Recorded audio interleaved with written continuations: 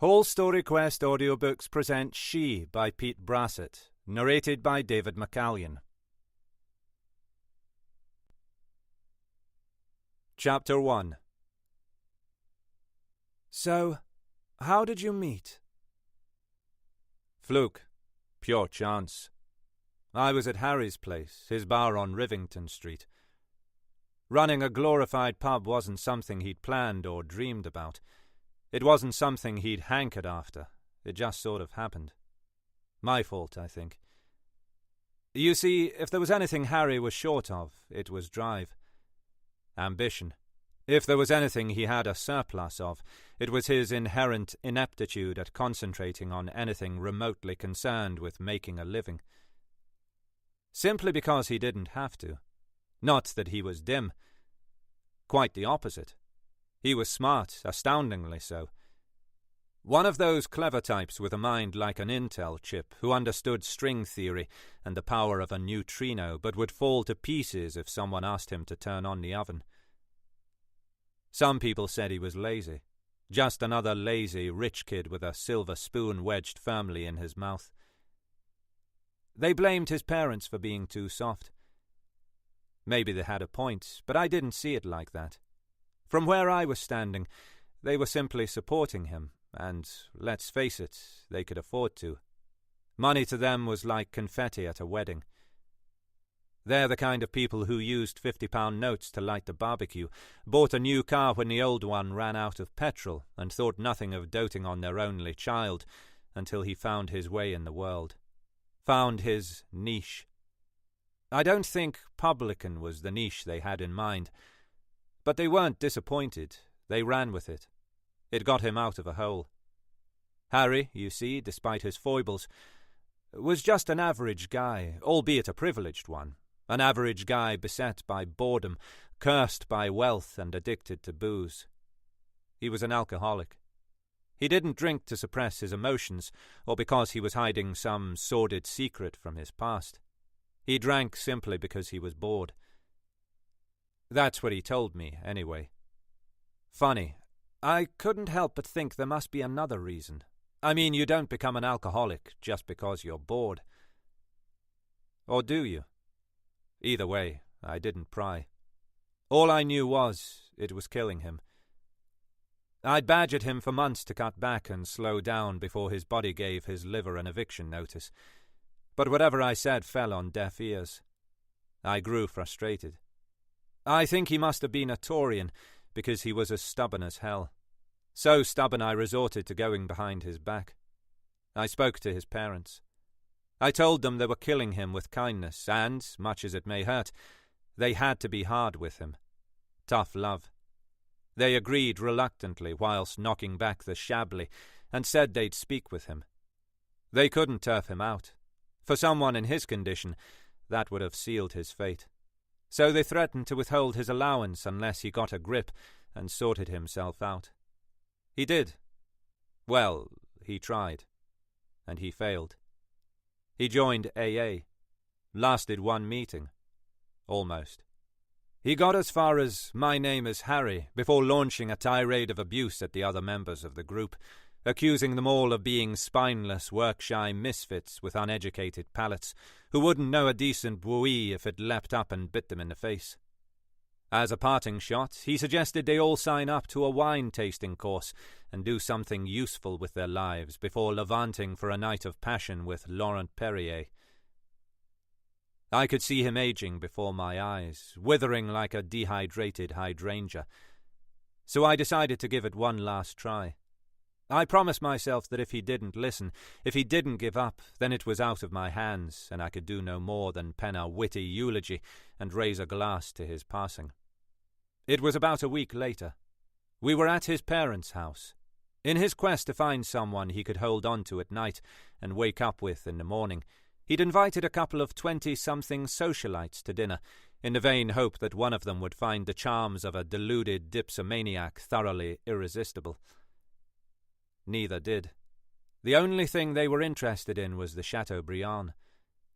Were it not for etiquette, they'd have licked their plates. They didn't hang around after that, didn't even wait for dessert. Mummy was unwell. apparently. We were on the terrace, he lamenting the loss of a potential partner, who, incidentally, had all the charm of a spoiled brat and laughed like a horse, while I think I was willing the sun to set so the evening would draw to a close. I watched as he uncorked a third bottle, and decided to broach the subject before he slipped into oblivion. He wasn't one for reading, mainly because he couldn't focus on a page, so I'd already decided self-help books were not an option. Instead, I suggested he confront his demons, face them head-on. I said, "Look, if you have a fear of heights, you should walk a tightrope. If you have a fear of water, you should go swimming. Thing is, you don't fear the booze, but you should. Give it your best shot. See who comes out on top." I didn't expect him to take me seriously. At best, I thought he'd go on a bender, get the mother of all hangovers, then start over again. He didn't. The following day he announced he was opening a bar, and if he didn't drink it dry, he'd be cured. His mother and father, excited at the prospect of their son entering the world of brasseries and Michelin stars, tossed him a bundle of notes and the use of a checkbook. 2 months later, the bar was open, and I was worried. I needn't have been. By the end of the first week, he'd consumed so much alcohol, he'd grown tired of the taste. By the end of the second week, he'd spent so much time changing barrels and cleaning out slop trays, he'd grown sick of the smell. And by week 3, the very thought of drinking it turned his stomach. And that, as they say, was that. 5 years he'd been clean. No Michelin stars, but then again, I don't think they award them for cheese toasties. I digress. How did we meet? Well, like I say, I dropped by to see Harry. No particular reason other than to say hello. Make sure he was still securely fastened to that wagon. After all, we were friends. Not the kind who socialized together. We didn't hang out, but we had each other's backs. There was a kind of distance between us, which actually kept us close, if you know what I mean. We never indulged in idle banter. If one of us spoke, the other listened. Anyway, he was busy behind the bar, scowling at customers, slicing limes and doing his best to be as unwelcoming as possible. I sat patiently with an ice-cold Guinness and waited for the early evening rush to recede. That's when I noticed her. She was so incongruous. She had class. A short summer dress, a pair of cons, and no makeup in a sea of stilettos, tandoori tans, and enough lip gloss to coat the QE2. She sat with her back straight while her friends, 3 of them, slouched and giggled. She sipped sparkling water while they glugged Pinot. She caught my eye, smiled coyly, and slowly looked away. I waited a while, not too long, then glanced back.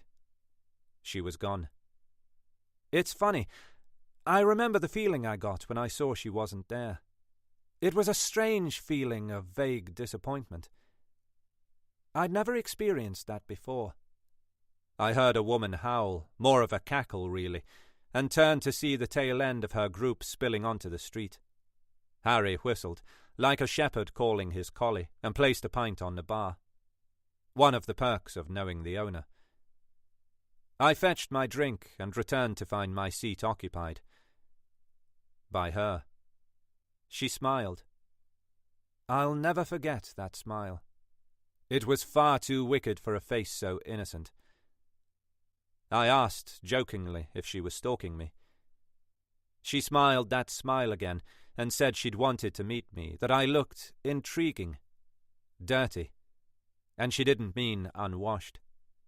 She declined the offer of a sparkling water with imported Italian bubbles and opted for a Bloody Mary instead. The works. Everything except the celery. She hated celery, apparently. An hour passed. It may have been 2. I wasn't keeping track. Lord knows what we talked about, but the time flew by. It wasn't late, about 8 o'clock, I think, but it was time to leave. She concurred and rather generously announced that I was entitled to walk her as far as the tube station. I did. Then the ticket hall, then the platform, and then on to the carriage. We didn't speak for 20 minutes. It was too loud, too crowded, a mass of tangled, perspiring arms clinging to germ-riddled grab rails as though their lives depended on it. When she alighted at my stop, I was, shall we say, a little unnerved. I mean, what were the chances of her living near me? The odds must have been fantastical. I concluded she was either stalking me after all, or was after a one-night stand. The latter seemed improbable. She simply didn't seem the type, so I offered to walk her home, just to be sure. I wanted to see her put her key in the door and disappear from view. She did. I was strangely relieved and felt a tad guilty for casting aspersions on her character. I went home and realized I didn't even know her name. Her address, yes, but not her name. The following morning was the same as any other. The unavoidable, habitual routine designed to hasten my departure. 6 a.m. I showered while the kettle boiled, slurped a cup of tea while I smoked a cigarette, then dressed in the same old jeans. That's where the similarity ended. I opened the front door, and there she was, smiling. A tingle ran up my spine, half excitement, half fear. Maybe fear is too strong a word, but you know what I mean. There was something about her, something dangerous. I asked if she'd camped out all night or followed me home. She laughed. No, she'd simply asked Harry for my address. Another tingle. She wasn't heading for the tube. She didn't work in town. The previous night had been nothing more than a social sojourn into the smoke to catch up with friends she knew she'd probably never see again. She worked in the archive department at the library on Vestry Road. I could see why. She was ordered, methodical. Sorting, numbering, listing, logging, filing. It suited her. I didn't ask why she was hovering by the gate, and that's odd. You'd have thought that would have been the first thing on my mind. What are you doing here? What do you want? But no, the words never made it past my lips. She left, smirking, and walked towards the bus stop, while I headed in the opposite direction. I called Harry. I asked him if he remembered the girl in the bar, the girl in the yellow dress and Converse trainers. I asked him if he knew her. He did. I couldn't believe it. Must be that 6 degrees of separation thing. Not only that, they had a history too. An intimate history. The words dark and hoarse sprang to mind. For some reason I wasn't shocked, even though they were an unlikely pairing. She, petite and delicate. He, 6'4" and built like a scrum half. He told me briefly that they'd met soon after he'd opened the bar. Turns out she'd helped him through the battle of the bottle, got him straight, kept him on an even keel. Said she reminded him of his ex, a skinnier version, shorter hair and, most importantly, not as bossy. Familiarity. I think that's why he kept her close. It made him feel comfortable. Couple of years they were together, but not as what you might call a conventional couple.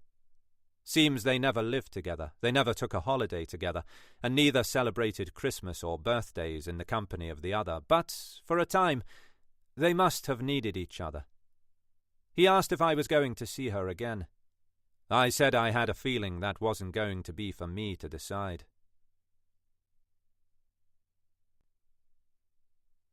Chapter 2. Spratt Hall Road, Wanstead, 6:55 a.m. From his office on the 3rd floor, D.I. Munro was afforded a view normally reserved for roofers and steeplejacks. He sipped his tea, white, 3 sugars, and watched from the open window as a lone female, tall, mid-20s, played enthusiastically with her retriever amongst the chestnuts and the sycamores on the green below. She stopped abruptly, perturbed by something untoward, Something unexpected spun on her heels and called for the dog to follow.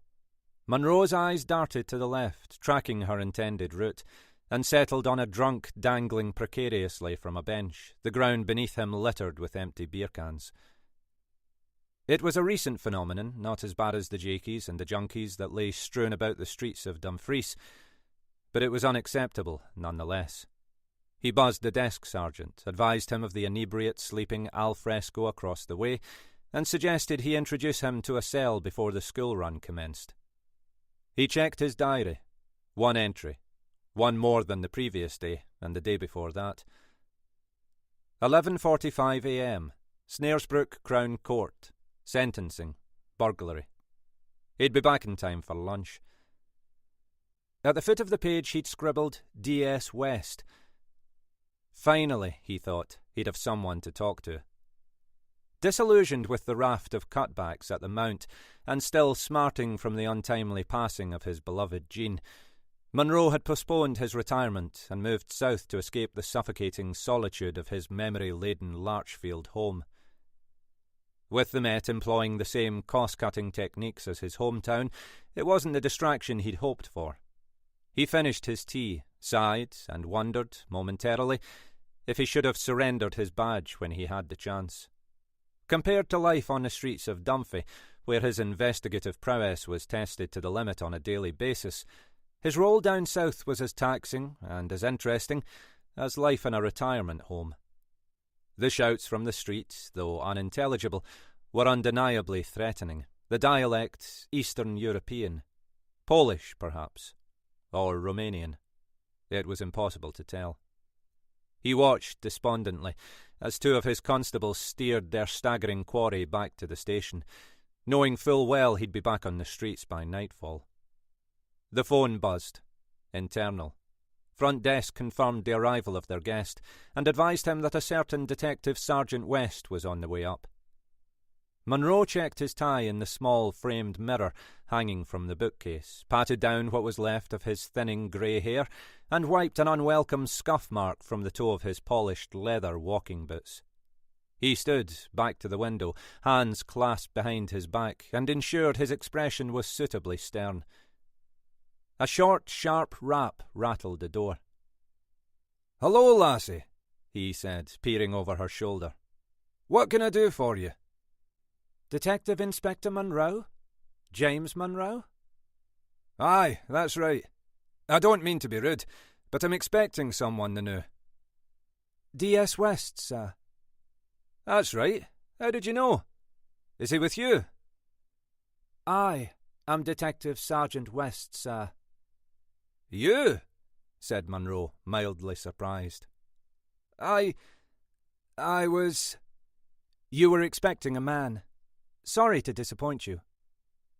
No, I'm not disappointed. Just a wee bit... surprised." "Aye, that's the word. Surprised." "And you don't like surprises?" "I do not." Munro looked on as D.S. West, smirking slyly to herself, commandeered the empty desk and made herself at home. He regarded her approvingly, attired as she was, in a green hiking jacket, black jeans and sturdy boots, and couldn't help but think she would have looked more at home clambering up the devil's beef tub or sheltering in a body. "Well, once you've unpacked," he said, testing her, "perhaps you'd like to make some tea. Kettle's just there." D.S. West did not, as expected, rise to the bait. "Sorry, Braveheart," she said, smiling broadly, with scant regard for his rank. "I don't make tea for anyone, unless they're in my house." Munro allowed himself the smallest of smiles, happy at the arrival of his foil. "Humility is an admirable trait," he said. "Often lacking in the younger generation. But I'm not too proud to put the kettle on myself. What'll you have?" She reached into her bag and tossed him a box. "One of these, please." "Chamomile," said Munro. "Yes, it's herbal. What they call an infusion." "Is that so? Well. They sat quietly at their respective desks, each cradling their cup, each watching the other like a couple of steely-eyed poker players, waiting to see who would crack first.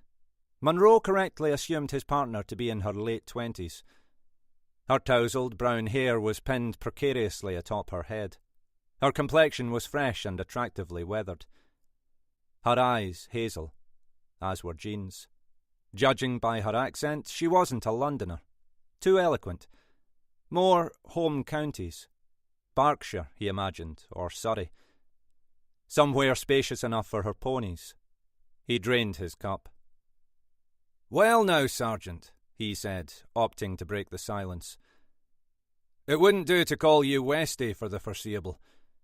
Folk will think I'm calling a hound. So, tell me, do you have a first name?"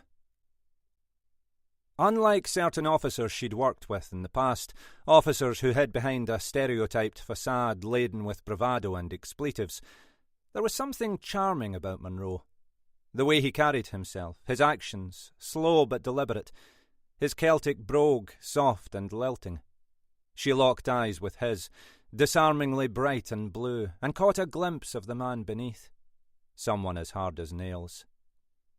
"Charlotte," she said, almost blushing. "Charlotte? Why, that's an elegant name," said Munro, rising from his desk. "Which do you prefer, Charlotte? Is it Lottie? Or Lola, perhaps?" "I prefer Charlotte, sir." "Good. Charlie it is, then." She shook her head and smiled. "If you don't mind me saying so, Charlie, you look a wee bit young to be a sergeant. A detective sergeant at that." "I'll take that as a compliment," said West, leaning back, grinning. "Please do." "I'm old enough, if that's what you're thinking." "Oh, I'm not after your age," said Munro. "It would be rude of me to ask. You've worked your way up, then? Paid your dues, as they say?" "Of course. I've—" "Good. Call me old-fashioned, but I'd hate to think you were one of those university types, you know? The graduates who join the force and leapfrog their way to promotion just because they have a degree or two instead of pounding the streets. Doing it the hard way, as it were." From the pained expression on her face, it was obvious to Munro that, unless she was in dire need of root canal surgery, he'd hit a nerve. "It takes brains as well as brawn," she said defensively. "I've been out there with the best of them. I felt a few collars, as they say." Munro returned to his desk, eased himself into his chair, and, with his hands clasped beneath his chin, regarded her like a doctor assessing a patient. He smiled gently with a reassuring tilt of the head, aware that her confidence had tripped the line to arrogance. "Let's not get off on the wrong foot, lassie. I'm not questioning your ability. I'm just curious. I like to get the measure of folk I work with. That's all." West relaxed and finished her drink. "That's all right, then," she said curtly. "And just for the record, I've worked bloody hard to get where I am. I've earned the right to be here, you know." "I'm sure you have," said Munro, smiling. "So, how long have you been a DS, Charlie?" 18 months, sir. Nearly." 18 months? Why, you're an old hand at the job, lassie. And what have you bagged so far? A few stolen cars, I expect. The odd burglary, perhaps. Maybe even an armed robbery? "I should be so lucky," said West glibly. "Mainly assaults and road rage. There was one hold-up, no shooters, though. Guildford isn't really the place for them." "Guildford? So you transferred? Life a wee bit dull in the suburbs?" "You could say that," said West. "Thought things might be a little more interesting with the city." "And that's what you're after, is it, Charlie?" said Munro. "Action?" "Yes, sir. I'd like—" "You'd like to feel your knees turn to jelly when you approach a rucksack someone's left on the concourse at, let's say, Liverpool Street Station, afraid it'll blow up in your face?" "Well, not exactly. I mean—" You'd like to feel your bowels loosen when some bampot in Hatton Garden holds a pistol to your head, knowing he's not afraid to use it because to him you're the scum of the earth. I hadn't thought of it like. Well, you'd better start thinking, said Munro, fixing her with a steely gaze and lowering his voice, as if delivering a mournful lament. You've not even scratched the surface, lassie. I don't follow, said West. Just because... Have you never walked a railway track in search of a limb or two? An arm or a leg that's been severed from the body by an intercity train? Have you not tried to scrape the remains off the track? Scrape it because the voltage has fused the flesh to the line? Have you never had to knock the door and tell the parents that wee Jimmy's dead? And all because of a game of chicken? D.S. West sat, ashen-faced, at once abhorred and enthralled. Do you know what it's like to wander round a derelict scheme in the dead of night, wading through pools of vomit and discarded needles, trying to reach a junkie who's pumped his body full of fentanyl, looked into his heroin eyes and seen nothing but despair? Or perhaps you've not yet experienced the feeling of utter helplessness when a young lass dies in your arms, just because some Ned thought it was clever to drive at 80 miles an hour the wrong way up a one-way street. West fidgeted nervously in her seat, as Munro's voice dropped to barely more than a whisper. Have you ever hauled a body from the canal? An anemic, bloated carcass, bobbing on the surface like some inflatable whale, full of putrid toxic gas, and heaved your guts up because the pike and the roach and the eels have eaten his eyes and his lips? Have you not experienced the frustration of trying to convict some nutter who scalped his wife so badly she's in the infirmary, but says nothing for fear of retribution? Stays quiet, even though she's been battered black and blue, from head to toe? D.S. West simply shook her head. Then I assume you've never had to wipe another man's blood from your face either. And I hope to God you never will. West sat perfectly still, dumbfounded and shocked, as Munro slowly raised his arm and slammed the desk with the palm of his hand. She jumped. So, Charlie, he said, smiling broadly, let's lighten the mood a little. Tell me now, why did City of London send you here? Surely, whatever you did can't have been that bad. West's shoulders slumped with relief, as if she'd just been given the all-clear. Flustered and slightly unnerved, she cleared her throat, took Munro's cup from his desk, and switched on the kettle. Pulled the short straw, sir, she said nervously. I'm afraid no one else wanted to work with Taggart. Taggart? Said Munro. You've a reputation. I'm flattered. It's a missing person, sir. James, please, said Munro. We're not on ceremony here. I think I'll stick with sir, if that's all right with you. I'd like to maintain a sense of professionalism, hierarchy, then we know where we stand. Munro raised one corner of his mouth, nauseated at the waffle. In that case, Charlie, we'll have a little less of your lip. So, you're after a missing person, you say? That's right, said West. Chap by the name of Harry Farnsworth Brown. How many names does a fellow need? Said Munro. He's not been seen for 4 days, said West. Today's the 5th. Completely out of character, apparently. Even missed Saturday night, which is the busiest night of the week. I don't follow. He runs a bar. I see. And who reported him missing? Said Munro. A loved one? His next of kin, perhaps? Neither. Seems he's single. Unattached. Family? Parents, that's it, said West, handing him a cup of tea. Father's American, an investment banker, retired. Mother's British, a solicitor, retired too. Both on holiday. They've got a place in Sicily. And you've checked their house? Said Munro, grimacing as he sipped his tea. He's not making use of the facilities while they're away. We spoke to the cleaner and the gardener. They've not seen him for weeks. Uniform went round yesterday. Nothing. And he's not the impulsive type. Could he not have taken himself off somewhere? A wee holiday, perhaps? Not according to the bar staff. He's not missed a day in 5 years. Munro stood, walked purposefully to the table, and tipped 3 generous spoons of sugar into his cup. Bar staff, he said. Yes, said West. They're the ones who reported him missing. The manager, actually. I see. And they've tried calling him, obviously. They have.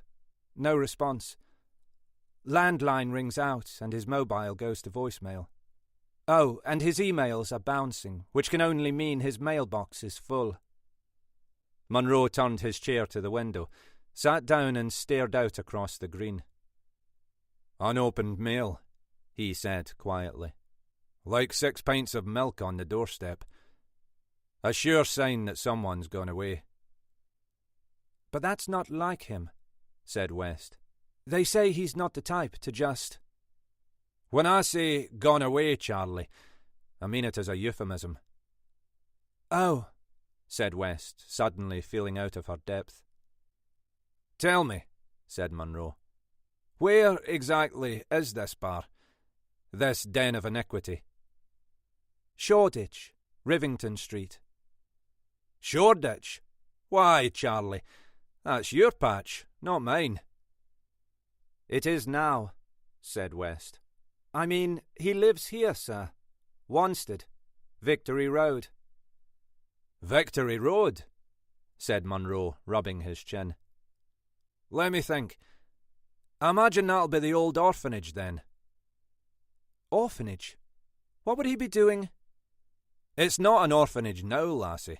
It's a beautiful building, 200 years old at least, full of apartments. Big, fancy, expensive ones. You'd have to be a millionaire to live there, of that I'm sure. It used to be the Merchant Seamen's Orphan Asylum, then a hospital. It's a 20-minute walk, if that. Can we take a look? Asked West. Take a look? Said Munro, aghast at the request. Are you telling me no one's been already? No. Not really, I mean. A couple of beat officers from Snaresbrook looked in last night, but there was nobody home. And that's it? No door-to-doors? You've not met the neighbours? Taken a wee look inside his flat? Well, no, said West, adopting the stance of a scolded child. Not yet. I thought... You thought? Well, he could have gone out, you know, for dinner or something, or down the pub. I doubt it, lassie, said Munro, reaching for his coat. I doubt it. Right, I think it's time you started earning your salary, don't you? You've got the address. Ring down and ask for Sergeant Cole. Tell him we need a car to meet us there. You and I will walk. Oh, and tell him to bring the big key, too. We may have to give the door a wee nudge, so to speak.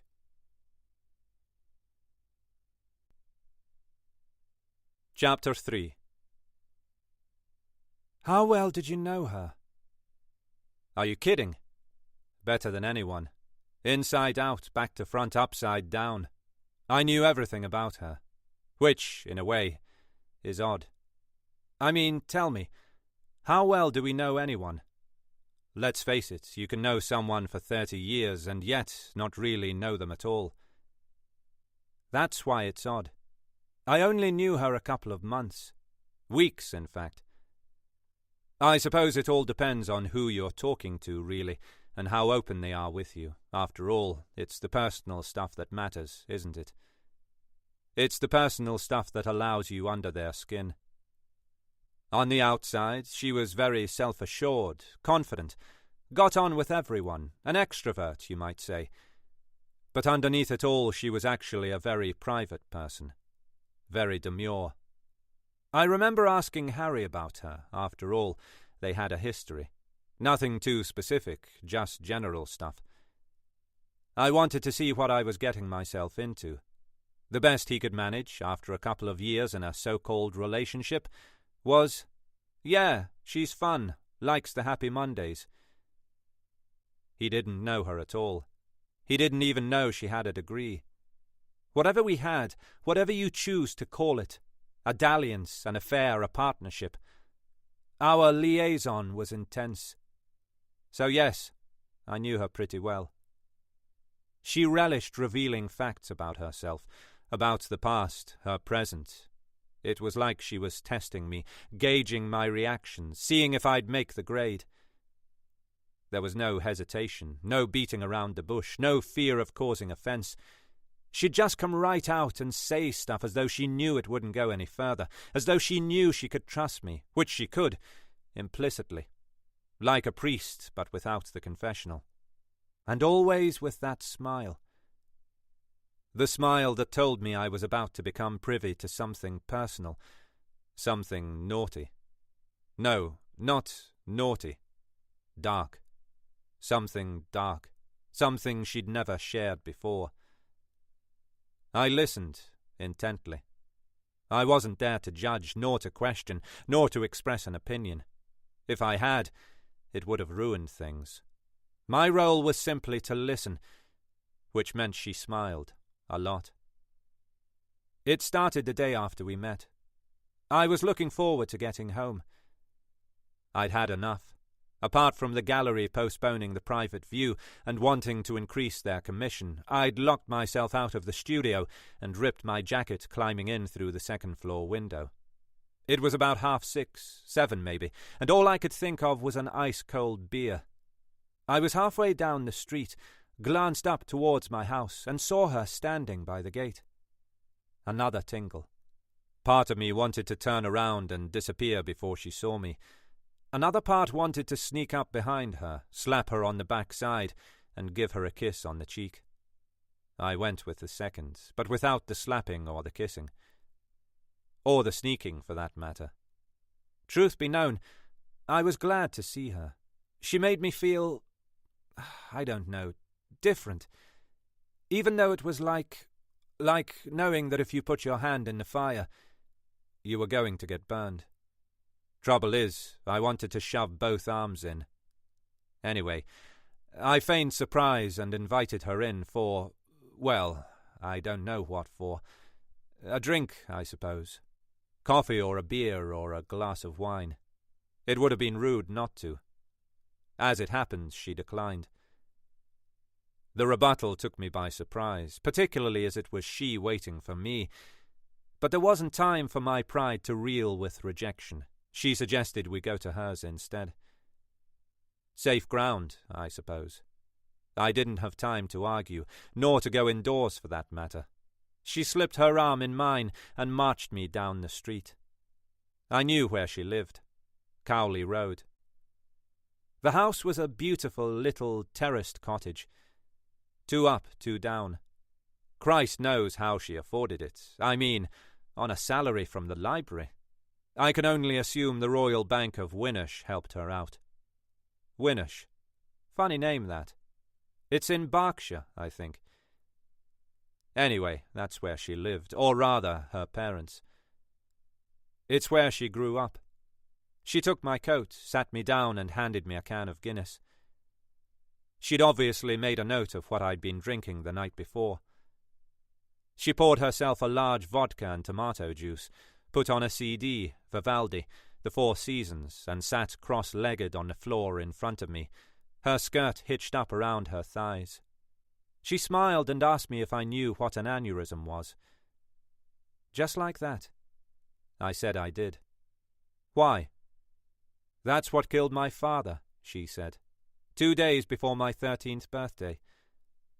One day fit and healthy, the next not. Just collapsed in a heap on the way home from work. Brain aneurysm. Found him dead in the car. I was dumbfounded. Didn't know what to say. I was expecting a conversation about, I don't know, films or her job or how long she'd lived in the area or if I was single. Not death. Not the demise of her father. She drained her glass, said something like, Christ, I hate classical music, and played a Johnny Cash CD instead. Incidentally, she'd never heard of the Happy Mondays. She told me that her father had loved classical music, everything from Prokofiev and Elgar to Haydn and Bach. Doesn't take a genius to figure out why she hated it. Her father was buried. Cremation, her mother opined, was for Hindus, not Christians, and being interred in a casket 6 feet under was undeniably more civilized than being barbecued like a rack of ribs in front of your nearest and dearest. She didn't agree, and, much to her mother's annoyance, let it be known that she would rather be guest of honour at a pyre party than be consumed by a variety of subterranean arthropods until she was nothing more than compost. In the absence of a paternal figure to guide and encourage her, there came, soon afterwards, a turning point in her life. She gave up the violin and the horse riding, the piano lessons and the netball, and became, in her own words, a bit of a tomboy, obsessed with the outdoors and, in particular, creepy crawlies, insects. She smiled. By her own admission, she enjoyed nothing more than collecting earthworms and spiders from the acreage they called a garden, taking them to her room and curtailing their invaluable contribution to the ecosystem by pulling the legs off or slicing them up like a stick of salami. It was past midnight when we finally ate something, and even then, in between spoonfuls of lamb madras and pilau rice, she kept talking. It was a long night. I couldn't keep up. I fell asleep on the sofa, with her lying next to me, huddled up against my chest like a limp rag doll. After that we met with alarming regularity. Every night, in fact. It became ritualistic, a habit. Whether she regarded it as some sort of therapy, I don't know, but she seemed to benefit from it. Then again, maybe it was all a game to her. Maybe she had a motive. Maybe it had been her intention to snare me all along. If it was, she succeeded. I was hooked. It wasn't all serious talk, though. I mean, it's not as if we spent every single moment together raking over the past. We had fun, too. We enjoyed each other's company. We were comfortable together. Very comfortable. We danced like teenagers around the lounge. We sang along to Mike Scott. We played games. She sat for me while I sketched her, and eventually, I guess it was on the cards anyway, we became intimate. By the time we'd got to that stage, which didn't take long, I knew she wasn't deranged or unbalanced, confused perhaps, a little mixed up, but ultimately lonely. As an only child, that sense of loneliness, or rather of being alone, enveloped her within weeks of her father's death. Surrounded by adults who preferred not to talk about it, and school friends who were too young to understand, she bottled everything up and embarked on a period of self-harm. I know, a classic case of attention-seeking, wouldn't you say? But even then, at that young age, she was clever about it. She avoided doing anything obvious, anything that would raise eyebrows or land her with a care order. She contrived every incident to look like an accident. Not one single premeditated episode involved a knife or scissors, her hair, pills, tablets, or blood. She broke her bones instead.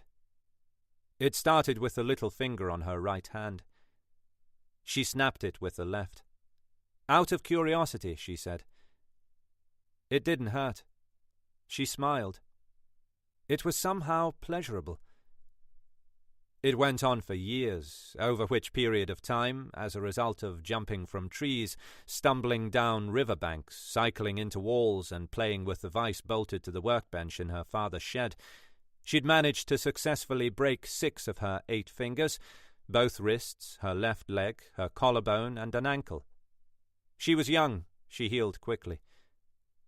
Her mother put her boisterous behaviour down to her exuberant nature and a surplus of sugar in her diet.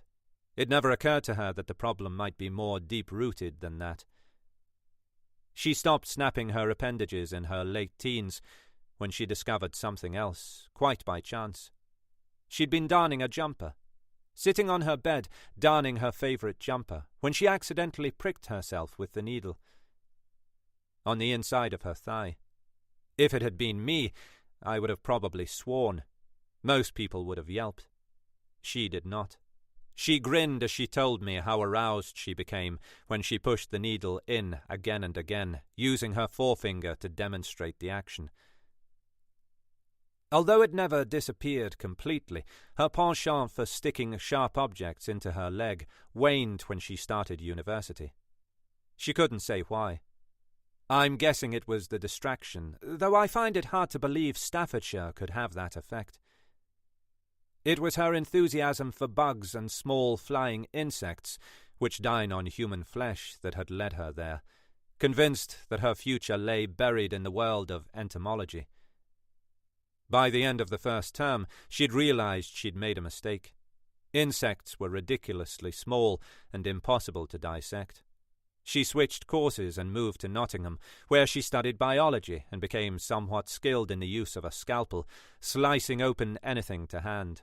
Rats, frogs, rabbits, hearts, livers. Anyway, she went on to gain a first and graduated with honours. I asked her why she didn't take it further, take up a career in medicine or pharmacology, perhaps. Actually, pathology would have been more appropriate. She admitted that, during her final year, that seemed like the logical thing to do, but something unexpected occurred, something which put her off studying for good. The senior lecturer. He was about 20 years older than her, not bad looking by all accounts, married with a nice wife, a nice house and nice kids. He took her under his wing, coached her, encouraged her, preyed on her all too obvious vulnerability. It was only a matter of time. They had a fling, what she described as a 5-night stand. When she realized her mistake, that the relationship was foolish and destined to failure, she told him it was over. He, however, thought otherwise. He'd become infatuated, obsessed almost, and, despite her protestations, took to following her around campus, even turning up unexpectedly on her doorstep late at night to deliver an ultimatum. Either they continued seeing each other, or he would make sure she failed her degree. She relented and agreed to see him one last time. She didn't go into detail, didn't tell me exactly what happened. She just smiled and asked if I knew what it was like to be circumcised whilst in flagrante. That's when the tables turned. In return for not telling his wife of the affair, nor the board of governors, she gained her degree and took great delight in reading her bank statement a few weeks later, where the balance was shown to be in credit by a staggeringly large amount. Enough for a deposit on a quaint terraced cottage, no doubt. I think that's what made her so charismatic. That's what intrigued me about her. The fact that, on the outside, she was sugar and spice and all things nice, but on the inside, she was snips and snails and puppy dog's tails with an appetite for, well, anything not quite normal. And for someone so small, she had one hell of an appetite. She was a die-hard carnivore, and there was nothing she liked more than devouring a decent steak, the size of the plate, swimming in blood. Oh, apart from steak tartare, that is. She called it steak tartare, I called it raw mince with an egg on top. For some reason, she enjoyed eating it with her bare hands. It wasn't a dish we shared. Like me, she balked at the idea of consuming anything green, anything called cereal, or anything labelled healthy or low-fat. She was what those who were jealous of her petite physique called lucky to have a high metabolism. I told her it had nothing to do with metabolism, more the fact that her diet was almost exclusively protein, and for breakfast that meant eggs. Poached, on toast. Eggs Benedict if we went out. Scrambled on a Sunday. With bacon, dry cured, streaky. She didn't own a television. 4 million channels from around the world, and not a single thing worth watching, unless, as she said, you were as vacuous and banal as the meaningless tripe that appeared on the screen. She listened to music instead, mainly John Denver, Willie Nelson, or Andy Williams. Stuff with a gentle refrain, played on an old stereo system, bought for her on her 21st birthday. At night, she listened to the radio. Book at bedtime. It sent her to sleep. She enjoyed reading. I thought she might have liked Salinger or Heller. Salinger would have suited her. Instead, I underestimated her level of intelligence and realized her masochistic tendencies stretched to literature when I perused the shelves. They were lined with the kind of volumes often seen on the returns desk at Waterston's, or used to hold doors open. Solzhenitsyn, Tolstoy, Borges, Cervantes, Chekhov, Homer, Dostoevsky and Flaubert, scattered in between medical journals and books on biology, immortality and Buddhism. Buddhism. That explained the meditation. Every evening for an hour. I never had her down as the religious type, but then, as she delighted in telling me, Buddhism was not a religion, for there was no God, no redemption, and no heaven. Buddhism is a moral, philosophical, and ethical way to live in the here and now, in the hope of escaping the cycle of samsara and attaining the ultimate state of nirvana. I wittily pointed out that she was still in the cycle of samsara, proof of which was the birthmark, shaped like Denmark, on the small of her back. Nothing large or obtrusive, not that it troubled her. She said, "Why should I be bothered about something I can't even see?" Her back was her soft spot, the vulnerable area where she liked to realize those mild masochistic tendencies which were, no doubt, a legacy of her youth. She enjoyed having her back scratched. Hard, and that was a revelation. I mean, not wholly unexpected, but for someone who looked so innocent, it was like finding out that Mary Poppins was into bondage. She'd lie there, face down, sweating and groaning while I clawed it to pieces. The more it bled, the more she groaned. Looked like she'd been lashed with a cat-o'-nine tails. She asked if I'd ever dripped hot wax on anyone before. That smile. A tingle. She kept the candles in the cutlery drawer.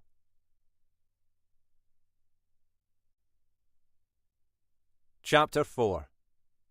Victory Road, Wanstead, 8:47 a.m.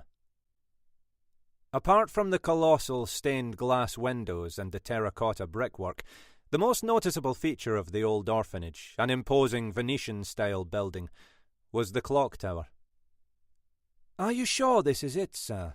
said West, as they strolled through the landscaped gardens, oblivious to the squad car parked by the communal entrance. "I was told the address was Clock Court." Munro stopped in his tracks. "Charlie," he said, "I know it's not a name that fires the imagination, but, unfortunately, it was the best those clever wee marketing men could do when they hacked this magnificent building to pieces. Just look up there. Look and tell me. What do you see?" West, befuddled, ignored the morning sun bouncing off the glowing brickwork and regarded the building with an air of indifference. "Well," she said hesitantly, "it looks like an old hospital, and a bit like a church, I suppose. Just an old building, really. It's all right. Bit old." Munro heaved a sigh and gazed up at the tower. "A bit old? I despair. What we have here, Charlie, is a unique example of Gothic-influenced 18th century architecture. 200 years of history, magnificent enough to inspire poets and artists, and all those Philistines could do was look no farther than that wee clock up there. Hence the name. Incidentally, it doesn't work." "Oh," said West, unimpressed. "Shall we? Second floor, flat C." Munro shook his head and glanced around the rows of parked cars.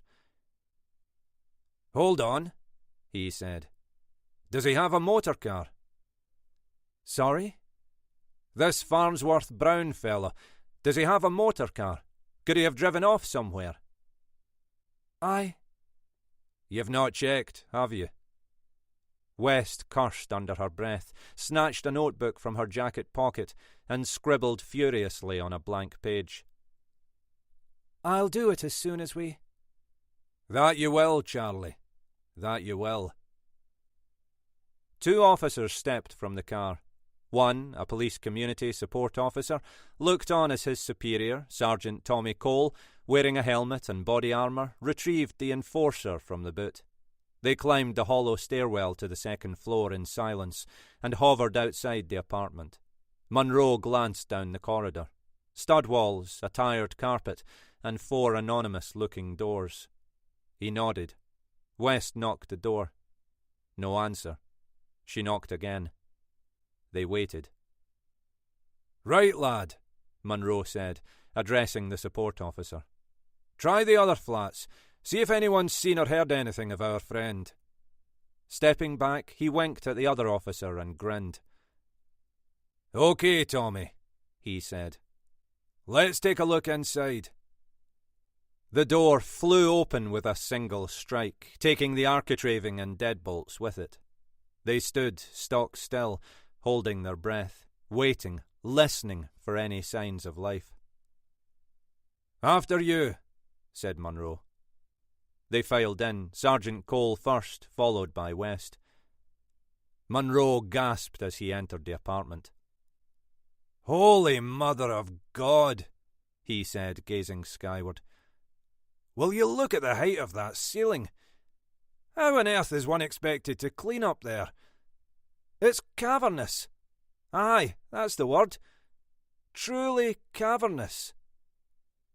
The sparse furnishings made the entire apartment appear even larger than its 1,500 square feet.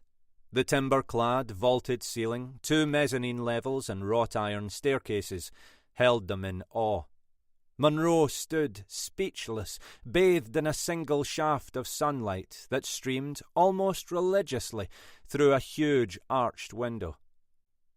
"You could fit 10 of my house in here," he said, turning slowly on his heels. "Probably 20 of mine," said West. "I'm saying nothing," said Cole. The PCSO, an ex-traffic warden, ex-reservist, and volunteer steward at his local football club, shattered the reverential stillness with his brash Bermondsey brogue. "Bloody Nora!" he said, pushing his cap to the back of his head. "It's like the bleeding TARDIS." Munro, taken aback by the rambunctious intrusion, regarded him contemptuously. "The TARDIS? Perhaps you'd care to journey somewhere," he said quietly. "It can be arranged." "Sir?" "Well, what did you find?" "Not much luck, sir," said the PCSO, straightening his cap. "Flat A, no answer. Flat B was answered by a Lithuanian gentleman, whose grasp of the English language, I'll have to say, left a lot to be desired." "I see," said Munro, rapidly tiring of the officer's monotonous delivery. "Incidentally, if you don't mind, sir, I'm going to request that we pay him another visit. There's about 11 people living there. Sure, immigration might have something to say about it." "As you will," said Munro. "And the other?" "Just coming to that, sir. The other flat, flat D, directly opposite, was occupied by a very helpful chap. Scottish. From Glasgow, he says." "Glasgow, indeed," said Munro with a wry grin. "Well, well, well. Looks like the area's on the up, at last." "He said he last saw Mr. Farnsworth Brown about a week ago. They passed on the stairwell, exchanged pleasantries. That was it. Oh, said he was with a young lady. On the way out, they were." "Excellent," said Munro. "And do you not think it might be useful to have a description of this young lady?" "Probably." "Well," sighed Munro, "what are you waiting for, man? Go get it. Right, Charlie, Tommy, down to work. Gloves, please, ladies and gentlemen." West scurried up the stairs to the mezzanine level, while Munro sauntered through to the small, almost afterthought of a bathroom. Arms folded, he leaned forward and scrutinised the tiles around the tub and the shower. Clean, not even a watermark. A single toothbrush languished in a plastic beaker by the wash basin. Dry. He sniffed the air. The faintest of odours wafted up from a bale of towels piled high on a stool. Fabric conditioner. They had not been used. Next door was the kitchen. It, too, was so disproportionately small, it was suitable only for those who despised cooking and lacked the inclination to wash dishes. The worktop was spotless. No cups, no plates, no pans. The fridge, empty. Not even a pint of milk. The kettle, half full. Cold. Mr. Farnsworth Brown, concluded Munro, was either on a diet or employed an impressively meticulous cleaner. He winced at the sound of West screeching from above. "Sir!" she wailed. "Got something." Munro swore under his breath. "Leave it, lassie," he yelled back. "Don't even breathe on it. Do you hear?" He trudged up the spiral staircase and paused at the top to take in a bird's-eye view of the apartment. "Something wrong?" asked West with a frown. "Altitude sickness," said Munro, glancing towards the bed. "He's not slept here, either." "Sorry?" "The bathroom's not been touched, and the kitchen's bare. There's not even a stale Garibaldi in the cupboard. And his bed is all made up like they do in a hotel. The only thing that's missing is a wee mint on the pillow. So, what have you got?" West pointed to a side table. "Phone," she said, as Munro dropped to his knees and squinted at the handset. "Almost missed it, being white on white. It's what they call a smartphone, not like the old—" "A smartphone," said Munro. "Is that so? And there was I thinking it was an iPhone, a 4S by the looks of it. You can tell by the size of the screen, you know. Now, come here and squat beside me. You might learn something." West, feeling suitably belittled for her patronising comment, knelt silently beside him. "Now, Charlie," he said, almost whispering. "Lower your head till you catch the light. Take a good look and tell me what you see." West bit her lip as she pondered her response. "Come on, lassie, we've not got all day." "I give up," she said. "There's nothing here. Nothing but the phone. And dust." Munro broke a satisfied smile. "Hallelujah," he said. "Well done." "Really? Are you being sarcastic?" said West. "Look at the phone again," said Munro. "Look closely. What do you see?" West hesitated. "No dust," she said with a smug grin. "We'll make a detective of you yet," said Munro. "So, what does that tell us?" "That the phone hasn't lain here for a week? That it was placed here recently?" "Exactly. And very carefully at that." Munro pulled a small flashlight from his pocket. "Are you all right, sir?" said West. "Do you want the lights on? Glasses?" Shaking his head, Munro directed the pale blue beam at the phone. "It's an FLS, lassie. A forensic light source. Did they not teach you anything? The phone's been cleaned, not even a smudge of a print. It's spotless. Whoever placed it here knew exactly what they were doing." He stood and stretched his back. "We need to know if anyone else has a key to this place. See what you can find out. I want forensics down here, quick as you like. Doors, floor, the lot. Then get the phone away for analysis. See what you can get off it." "Sir." Sergeant Cole was waiting by the door. "Been all over, Gov. Nothing obvious. Place has been cleaned by the looks of it. If he was here, he's either been abducted by aliens or he's spontaneously combusted." Munro grinned. "Don't talk daft, Tommy. There's no scorch marks. Right, I'm away. I'm due in court in 20 minutes. I'll see you back at the office. Just in time for lunch, I hope." "I can get you something on the way back, if you like," said West, keen to prolong her winning streak. I see there's a sushi place on the high street. Munro, cringing at the suggestion, regarded her with a look normally reserved for Celtic losing a home game. Sushi, he said. Are you joking me? What's wrong with sushi? Said West. It's healthy, fresh, and it's good for you. You think so, Charlie? Are you not aware that that little piece of raw fish, wrapped in seaweed with a dollop of rice, is laced with MSG? And corn syrup, not to mention potassium sorbate, and a handful of artificial colours, which not only make the dish look pretty, but will also make you hyperactive and quite possibly cause a tumour or two.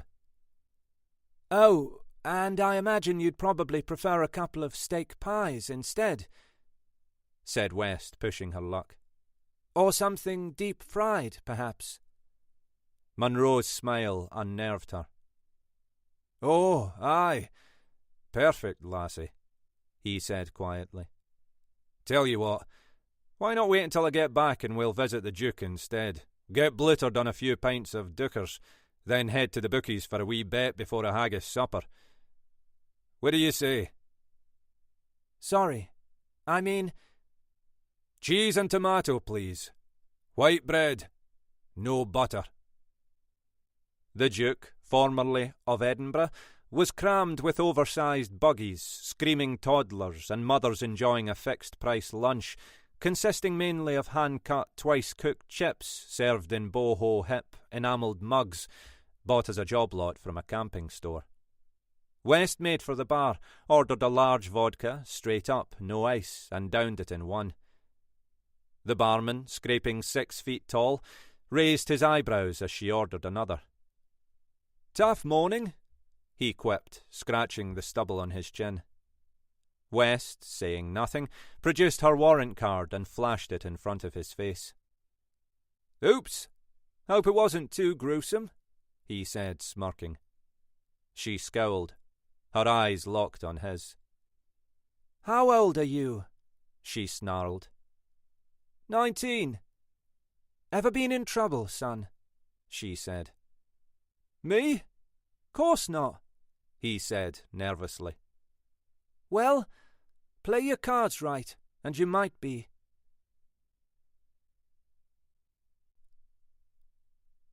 Chapter 5. What was she like? San Francisco. Mellow, congenial, alluring, a little old-fashioned and built on a fault. Not as temperamental as the San Andreas, perhaps, but just as volatile and liable to crumble at any moment. Like I say, despite her outward appearance, her public persona, you know, confident, self-assured, and fiercely independent. Underneath it all, she was actually quite fragile. Underneath it all, she was still the little girl who'd just lost her father. All she really wanted was for someone to guide her, someone to tell her what to do. She wanted to be held, to feel safe. Protected. I'd wrap her in my arms and she'd snuggle in, tight, like a puppy craving warmth, and, more often than not, fall asleep. It gave me a sense of purpose, I think. Made me feel as though it were my duty to shield her from harm. There was an aura of unsullied innocence about her, like the proverbial girl next door, enhanced by the fact that she was free from artificial additives. No lipstick, no blusher, no mascara, no nothing. Plain and simple, just as nature intended. Her hair was neither blonde nor brown. It was that in-between shade. I suppose you could have called it either, depending on the light. She wore it short, shorter than a bob, said it was practical. Low maintenance. With her big green eyes and little pointed chin, she looked like a pixie, a mischievous sprite, which, all things considered, was quite appropriate. She had, shall we say, a slightly twisted, almost impish idea of fun. She thought nothing of dropping little notes through letterboxes chosen at random, most often on her way to work. Little notes written with a fountain pen on vellum paper and sealed in plain envelopes. Notes which read, "I know where you live. Let's meet again. Keep your doors locked, or I miss you. I could almost hear the ensuing arguments, the threat of divorce lawyers, and the sound of suitcases hitting the pavement. Harry also fell victim soon after they met. He'd just opened the bar. He was still drinking, and she could see he needed help. However, what she thought was funny almost broke him in two. It was, by any standards, creepy. It didn't take long for her to acquire a set of keys to his flat. In his perpetual state of inebriation, he didn't even notice they were missing. They'd known each other 72 hours. It was 4 a.m, and Harry, out for the count, didn't hear the door open. She'd gone there with the intention of moving the furniture around. Just little things, enough to make him stop and think, enough to unsettle him, shock him into giving up the booze. But when she saw how sparsely furnished it was, I mean a sofa and a coffee table, she had to think again. She found him upstairs. He looked pathetic, sprawled out on the bed, snoring and dribbling like some orphaned waif. She stood in the shadows and watched as his chest, bathed in moonlight, heaved with every audible intake of breath. His phone, face down on the floor beside him, glowed softly with unanswered calls. She picked it up, took a single picture of his troubled face, and left. Come the morning, or what was left of it, he checked his phone and, apart from the shock of seeing an alcoholic in his bed, assumed he must have taken it himself. He trashed it, went to work, and forgot about it. Until the following morning. He checked his phone. Same alcoholic. Different photo. 6 days later, he was a paranoid wreck who'd taken to sleeping with a hammer under the bed. That's when he gave up drinking. I was lucky. I escaped with my mind intact. My body, however, was not so fortunate. Play fighting was something she enjoyed with vigour. According to her rules, biting and scratching were allowed, which invariably left me bleeding from wounds surrounded by teeth marks. She assaulted my taste buds on more than one occasion by substituting the salt for sugar, and vice versa, then collapsing in a fit of uncontrollable giggles as I spat out French fries which had been unnecessarily sweetened, or tea which was nothing more than a warm saline solution. Relaxing on the sofa was best approached with a degree of caution, too, lest my derriere be speared by the copious amounts of cocktail sticks she'd stuck deep within the cushion. She was clever, no doubt about it. I mean, you'd have to be to come up with pranks like that. Maybe that's why she got on so well with Harry. Maybe that's why their relationship was more cerebral than physical. She was modest about it, though, never mouthed off, never said, "Actually, you're wrong. The correct answer is." She knew she had nothing to prove. Sometimes, of a Sunday evening, for example, she'd sit quietly and rattle through a crossword as though it were a tedious chore, frustrated by the simplicity of the clues. Given the opportunity, she preferred to use her God-given talent for planning and deception to exercise the old grey matter by playing chess, for example. Unfortunately, I was not a worthy opponent. The words check and mate spilled from her lips with alarming speed each time we played. She liked her job. At first, I thought it was below her. I thought she was wasting her talents. I mean, working in the archive department couldn't have been that taxing. File this, number that. I thought she'd have been more suited to something that would make her brain hurt, like stem cell research, or, I don't know, finding a new molecular compound. But it soon dawned on me that it satisfied her craving for regimen and order. For want of a better word, her OCD. Take her house, the stuff in her house. It was neat and tidy, yes, but excessively so. Everything lined up, everything was straight. For example, open any drawer in the chest of drawers in the bedroom, and you'll find all her socks arranged in rows, on a single level, organized by length and colour. Same with the underwear, and the jumpers, and the t-shirts and the vests. The stuff in the wardrobe is hung according to length and grouped by use. Coats on the left, then the cardigans, then the shirts, and at the bottom her shoes. I say shoes, they were trainers, that's all she wore. each pair in a transparent plastic box marked with the date she bought them. The kitchen was the same, as was the bathroom and the lounge. Now, I know what you're thinking, that she was just house-proud, and it really isn't that unusual. But it went further than that. It was the way she approached things mentally as well. I suppose the first time I noticed it, this obsession for order, that is, was when she invited me to dinner. Not a takeaway, not an impulsive affair simply because we were hungry, but a proper meal, one which she'd prepared. We had sirloin. The plates were square and set in perfect alignment with the grid on the checked tablecloth, as was the cutlery. The steaks, cooked black and blue, had been trimmed so they too were square, and surrounding them were 12 perfectly aligned, homemade chips, cut from spuds she'd grown at her small allotment. 3 to the left, 3 to the right, 3 to the top, and 3 beneath. All cut to fit. That wasn't just to make the plate look pretty, I'm telling you. It had nothing to do with aesthetics. Then there's the other thing, the numbers. I washed the dishes, as any guest would, and, in clearing them away, it hit me. 3. She had a thing about the number 3. She had 3 plates, 3 knives and 3 forks. There was a spare chair at the table. There were 3 cushions on the sofa. The books on the shelves were arranged in blocks of 3, separated by vases or picture frames, marble Buddhas or candles. I looked at her glass, vodka and tomato juice, 3 ice cubes bobbing on the top. Naturally, I asked why. I had to. The third eye, or the 6th chakra, I was told, is the gateway to the inner self, the vehicle that will take you on a journey of enlightenment to a place of higher consciousness. The 6th chakra enables you to merge intuition with rational thought, a primeval instinct long since buried by our reliance on the trappings of modern life. I felt foolish. I should have known. It obviously worked for her, whatever it was. The belief, the lifestyle.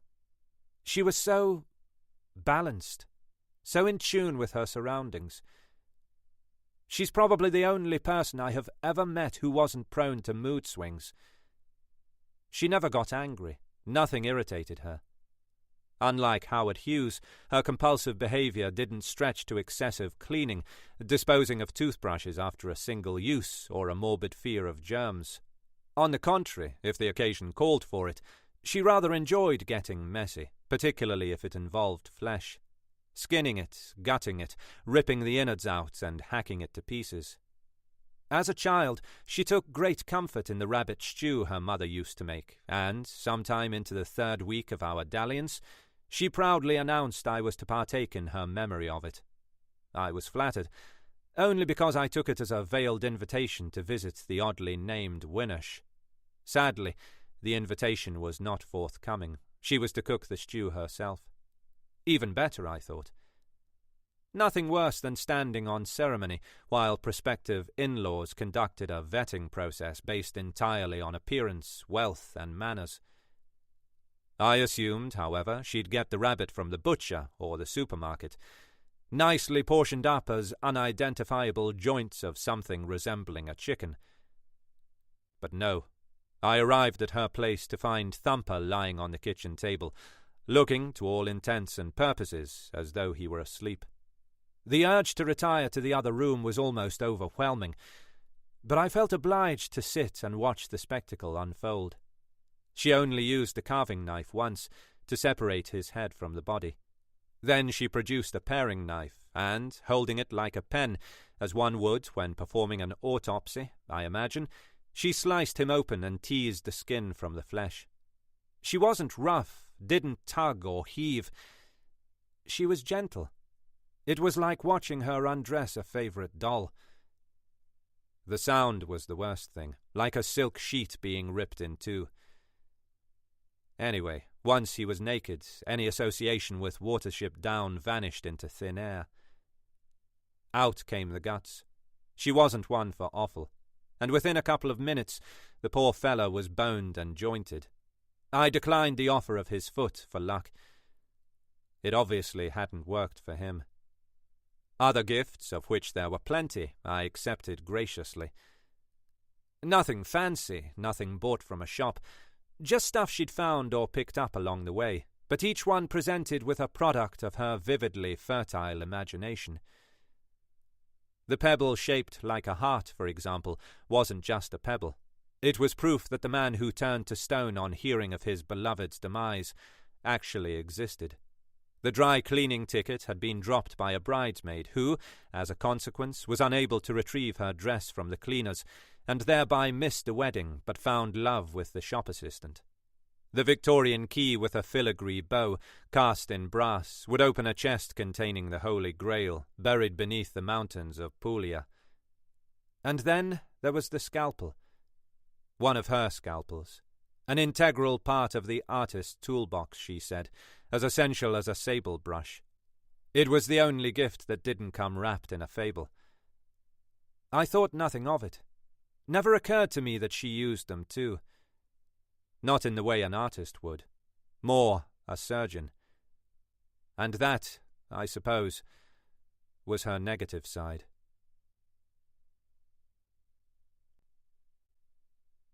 Chapter 6. Spratt Hall Road, Wanstead, 3:32 p.m. Munro, framed by the doorway, stood perfectly still, cocked his head to one side, and regarded the drowsy detective with a look of bemusement. "Are we keeping you up?" he said sternly. West woke with a jolt, her hands unable to decide whether to fix her hair or fiddle with the laptop. This is not Madrid, Charlie. We don't do siestas here." "I know," said West. "I must have... You're late." "Indeed, I am." "I thought it was just a sentencing." "As did I," said Munro, taking a seat. "The defence, however, did not. In lieu of some staggering new evidence, no doubt purporting the accused to be mentally unstable or under the influence of some mind-altering substance, they have lodged an appeal. Sentencing has subsequently been postponed until the 23rd. "I see. Oh, well," said West. "On the bright side, I got you a sandwich." "Very kind, I'm sure. And how was your sushi?" "Sorry?" "Your sushi," said Munro. "Oh, nice," said West. "Actually, I had sashimi." "Is that a fact? And they make sashimi with pastry now?" West looked flummoxed. "You've crumbs down your front," said Munro.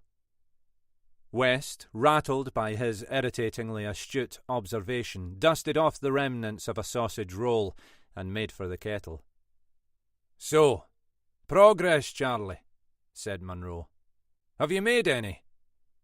"Sir, DVLA. He's got a Land Rover, Defender. Registered in his name, but to his parents' address. We found it in the car park. Forensic are on it now." "Good," said Munro, eyeing the wilting sandwich with distaste. "And our part-time PC, did he obtain a description of the girl from the fellow across the way?" "Yes. Vague, but it's something. She was short, slightly built, wearing a thick woolly cardigan type thing and a knitted cap." "And that's it?" "'Fraid so. Told you it was vague. Claims he hardly saw her face." "Oh, well. How about—" "The phone?" "Aye, the phone," said Munro. "Sergeant Cole took it to Inter this morning in Greenwich. As it happens, he's on his way back now, but I doubt we'll get anywhere with it." "And why would that be?" said Munro.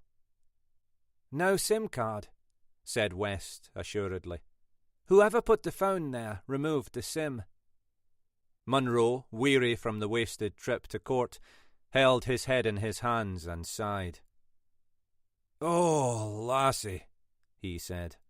"Lassie, lassie, lassie. And I thought the younger generation were up on all this technology stuff." I'd brush up if I were you, assuming you want to keep detective as a part of your job title. What do you mean? Said West defensively. If there's no sim, then...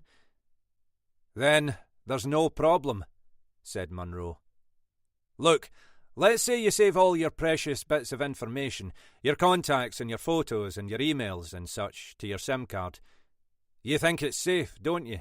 And you think that when you take your SIM card out, all your information goes with you. Am I right? Well, yes. Well, no, Charlie. No.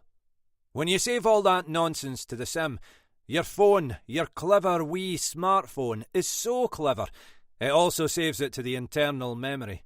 Scrambling it, hiding it, stashing it under every digital nook and cranny it can possibly find. What? Said West, genuinely surprised.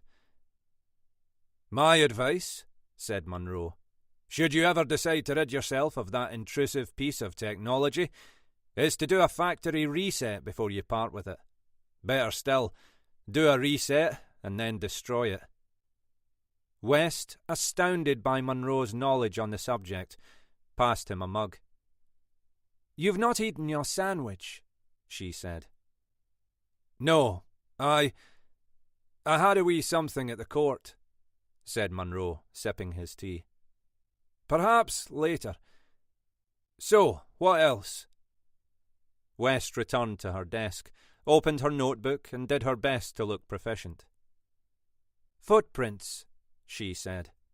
One thing a wooden floor is good for is picking up prints. Now, discarding ours and those we assume belong to Farnsworth Brown, Socko found one other set of latent prints. Rubber soles. He recognized them straight away. Converse, ladies size 5. She's heavy on her left foot, the heel's worn down more than the right. And what makes you think they're of any significance? Said Munro, eyeing her as if she were on trial. Well, for a start, she said hesitantly, fearful of making a fool of herself. The size 5. That could match the girl seen with Farnsworth Brown. On the stairs. Based on height and build, that is. Go on. And they ran from the door, the front door, one set, straight up the staircase to where we found the phone, and out again. That indicates she knew where she was going. I see, said Munro. So, my hunch is, and I'm not saying I'm right, but my hunch is that the prints belong to that girl, the one on the stairwell, and she was the one who cleaned the phone, swiped the SIM, and placed it by the bed. Munro leaned back in his chair and folded his arms, one hand beneath his chin. These footprints, Charlie, do you not think they could, maybe, belong to the cleaner? He said quietly. What? The cleaner? Said West anxiously. Well, the flat was spotless, said Munro. As you know, the entire place had been scrubbed from top to bottom. Now, if you're a cleaner, I'd say those Converse would be a sensible choice of footwear. Comfortable and practical, especially if you're on your feet all day. I hadn't... That means... Perhaps those footprints have nothing to do with the girl or the phone. Shit. Sorry, said West, dejected. It was just a hunch. Charlie, said Munro, pounding the desk. Where's your confidence? We don't even know if he has a cleaner, and if he does, why did we not find her fingerprints around the rest of the flat? Well done, lassie, I think. So, come on. What do we do next? We look for the girl? Good. And where would we start? I'm not... Clock court. Cameras. Of course. CCTV. It's a private complex. They must have... Off you go. Sergeant Cole, as subtle as the battering ram he employed so efficiently, knocked once and flew through the door without waiting for a response. Gov, he said, grinning. Tommy, as gentle as Katrina on the banks of the Mississippi. You're looking pleased with yourself. It's the lads at Inter, Gov. Don't know how they do it. Take a seat, said Munro. And you, Charlie. You should hear this before you go. What have you got? Hunger pangs, said Cole. Come again? Not eating, Gov. Feeling a bit, you know. Munro smiled and gently pushed the sandwich across his desk. Be my guest, he said. You sure? said Cole, ripping the cellophane off the pack. Very kind, ta. Charlie, said Munro, let's have a brew. I'm sure Tommy could use one to stop that culinary delight from sticking to his throat. Sir, said West, as she reluctantly filled the kettle. So, come on, Tommy. We're all ears. Right, Gav. Well, this Harry geezer, so far as his phone's concerned, he wasn't a hefty user. I mean, he didn't download data, didn't browse the internet, didn't do Facebook or any of that stuff. A man after my own heart. Seems he pretty much used the phone as a phone and a camera. Sergeant Cole pulled a memory stick from his pocket and gestured towards West's laptop. Miss, could we? Of course, said West, passing it over. Here, said Cole, as the images cascaded down the screen. Look at these. This one's of a bar. They Googled it. It's his place in Shoreditch. Then there's this girl. 6 shots of her. Pretty thing. Younger sister, maybe? West peered over Munro's shoulder. Short, slightly built, she said. I'd say that's his girlfriend, and could well be the girl we're looking for, sir. No might be about it, Charlie, said Munro. Look at her feet. Left ankle. Blue star. Converse. God, you don't miss a trick, do you? No, I do not. Tommy? Gav, here's where it gets a bit odd. Look, 4 pics here, all of a bloke sleeping. I'm assuming it's Farnsworth Brown, 'cause it looks like his bedroom.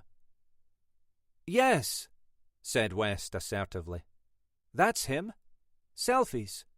What's odd about that? Sergeant Cole glanced at Munro. With all due respect, miss, he said, hesitating. They can't be selfies. He's asleep. West winced. And they were taken on consecutive days, between 3 and 4 a.m. Munro stared at the screen, frowning as he scrutinized the photos. So, he mumbled, why would someone want to take his picture while he slept? Easy, said West. Girlfriend again. Men look cute when they're sleeping. It's a girly thing to do. A keepsake. Then why did she not take them on her own phone, so she could keep them? Said Munro, shaking his head. And why take them at 3 a.m? Are they recent? No, Gav, said Sergeant Cole.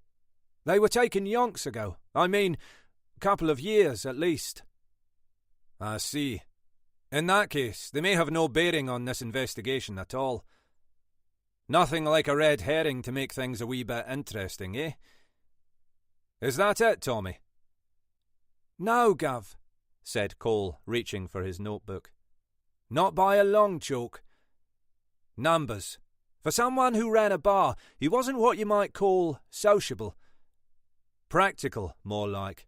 Dull, even. Dentist, doctor, locksmith, tiffin tin, that's the Indian takeaway. Oriental chef, that's the Chinese. Garage in Woodford, bloke called Chris. Turns out he's the manager at the bar, and 6 numbers for someone called Sheba. Sheba, said Munro. Either royalty or a cat. Why 6 numbers?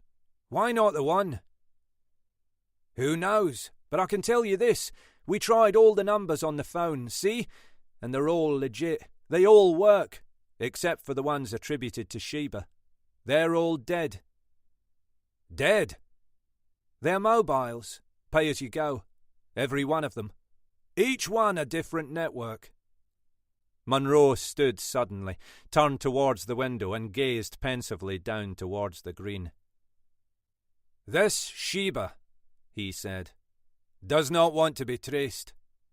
She's clever. She? Said Cole. Aye, she.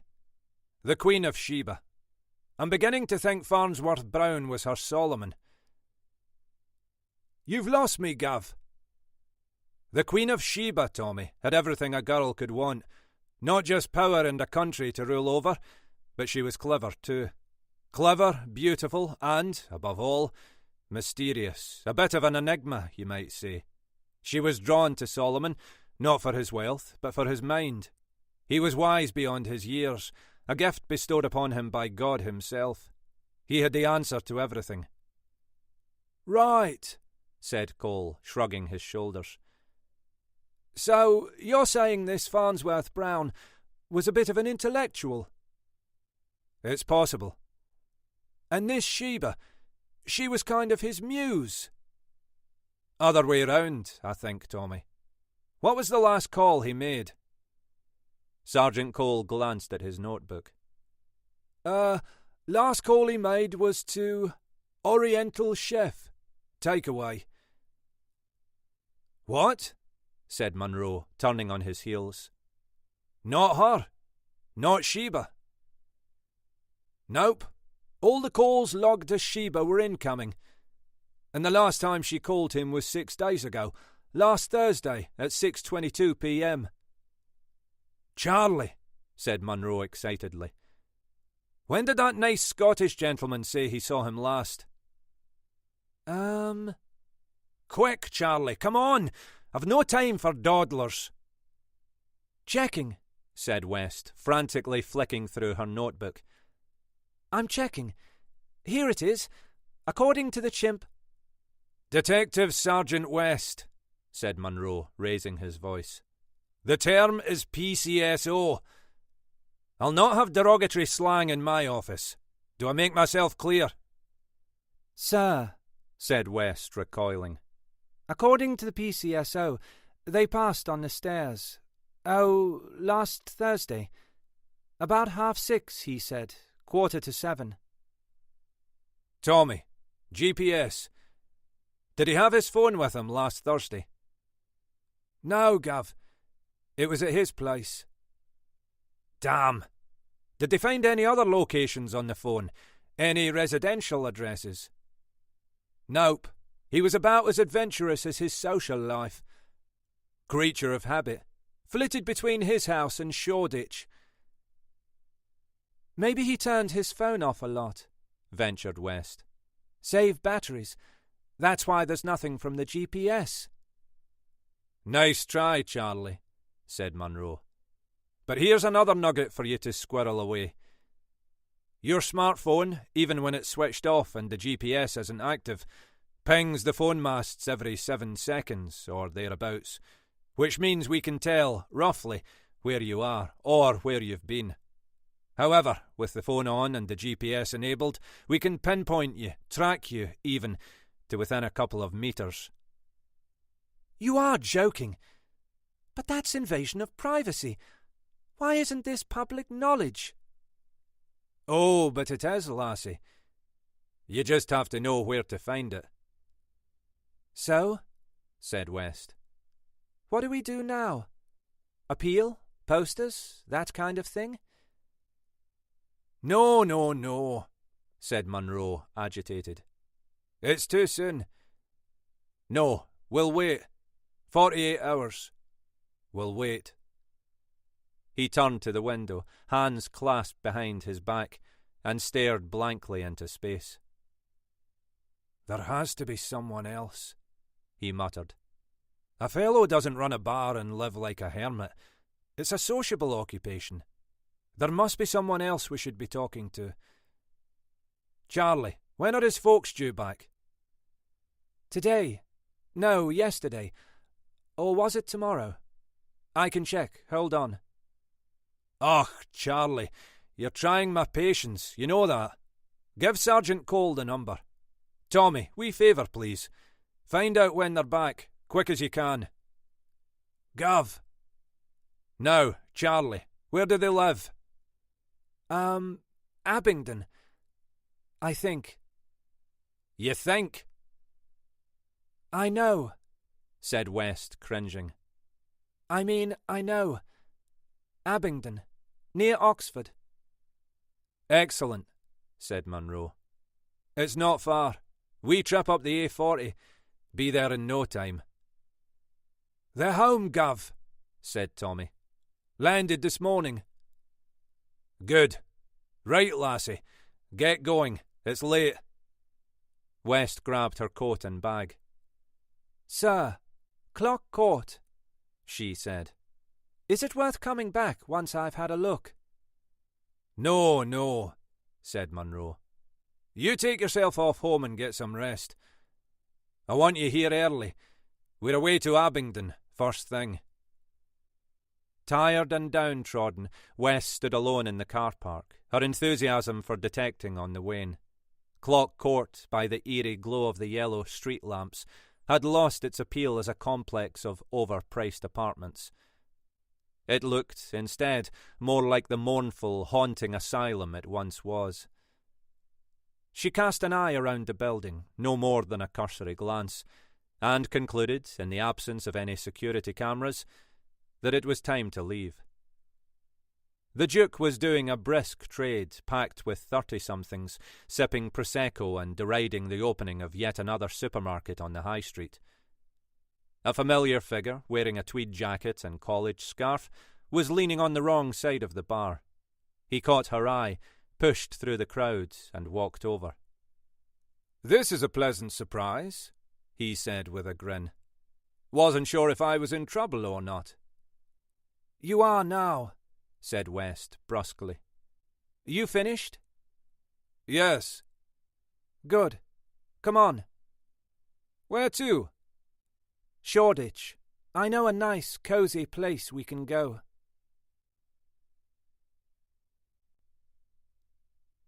Chapter 7. Did you know what she'd done? Yes, of course I knew. Found out by accident, really. What I mean is, she didn't give me this serious look one night and say, "Listen, there's something you ought to know, something I need to tell you." An opportunity presented itself, and she welcomed it. She was positively beaming, in fact, her face full of excitement. It was like she'd been on some wonderfully exotic adventure, and couldn't wait to tell me all about it. We'd finished dinner, and I, being the ever-thankful guest, offered to clear away the dishes, as usual. An offer based on my previous efforts, which she politely declined for no other reason that, in her eyes, I would never be able to do it right. It simply wasn't in me to keep account of how many wipes of the sponge I made, or whether I was doing it in a clockwise direction, let alone knowing exactly where in the cupboards everything lived. So I poured her some more wine, left her to it, and went to the lounge. There's a side table, just inside the door, where she kept an old Anglepoise lamp and a box. I accidentally knocked it as I brushed by. No big deal, it hardly moved. But the box was out of true, didn't line up with the edge of the table anymore, so I thought I'd better straighten it up before she came in. It was a cigar box, wooden, with Cohiba on the top. Cohiba Siglo No. 1. A Siglo's a small cigar, not one of those ridiculously large things that Hollywood would have you believe everyone on Wall Street smokes. Anyway, I straightened the box, made sure it was square with the table, and that's when I realized it wasn't empty. Well, curiosity got the better of me. I had a feeling there wouldn't be any cigars in it. If anything, I was expecting it to house all manner of knickknacks. You know, cotton reels, loose change, matches, an old biro or a couple of theatre tickets, that sort of thing. So I released the little brass catch and opened it up. I didn't think they were real at first. I thought they were edible.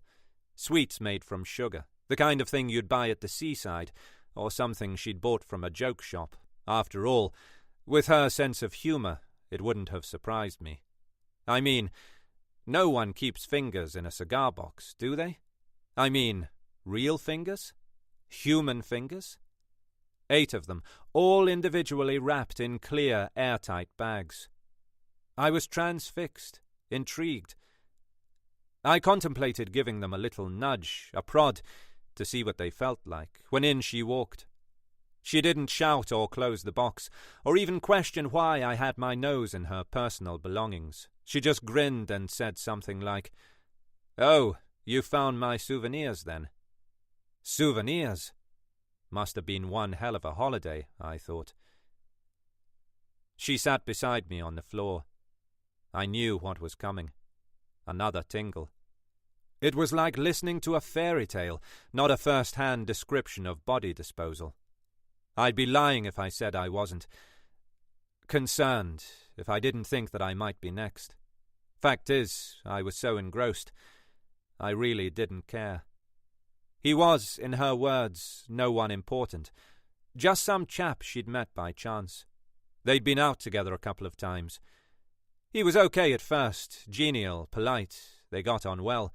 He knew lots of stuff about everything, one of society's intelligentsia.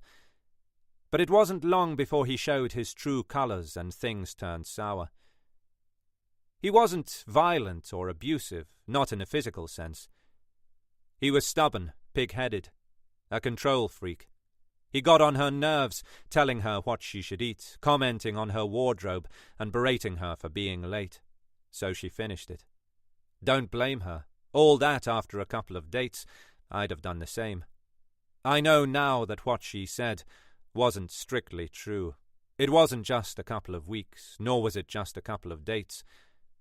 But it doesn't matter now. I'm not going to hold it against her.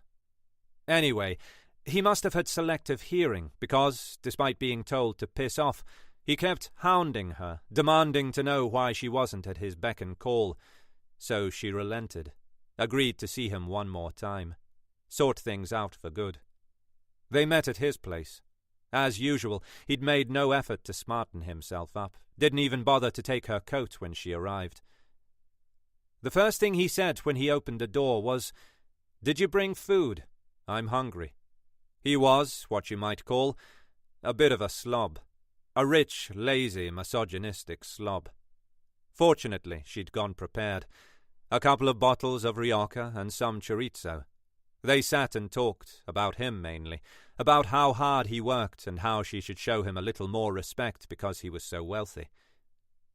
Red rag. Bull.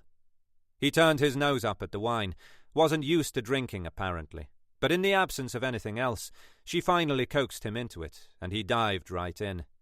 She was laughing when she told me about it, said she'd never seen anyone so tipsy after a single glass. He was practically hammered. Didn't stop him polishing off the second bottle, though, on his own. After which he collapsed on the sofa and passed out, which was, conveniently, exactly what she had planned, had hoped would happen. She unpacked her bag while he slept. Ground sheets, disposable decorator's overalls, rubber gloves, airtight storage bags, and the cigar box. She pulled on the overalls, spread the ground sheets over the floor, and fetched a bucket from under the sink. She took a Vacutainer needle from the cigar box. It's one of those needles they use when you give a blood sample. But instead of attaching a vial to collect a sample, she attached a plastic hose and stuck the other end in the bucket. He was out cold, didn't even feel the needle go in. Brachial artery, upper arm, just above the elbow. Then out it flowed. 10.5 pints of Type O. Took just over a minute. That's all. Just over a minute to drain the very life from his body. He went peacefully, I mean. He was none the wiser. Just faded away, blissfully unaware that his trip to the land of Nod was one way only. The blood was flushed down the toilet bowl, followed by an entire bottle of bleach. Then out came the scalpel. "I always thought you'd need something like a chainsaw to cut up a corpse. but not so. She borrowed a bread knife from the kitchen, but apart from that, she did it all with that scalpel. Amazing, really. He wasn't all bad, she'd said. It wasn't his fault he was a complete arse. He'd had his good points. His hands. He had nice hands. Unfortunately, all they were good for, once she'd finished, was giving the thumbs up. She was there for hours, patiently, methodically, painstakingly taking him apart, joint by joint, bagging up the bits as she went. The feet, the lower legs, the knees, the thighs, his pelvis, his hands, what was left of them, lower arms, upper arms, his head, his big head, and his torso. That was the only bit which gave her grief, thanks to his 48-inch chest. She said it was like trying to stuff a duvet back in the bag it came in, but she managed, eventually. There was a look of smug satisfaction on her face, a naughty twinkle in her eye, when she told me he looked like a kit of parts, waiting to be reassembled with a tube of glue and a couple of stitches. I don't know what she did with him, unless she's got some bloody big cigar boxes somewhere. I mean, what do you do with stuff like that? Everything else, the ground sheets, overalls, his clothes, even the bucket, she took to her allotment and burned them in the incinerator. Probably on the rhubarb now, I expect.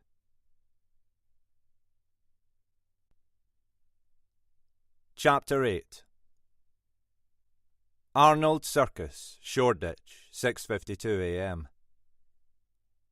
West, resisting the urge to open her eyes, moaned as a pneumatic drill pounded the back of her head. She rolled over, blocking the harsh morning sun from her face, and stretched out an arm. The sheets beside her were rumpled and bare. The pillow, hollowed out where a head had lain, reeked of pomade. She sat up and listened for the shower running, the toilet flushing, or the tinkle of a spoon in a coffee cup. There was nothing. The flat was still. Relieved that she was alone, she fell from the bed, picked herself up, and stumbled to the kitchen. Her stomach churned in disgust at the lingering stench of chili sauce and raw onion, and the sight of 2 half-eaten kebabs, their contents smeared across the table. An empty bottle of Smirnoff Blue lay on the draining board. Beside it, a pair of knickers. She rubbed her eyes, searched half-heartedly for the packet of paracetamol, and flicked the kettle on. The mirror did not do her any favours. She averted her eyes and almost gagged as she brushed her teeth. The phone whistled. Missed call. Time, 7:06 a.m. Oh, shit, she groaned as she frantically searched for her jeans. Shit, shit, shit! The kettle reached a bubbling crescendo as the door slammed behind her. Munro, as bomb-proof as a gelding on riot duty, barely flinched as Hurricane Cole burst through the door. "Blimey, Gov, you still here?" he said. "Aye. Sorry, if I'd known, I'd have knocked. Thought you'd left ages ago." "No." "No sign of DS West, then?" "No," said Munro. "And you're not impressed?" "I am not." "Wonder where she is, then?" "Tea?" "Yes, please," said Munro. "Maybe the alarm didn't go off." "Then she needs to buy a new one." "Maybe there's delays," said Cole. "On the tube, like." "Then she should take a taxi." "Do you want me to give her a bell?" No. No doubt she'll surface as soon as the fog clears." "Fog?" said Cole. "You've lost me." "I'll not cast aspersions, Tommy. Not until I'm sure. Let's just say, I think there's something a wee bit intoxicating about Detective Sergeant West." Cole grinned. "You're not wrong there, Gav," he said. "She's a bit attractive," said Munro, with a timely interruption. "I think you'll find the word you're looking for, Tommy, is attractive." "Almost." West crept quietly up the last few steps, and paused outside the door. Her heart was racing, her hands clammy. She took a deep breath and tried desperately to compose herself. "I'm so sorry," she said as she entered the office. "I had a terrible... The traffic was..." "Good Lord," said Cole. "I mean, morning, miss." Munro looked on, astounded by her appearance. "Sleep well, Charlie?" he said, squinting, his head cocked to one side. "Well, yes, I think so." "Was it not a wee bit uncomfortable?" "Sir?" "Lying with your head amongst those bricks, surrounded by..." "I don't know what you..." "You look like you've slept in a skip, lassie," said Munro. "You're as white as a sheet. And you're late.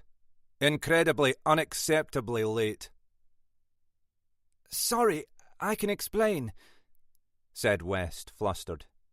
"You see, what happened was..." "Och, stop your havering. I'm not interested. Tommy, do her a coffee, would you? Black, strong." "I'm fine, really," said West. "I just..." "Hold your wheesht," said Munro, raising an accusing finger. "Now, you listen to me, lassie. This time, I'll let it go. There'll be no warning the next. Do you understand?" "Sir." "Good. Now, drink that and tell me about last night." West almost dropped her cup. "Last night?" she said, alarmed by the request. "Why do you need to..." "The cameras, Charlie. Good God, has your memory gone as well as your self-esteem?" "Cameras? Oh, Christ, yes, the cameras. Of course. There aren't any. I checked. Their security leaves a lot to be desired." "It's not the only thing." "I looked everywhere," said West, cradling the coffee. "All around the building. I even checked the street, Herman Hill, to see if there were any traffic cameras which might have caught her, but I'm afraid..." Munro cut her short. "Tommy, we're taking the Q car," he said, pulling on his coat. "That way we can make up for lost time. Call his bank for me. Get copies of his statements. I want to know if there's been any activity on his accounts, cash withdrawals in particular." "Gav." "You," he said, scowling at West. "Let's go." Munro adjusted his seat and mirrors, buckled up, and instructed West to enter the postcode on the sat-nav before she passed out. She rifled through her bag, cursing as she searched for her notebook. "Listen, Charlie," he said softly. "I'm not one to pry, but if you're having problems, let me know, now. I can't afford to carry dead wood. Do you need some time off?" West slumped in her seat. "No," she said, heaving a sigh. "Just a rough night. I'm sorry. It won't happen again." "Okay then. I'll take your word for it." "Thanks. So, are they expecting us?" "Expecting us?" said Munro. "Why, no, Charlie. Of course not." But what if they're out?" "Then we'll wait." "But they may be..." "Listen, lassie. If someone's expecting a call from the police, they will, without doubt, preempt the questions, mull them over, and then concoct a fistful of answers and alibis that have no bearing on the truth, no matter how innocent they are. Trust me, you'll not get a straight answer. Ever. Now, get your head down. I'll nudge you when we're there." Munro eased the car gently down the gravel drive and parked by the old stable block, a few yards short of the front door. He peered through the windscreen and cast an envious eye over the rambling pile. Built from rich, golden Cotswold stone, it was quintessentially English, irrefutably rural, and undoubtedly unaffordable. A middle-aged woman, as plump as a Christmas turkey, with rosy cheeks and an apron bound tightly around her ample waist, answered the door and regarded Munro suspiciously. "Yes?" she said. "Mrs. Farnsworth Brown?" asked Munro. "No." "I thought not. Would you be so kind as to tell her I'm here? If it's not too much trouble, that is." "And who shall I say is calling?" Munro held up his warrant card. "Oh, shan't be a tick," she said, scurrying away. Munro glanced back at Detective Sergeant West, dozing in the car. There was something about her that reminded him of Christy McAdam. It wasn't so much the colour of her hair, nor was it the blanched skin. It was the way her head lolled lifelessly to one side, her eyes closed, her mouth agape. They found Christy in the same position, in the car park behind the Annandale Arms. Only difference was, he'd been shot. Point blank. Straight through the head. Munro's eyes glazed over. Christy McAdam, 48 years old, 22 stone, 6'4", 90% blubber. He was so fat, his coat was worn where the steering wheel had rubbed against his belly. He'd moved from Stranraer to Lochside, lived alone, and had never worked a day in his life. His undeclared source of income came from pushing smack. His forte, weaning the kids off cannabis and coke until they were hooked on the hard stuff, then fleecing them for everything they had. And when they couldn't pay for their fix, he used them as runners, decoys, prostitutes and rent boys. They were easily, but foolishly, intimidated by his size.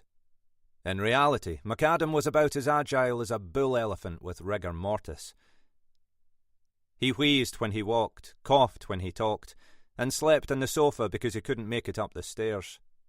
Munro had spent precisely 11 months, 2 weeks and 5 days, watching, tracking, tailing, logging and recording his every move, compiling a watertight case before hauling him into court. The evidence was overwhelming.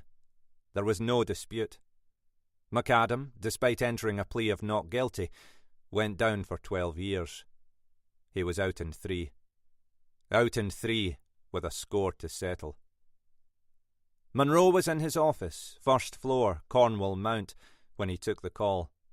It was 8:32 p.m.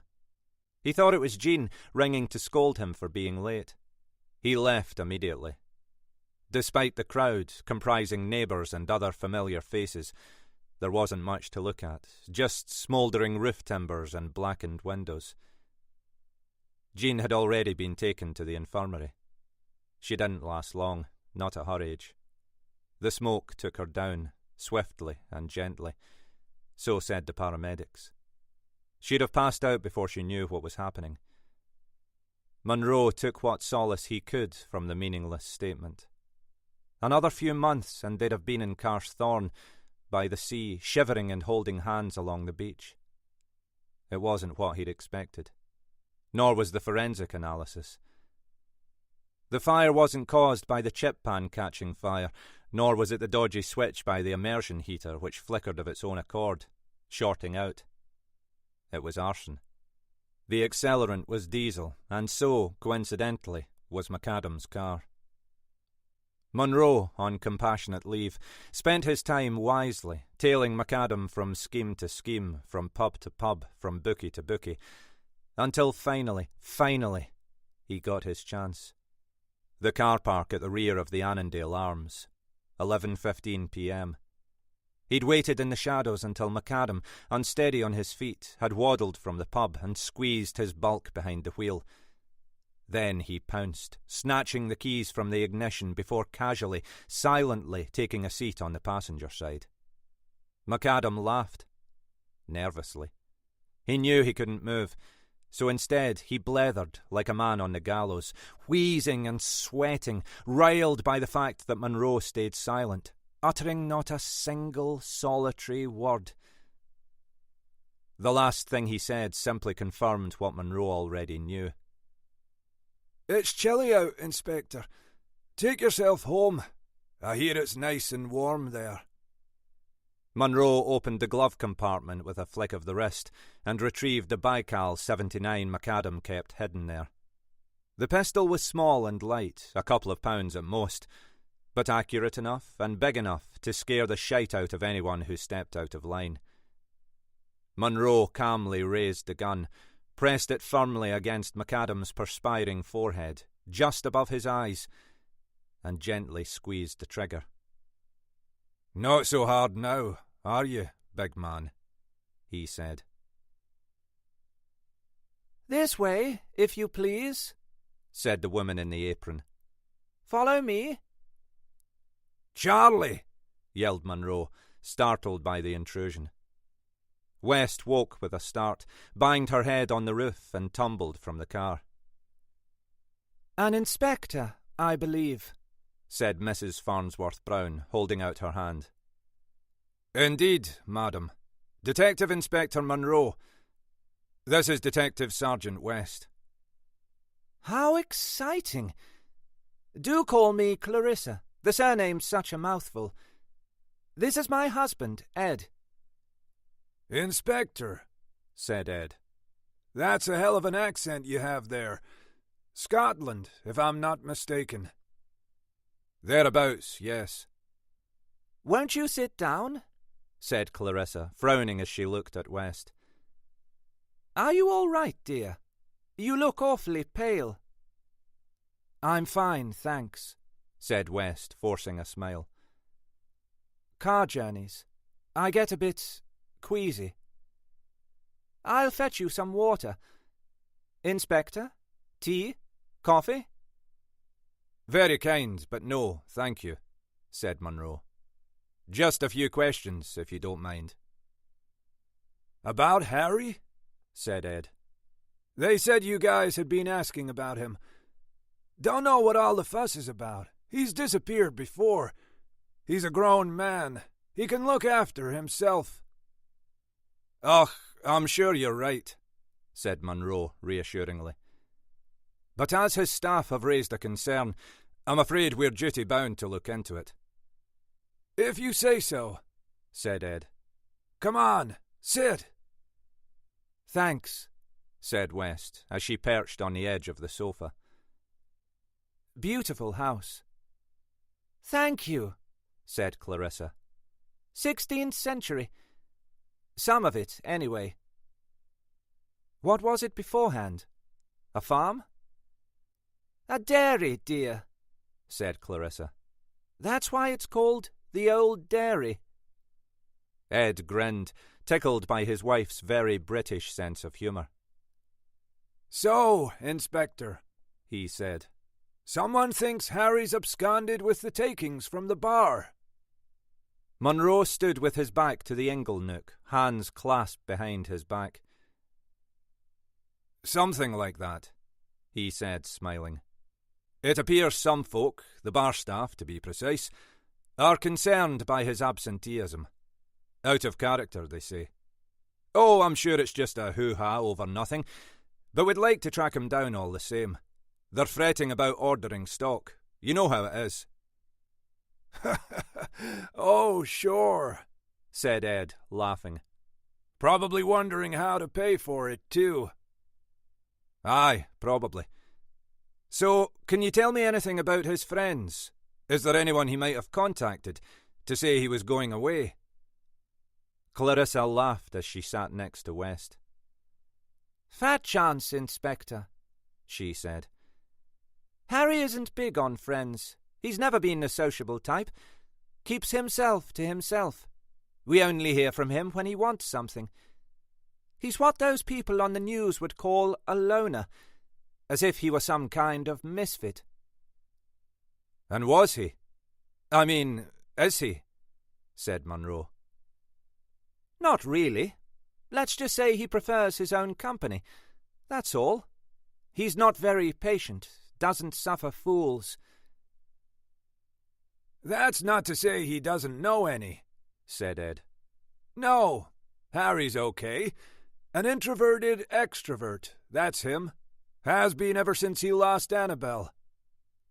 "Annabelle?" said Munro curiously. And who might she be? His wife, said Clarissa mournfully. Lovely girl, so vibrant, so vivacious. Broke his heart, I think. She left him? Said West, pulling her notebook from her bag. She died, said Ed. Such a waste. So young, too. Died, said Munro. Yes, it was a long time ago, said Clarissa. They'd married young. He, 24, she just out of university. Had a glittering career ahead of her, wanted to be a scientist or something. They were in Oldburg. Oldburg? That's Suffolk. I know it, said West. It's lovely there, the beach and all. Yes, they were there for the festival, said Clarissa. You know, all that classical music, and the fish and chips, of course. Anyway, she went missing. Harry was beside himself. Said it was his fault, that they'd argued over something petty. Always is, isn't it? And then? She stormed off. He didn't go after her. He thought it best she had some space to let off steam, calm down, so to speak. He gave it a couple hours, then a couple more, but by nightfall he was worried. It was so unlike her, you see. Anyway, he went looking for her. She hadn't taken the car, that was still there. So he traipsed around the village, then down to the beach. Thought he'd find her there, gazing up at the stars, or sheltering in a fisherman's hut. But all he found were her plimsolls. Then her bag. Naturally, he called the police right away, but sadly, they never did find her. I'm sorry, said Munro. Can't have been easy, for any of you. Even had the Coast Guard out, said Ed. She was a strong swimmer, too, but it didn't make sense. Not to me. It just didn't add up. How so? Well, she was so level-headed, so sensible. Okay, I didn't know her that well, but she didn't strike me as a risk-taker. Not the kind of person who'd jump in the North Sea in the middle of the night. Well, even if she was, the sea's a lady who demands respect. Trust me, I know. The pull of the tide can... The tide was incoming, Inspector. Munro paused and looked at Ed. Is that so? He said, contemplating the implications. You know, I might like to have a wee chat about this later, he said. If you don't mind going over. Be happy to, Inspector. Anyway, as Clarissa said, they never found her. Recorded a verdict of misadventure, and that's when Harry hit the bottle. I see, said Munro. If you don't mind me asking, would you happen to know what it was they argued about? The usual, said Clarissa. Ex-girlfriend. She was at the festival too. Sheer coincidence, as it happens, but Harry said Annabel was like a woman possessed, furious. Accused him of having an affair, and them only just married too. I think she was a tad insecure. Did you know this girl, the ex-girlfriend? Asked West. Vaguely. Met her twice, I think, said Clarissa. One of Harry's flings, said Ed, smiling proudly. He sowed so many oats back then you'd think he owned a farm. Didn't last long, few weeks tops. Sammy was her name. Samantha Baker. That's it, Baker. They were at university together, said Munro. I assume so.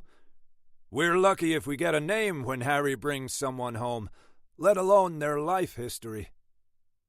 And they didn't keep in touch? Good Lord, no, said Clarissa, laughing. Chalk and cheese, those two. She was too much of a party animal for Harry. He couldn't keep up. Besides, once Annabel came on the scene, he wouldn't have dared. Hell hath no fury, Inspector. Munro smiled. They looked alike, though, said Ed. Samantha and Annabel, if that helps. In what way? Small, blondish. Harry has a thing for small chicks. Oh, heavens above, dear, said Clarissa. You're making him sound like some kind of depraved predator. He means petite, Inspector. Harry likes particularly petite girls. Brings out the protective side of his nature, I imagine. I see. Well, I'm sure we can find her, should we need to, he said, nodding at Charlie. I'm curious, would you happen to have a photo? Of Annabel, I mean. His eyes widened as Clarissa passed him a small silver frame from the mantelpiece. Harry, tall, clean-cut, and obviously happy, was grinning from ear to ear. He had his arms wrapped around Annabel's shoulders. She was short, fresh-faced, and extremely pretty. Her hair, shoulder-length, was dark blonde. They look like the perfect couple, said Munro. They were, in many ways, said Clarissa. Although I must admit, it did come as a bit of a surprise. What did? The wedding, of course. I didn't even get to buy a new outfit. They just turned up one day and said they were getting married. Whirlwind romance, I suppose. So, you hardly knew her, said Munro. That's an understatement, but that's Harry for you, said Ed, with a sigh. Mr. Impulsive. We joked about it. I said, chances are, they only got hitched 'cause they were stoned. And were they? Probably. Would you mind if we borrowed this? Said Munro, passing the frame to West. We'll take care of it, naturally. Have it back in no time. Of course, said Clarissa. Feel free. The conversation paused temporarily as Munro, lost in thought, rocked gently back and forth, staring at the flagstones beneath his feet. Apologies, he said bluntly, if I sound like I'm straying here. But what was her maiden name? His wife, Annabel. Parks, said Clarissa. Parks, with an E. And was she local? I mean, do you know how they met? No idea. That's another one for Harry, Inspector, said Clarissa. Sorry, not being much help, are we? She grew up in Berkshire, I know that much. Winnersh rings a bell. What about her parents? Said Munro. They'd have been devastated, would they not? Oh, I'm sure of it, Inspector, if she'd had any. Her father died when she was young, in her teens, I think, and her mother a few years later. You can ask Harry about it when he comes back. Aye, I will, said Munro quietly. Thank you, I will. Well, we've taken up enough of your time already. Nonsense, said Ed. Pleasure to help. Just one last thing before we go. Are you absolutely sure there's no one else your son might have called? No, I don't think so, said Ed, rubbing his chin. Can't think of...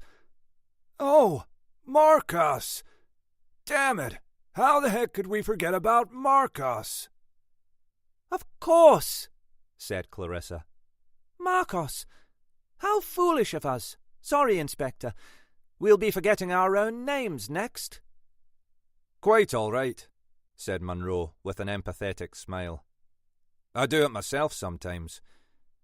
Can't you remember what I had for tea last night? So, who's this Marcos then? Marcos Alfonso Garcia Delgado. Mark for short. Oh, I don't know how you'd describe him. They've known each other since forever. Friends? Well, yes, I suppose so. said Clarissa. "But they don't see each other very often. And they don't live that far apart either. Different lifestyles, I suppose. He's a charming boy, though, simply delightful. An artist, don't you know. He's been here a few times. Gave Harry a lot of support when he was going through his drinking phase." "Yeah, stopped him falling over," said Ed. "Seriously, though, he wasn't like us. We were too soft on the kid. Marcos told it like it was, tore him to shreds about the booze. Did him good." "Would you have a telephone number? Or an address, perhaps?" "No phone number, I'm afraid," said Clarissa. "But I think we've an address somewhere. I'll fetch it." West slumped in her seat, yawned and turned to face Munro as he reversed into the lane. "What do you think?" she said. "I think this case is like a tub of gravy granules." "What?" "Thickens when you add water." "Very funny." "And you?" "Well," said West, "I was thinking, the girl in that picture, his wife, Annabel. You know, if it wasn't for the long hair, I'd say she looked like a younger version of this Sheba character." "Right enough. Must be her double." "Well, obviously it's her double," said West. "Annabel's dead." "Is she?" said Munro. "What do you mean?" "You tell me, Charlie. You're a detective. For a start, there's no body." "I know," said West. "In case you weren't listening, she drowned, swept out to sea." "The tide was coming in." "Yes, but—" "Look at the photo, Charlie." West pulled the frame from her bag and studied it carefully. "What?" "Look at her feet," said Munro. West drew a breath. "Converse? Oh, no, come on, not again. This was taken years ago," she said incredulously. "Are you telling me she's still wearing—" "You do a lot of walking, don't you, Charlie?" said Munro. "What? Yes, of course I do," said West. "Like myself. You know, I get a new pair of boots every year, and still I've not quite found the right ones. How are yours? Comfy, I imagine." "Are you kidding? I wouldn't wear them otherwise, would I? You should get some. I'm telling you, they're the best boots ever. God knows how many pairs I've been through. Been wearing them for—" Munro said nothing. "Okay," said West. "Okay. Point taken." "There is no point," said Munro. "I'm just getting you to think, Charlie. The poor lassie's dead." "But she's just like the girl in those pics we found on his phone. Surely that's too close to be a—" "Harry's type, that's all. We all have a type, Charlie. Even you." Sergeant Cole, enjoying the use of a desk and a private office, as opposed to the general mayhem on the ground floor, was happy to relinquish the tedious task of filling out charge sheets for something a little more investigative. Farnsworth Brown's bank statements were conclusive evidence that, despite there being a healthy balance, the man was clearly not extravagant. "Tommy," said Munro, as he and West ambled wearily through the door. "Gov, miss? I, borrowed your desk, miss, to go through. Hope you don't." "No props, Sergeant," said West. "Tell you what, I'll even stick the kettle on. How's that for role reversal?" Munro shrugged his shoulders in response to Cole's look of bewilderment. "How'd you get on, Tommy?" he said, grinning. "Anything we should worry about?" "Wouldn't say worry, Gov, but I'd say something's up." "What do you mean?" "Well, looking at these, it's obvious he enjoyed his routine. See, on his current account, we've got the co-op every Saturday, regular as clockwork. Then there's the Chinese takeaway, once a week, every week. And every Monday, Wednesday and Friday, between 2 o'clock and 10 past, £100 from the cash machine on the high street. Then, suddenly, nothing. Not a single transaction, apart from a direct debit, that is. Munro slung his coat over the back of the chair and gently sat down. And he's no writing cheques, he said. No using another card. Nope, he's got a MasterCard, but that's not been used in ages. And the last transaction was? Day before he went missing. Well, day before he was last seen, I should say. On the stairs. I see, said Munro quietly, as he turned to face the window. I see. West glanced at Cole as an unexpected stillness descended on the room. Wary of breaking the silence, she carefully placed a mug of coffee on the desk and stared at Munro's baleful reflection. The furrowed brow, the hollow cheeks, the intense gaze. He looked, she thought, like a ghoul.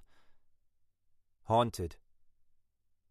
So, she said softly, daring to shatter the peace. Are you going to share it with us? Munro paused before speaking, his lips barely moving. This Harry fellow, he said, as though talking to himself. He doesn't have any friends, so if he's gone away, he's gone alone. His folks don't think it odd, whereas his manager at the bar claims it's completely out of character, and is, most certainly, a cause for concern. His car, like his flat and his phone, is as clean as a whistle. There's no trace of anything, not even a hair. And then there's this Sheba. She confounds me. And why does she look strikingly similar to the lassie in the photo from the Farnsworth Browns? No, he said, rising abruptly. No, something's not right here. I don't believe a fellow like this can just disappear. We've missed something. Get your coat. You too, Tommy. Gav. What? Said West. Where are we going? Clock Court. His flat. But it's getting late. Can't it wait till... Munro glowered at West.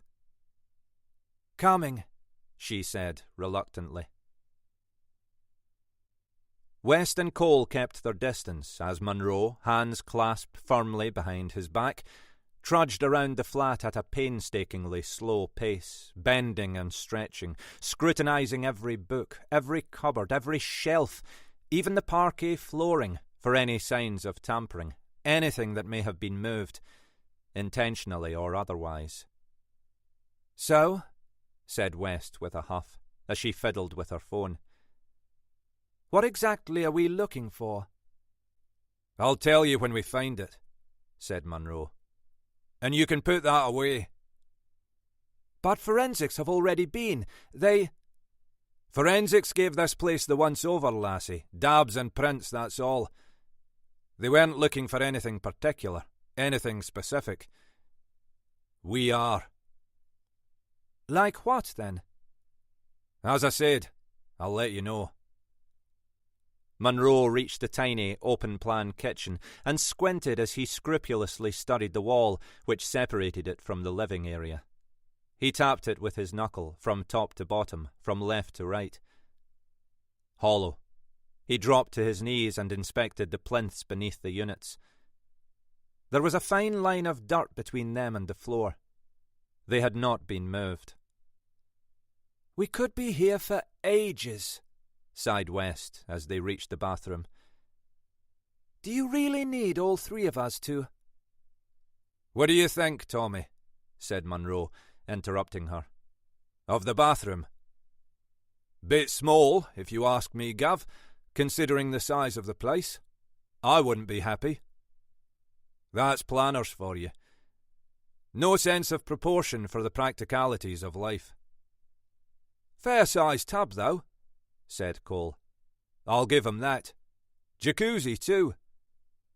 Aye, I'm sure Giuseppe would be proud. Come again? Giuseppe Jacuzzi. He invented it. Really? Said Cole, impressed. Well, well, well. Who'd have thought? I like the bath panel. Tongue and groove. Nice, that. Can't beat real wood. Munro slowly shook his head. Tommy, he said. I'm disappointed with you. It's MDF. Can you not see that? Flashlight, please. Munro fell gently to his knees and directed the beam around the edges of the panel, humming as he did so. I see, he said, shining the torch at one corner. Aha. OK, look here, the pair of you. Tell me, Charlie, what do you see? West stood beside Munro, leaned forward and did her best to look interested. Well, she said, it's a bath panel. Wooden, white, and shiny. I mean glossy. Gloss paint. Munro sighed. Are you familiar with the saying, don't give up the day job? He said softly. Yes. Well, pay no heed. Look at the screws, damn it. Can you not see that? The whole panel is in pristine condition apart from the screws. Can you not see where the paint's come off? Someone's had this away. Tommy, have you a screwdriver? Pawsey. Sergeant Cole unfurled a small driver from his Swiss Army knife, handed it over and waited silently as Munro methodically loosened all 4 screws and yanked the panel free. What the fuck?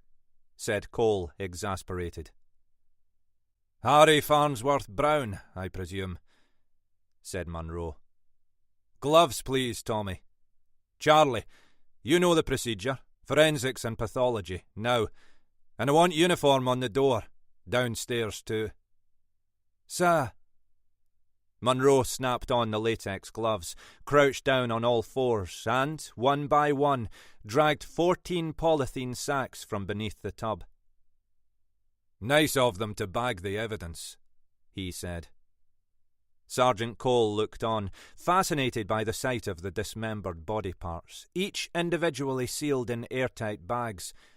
Feet, lower legs, thighs, upper arms, forearms, hands, and head.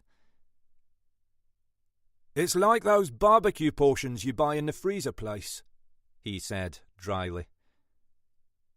Munro gazed curiously at a bag containing something resembling a pig's leg, minus the trotter, and prodded the anemic flesh with his index finger. It'll be a halal barbecue, Tommy, he said. What? How do you mean?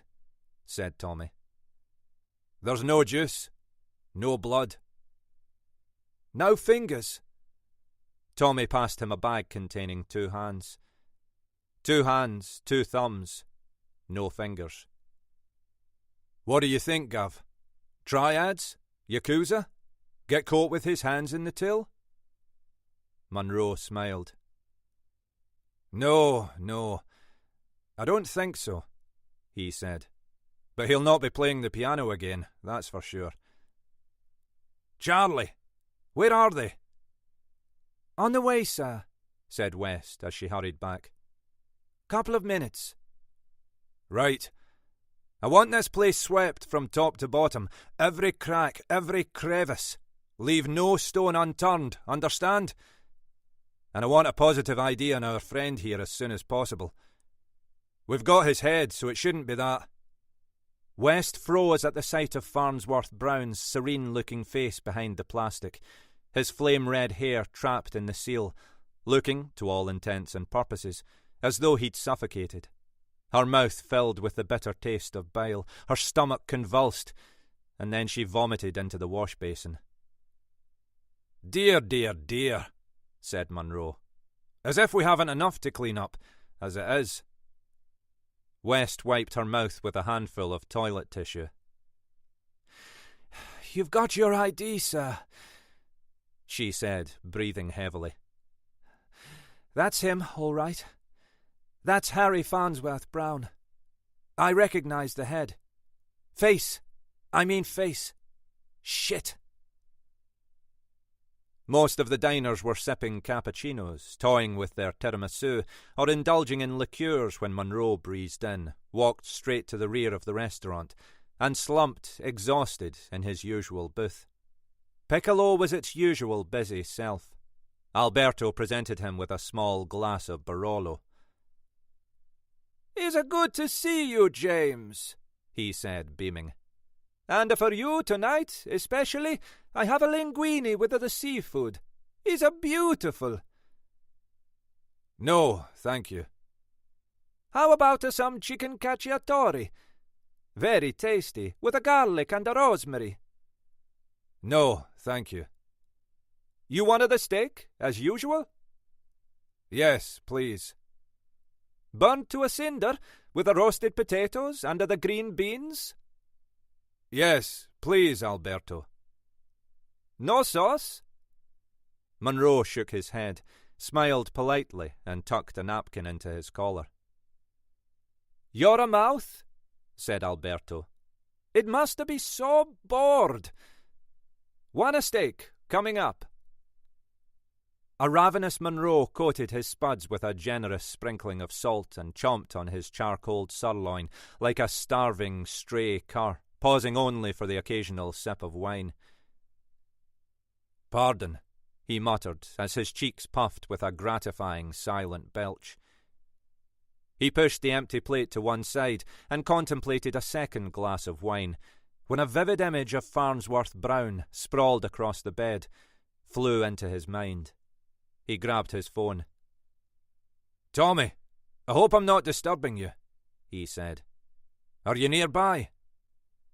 "Just having a pint, Gav. Nightingale. What's up?" "I'm not sure. Listen, will you meet me at the office? And I apologise now if I'm wasting your time." "No problem. Half an hour?" "Thanks, Tommy. Oh, and do you have that stick with the photos on it?" "It's in the safe." The office, save for the glow of the streetlights, was shrouded in darkness as they huddled over the laptop. "Now, it's the ones of him on the bed I want to see, Tommy," said Munro. "I want to see... There. That one. Look. Do you see that? By his leg?" Cole squinted at the screen. "Oh, yeah," he said. "Looks like a set of keys. I'll blow it up. Bit pixelated, but... A Yale and a mortise. Must have dropped 'em before he flaked out," said Cole. No, said Munro, standing up. "Look, the fella's come through the door, left his coat behind, then climbed the stairs to fall into his pit. He wouldn't carry his keys with him." "Fair point. So, what you're saying is..." "Aye. Those keys belong to whoever took the photo. And I'd wager that whoever took the photos also bagged him into bite-sized portions." Cole leaned towards the screen as though it would improve the quality of the image. "Funny fob," he said. "Looks like an earring." Munro stepped back and squinted at the blue and white disc on the screen. "It's a mati," he said. "A what?" "A mati. It's a talisman, popular in Greece. Folk carry them or hang them around the house. It's a kind of good luck charm. Wards off the curse, the evil eye." "Could have used one of those when I got divorced," said Cole. "So, we looking for Zoba the Greek then?" Munro smiled. "No, someone superstitious, perhaps. Someone looking over their shoulder." D.S. West, dressing gown draped loosely around her shoulders, sat on the edge of the bed, opened the top drawer of the bedside cabinet, and removed a small black suede box. She took the ring, slid it gently onto the third finger of her left hand, and smiled ruefully as the stone glistened in the dim light. She sighed and turned to face the bearded barman slumbering in her bed. Her lip curled at the stench of his slimy hair gel, the juvenile tattoo proclaiming love on the top of his arm, and the braided leather bracelet wrapped around his wrist. He woke with a start as his jeans hit his face. "Piss off," she said, returning the ring to the drawer. "What?" "I've got work to do." "But it's... Have you any idea what time it is?" "You've got 60 seconds, or I'll call the police." "But you are the police," he said, leaning back on his elbows, a cocky grin smeared across his face. "Which is why you wouldn't want to meet my friends," said West, fastening her gown and heading for the kitchen. "They don't like it when one of their own is assaulted." "What? But I haven't..." West stood in the doorway and held her wrists aloft. "I've got the bruises," she said. "Clock's ticking." She cleared the table with a single sweep of the arm, showering the floor with half-eaten pieces of southern fried chicken and cold, greasy chips, opened her laptop and began trawling for Samantha Baker. It didn't take long to find her, or her address, or the fact that she was a fan of garage and hip-hop, margaritas and Keanu Reeves. Annabelle Parks, however, was an altogether more private person. So private, in fact, that Wes could find nothing on her but old news items about the unfortunate incident in Aldburg, the newlywed who drowned in the dead of night, the devastated husband, the Coast Guard search, and the relentless efforts of the locals who'd spent days combing the beach for clues. She scrolled through the list of others sharing the same name, those fortunate enough to still have a breath in their lungs, all 14 of them. They were scattered across the country, from Hammersmith to Hertfordshire, Sunderland to Surrey, and Bangor to Berkshire. Berkshire? "No," she whispered incredulously as another shot of vodka hit the back of her throat. "Winnish? Couldn't be." Munro did not take kindly to being woken at 4 a.m. "Meet me at the office," he said tersely. 6 o'clock sharp. And Charlie, don't be late.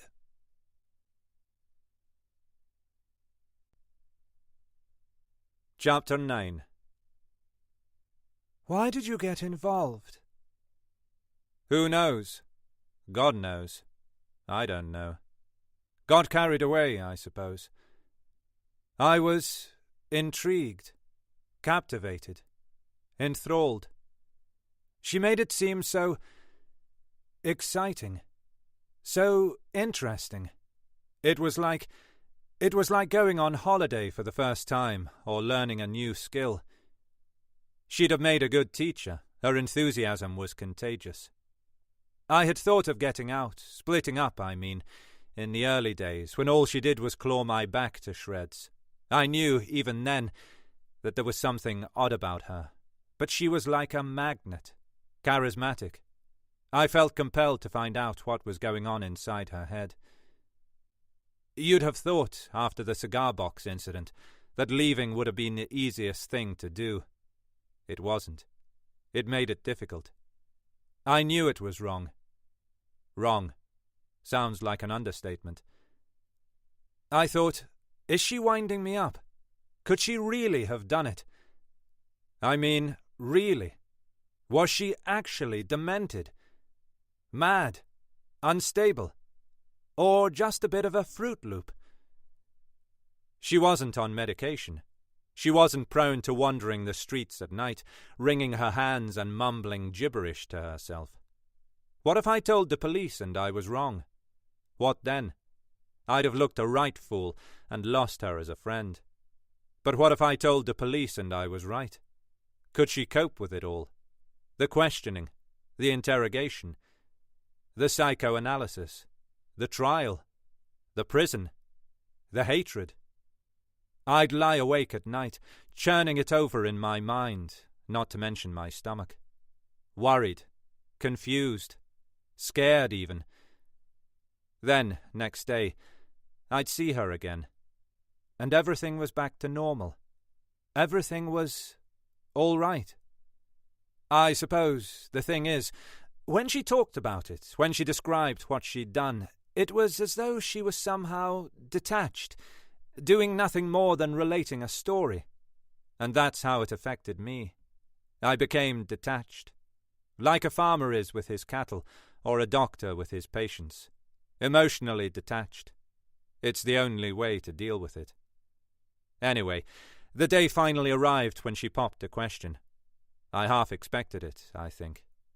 She was in a playful mood, a bit hyper, frisky, and had managed to land a couple of champion bruises on my arms, not to mention a cut across my shoulder, all before dinner, after which I sat on the sofa, and she, as usual, sat before me on the floor, cross-legged. First there was the grin, then the tingle. "Why don't we do one together?" she said. I nearly choked. "It'll be fun," she said. "Another practice run." "A practice run? A practice run for what?" "What are you planning?" I asked jokingly. "A massacre?" She laughed and told me not to be so silly. She just had something a bit special in mind. I had no idea what she was talking about, but one thing was for sure. I wasn't going to be one half of a joint suicide pact.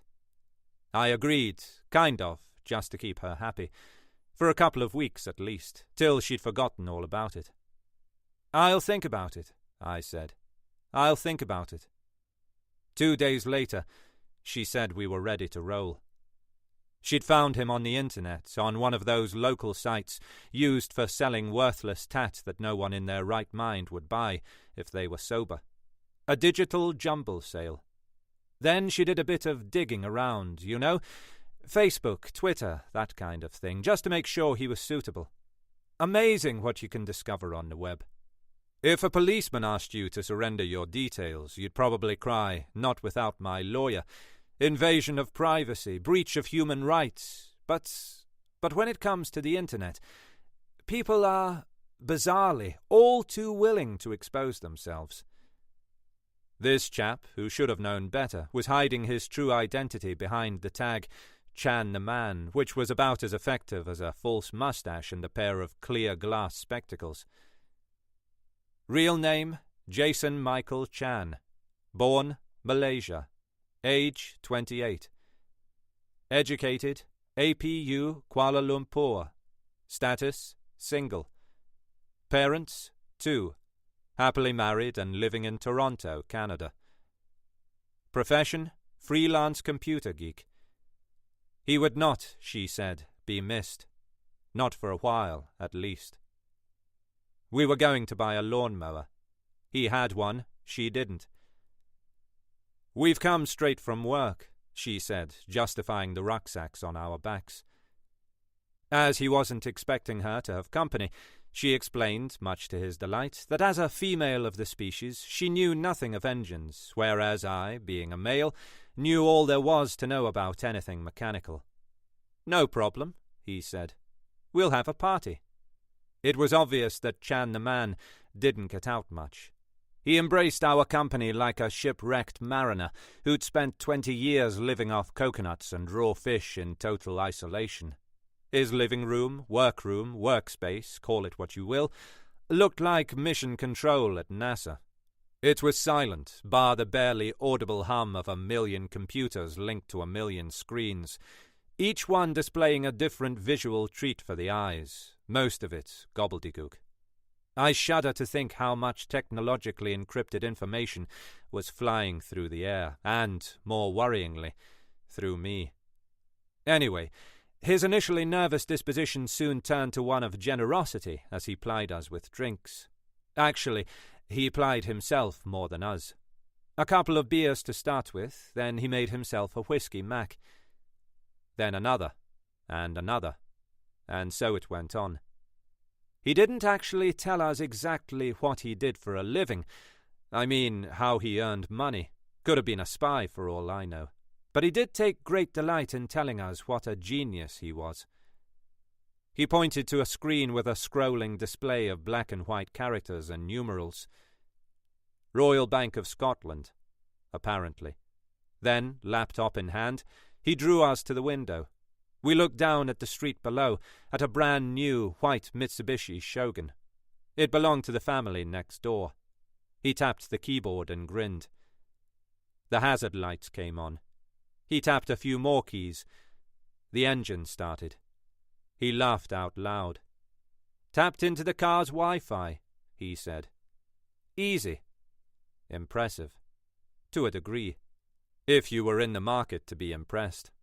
I wasn't. Computers are one thing. People are totally different. His social skills were lacking. He wasn't a good judge of character. He was too trusting. I asked him about the lawnmower. He went into a bout of hysterical laughter. "What would I be doing with a lawnmower?" he said. "I'm on the first floor. I don't have a garden." Touché. "So, why are we here?" I asked. He said he was bored. Didn't like going out on his own. Thought he might meet some interesting people, but, apart from us, every caller he'd had only been interested in the lawnmower. At that point, I was flummoxed. I didn't know where things were going. All I knew was I'd read about people like Jason Michael Chan in the newspaper. For a fleeting moment, I actually thought it might be me who'd end up finely sliced in a bowl of black bean sauce. I didn't even know what she had in mind. It wasn't as though we had a plan, and short of hitting him on the head with a frying pan, I could see no way of calming him down, let alone extinguishing him completely. Then the artist went to work. It was like watching a command performance. She grinned, a big, wide, friendly grin. "Well, as we're having a party," she said, "we may as well have some fun." She stood up, took off her coat, slipped off her trainers, and unbuttoned her shirt to the waist. His eyes nearly popped out of his head. She flirted with him outrageously, complaining about the heat, saying she felt hot. The more dishevelled she became, the higher his temperature rose, fueled by the whiskey mac she kept feeding him. I don't think the alcohol alone would have knocked him out. He was undoubtedly hardened to it, but he never noticed the powdered paracetamol she'd slipped into every glass. 64 tablets in all. It wasn't long before his liver sent out a distress signal, and he collapsed on the floor, in a heap, like a sack of bricks. She giggled, mildly intoxicated, yet still managed to run through her procedure with the efficiency of a paramedic attending an RTA. We donned our overalls, rolled him to one side of the room, spread out the ground sheet and rolled him back again. I was instructed to fetch whatever I could from the kitchen, saucepans or casseroles, if there wasn't a bucket, while she stripped him naked. By the time I'd returned, she'd already stabbed him with a needle and was ready to start siphoning off his blood. The casserole wasn't ideal. I lost count of the amount of trips I made to the sink and back, but eventually there was nothing left. "Are you sure he's dead?" I asked. "He's twitching." "Spasms," she said. "It's like watching a dog dream, isn't it?" She stroked his cheek with the back of her gloved hand. Said it was a shame, that he was a nice chap. Friendly. Said he shouldn't be forgotten. That a souvenir was called for. Then she cut off his left ear, bagged it, and tossed it in her rucksack. After that, well, I felt like a spare part for the most, just watching from the sidelines. I mean, I have enough difficulty carving a chicken, so it wasn't as though I could join in. She set about him with a scalpel, slicing and carving, sawing and pulling, grinning and giggling. She told me to pay attention. Next time, I'd have to do it myself. The head came off first. A swift cut from ear to ear. Took a couple of goes because the blade's only so long, but then off it came. It looked like one of those dummies the hairdressers used to have in their windows to show off the latest styles. Then off came the hands, the feet, and, well, the rest you know. All in all, it didn't take that long, really. We cleared everything away, put the ground sheet and his clothes in a bin sack for burning at the allotment, scrubbed the pans clean and bleached the sink. We sat with a scotch in hand, staring at the pile of assorted appendages, the disassembled Chan the man. She got up and walked around the flat, came back, sat down again and smiled. "We've got a problem, Sweeney," she said. She still had her sense of humour. Nowhere to put him. She wasn't fazed, didn't fret. She was as calm as a mill pond. A mild panic caused my tummy to rumble. "We can't carry him out," I said. "There's too much of him." I leaned back against the sofa and looked skyward for divine intervention, although, with hindsight, I should have been looking in the other direction. Either way, our prayers were answered. There was a hatch in the ceiling. He had a loft. All we had to do was find a ladder. He kept it in the bedroom behind the door. I didn't venture all the way in, no need. Besides, it was too dark. I fumbled around, cautiously, lest I disturb a false widow spider or a roof rat. And that's where Chan the man went. His days of luring unsuspecting visitors to his flat under false pretenses were over.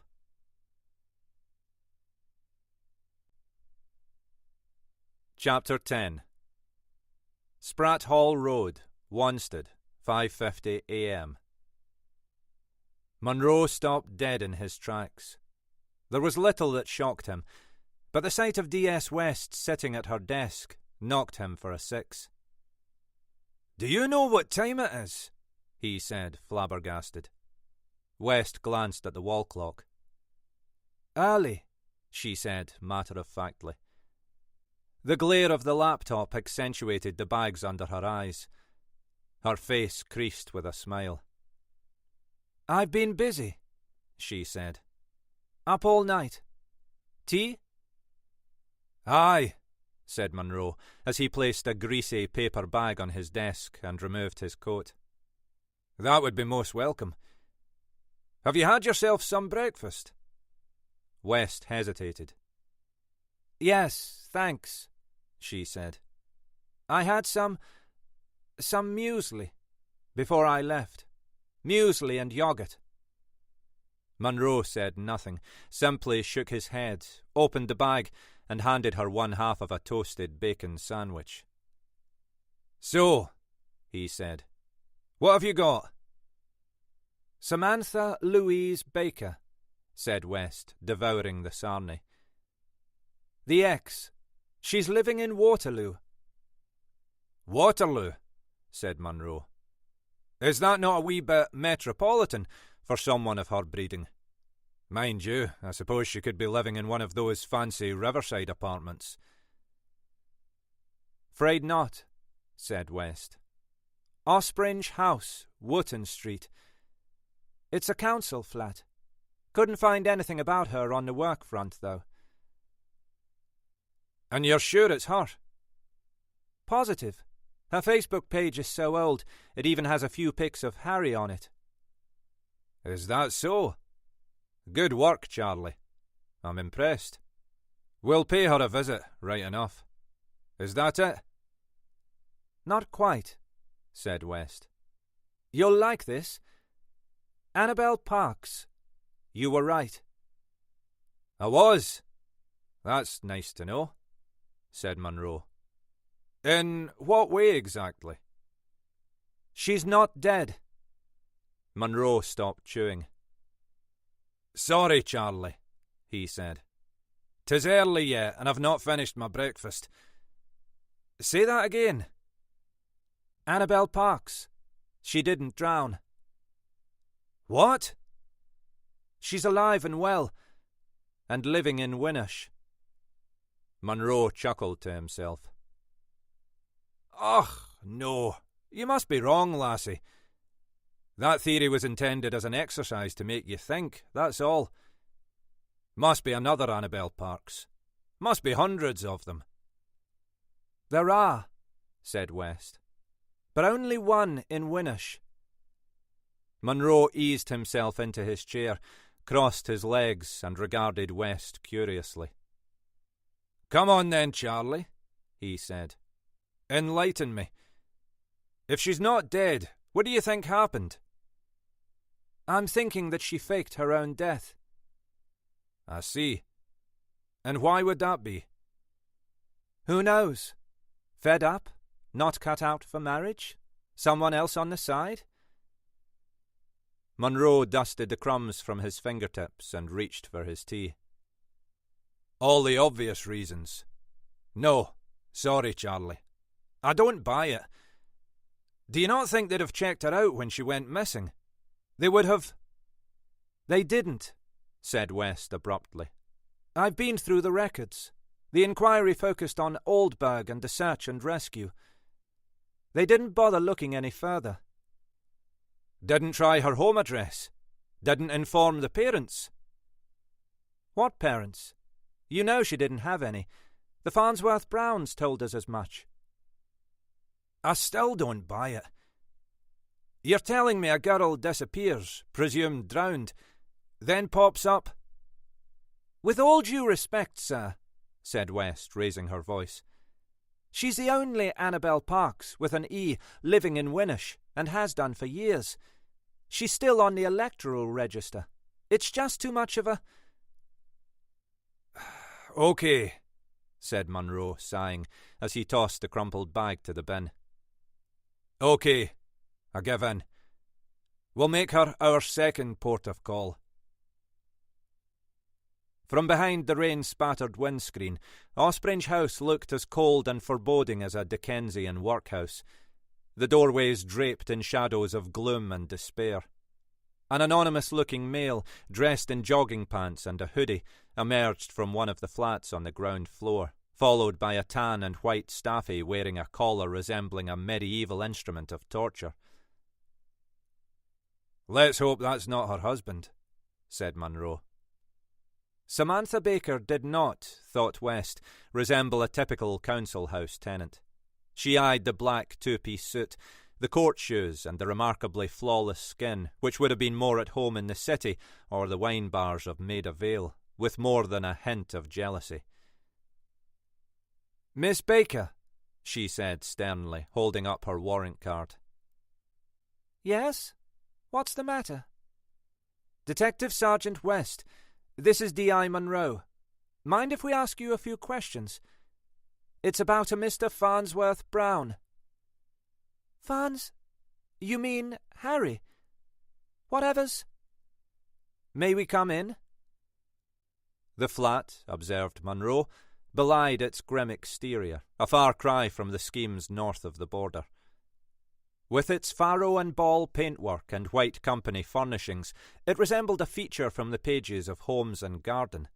He glanced around the lounge, a look of mild bewilderment on his face. Not what you expected? Said Baker. No, said Munro, smiling. It is not. And that's a compliment, mind. Thank you. So, what's old Harry been up to, then? Haven't seen the bugger since... Yonks. Haven't seen him in yonks. I'm afraid, said West, with a sycophantic tilt of the head. I'm afraid he's passed away. What? But that's ridiculous, said Baker, eyes wide in disbelief. He can't have. He was fine. We only... I mean, he's so young. Bloody hell. Bloody hell. What was it? Heart attack? A car accident? Something like that, said Munro. I'm afraid we can't say too much at this stage. You understand. Baker sat down, stood up, lit a cigarette, and sat down again. Of course, she said, drawing hard. Shit. Sorry. It's a bit of a shock, that's all. I understand, said Munro. It's not a pleasant experience, being told. Not like this, not out of the blue, just when you least expect it. No warning. If he'd been ill. Shit. Munro gave her a moment to collect her thoughts before continuing. You and Harry, he said. How did you meet? Would it have been at university, perhaps? What? Oh, yes, sorry. Yes. And you had a relationship? A relationship? Said Baker. What's that got to do with anything? Why are you asking me about? Just curious, said Munro calmly. No need to get upset. Sometimes folk remember things which might help. So, you had a relationship? No. Yes, we did. If you can call it that. Moreover, it didn't last long. He enjoyed his books too much, not like me. But it was fun, while it lasted. Not like you, said Munro. No. Harry was very studious. I was into the fun aspect of student life, Inspector. I'm what you might call a people person. So, you didn't graduate then? Said West cynically.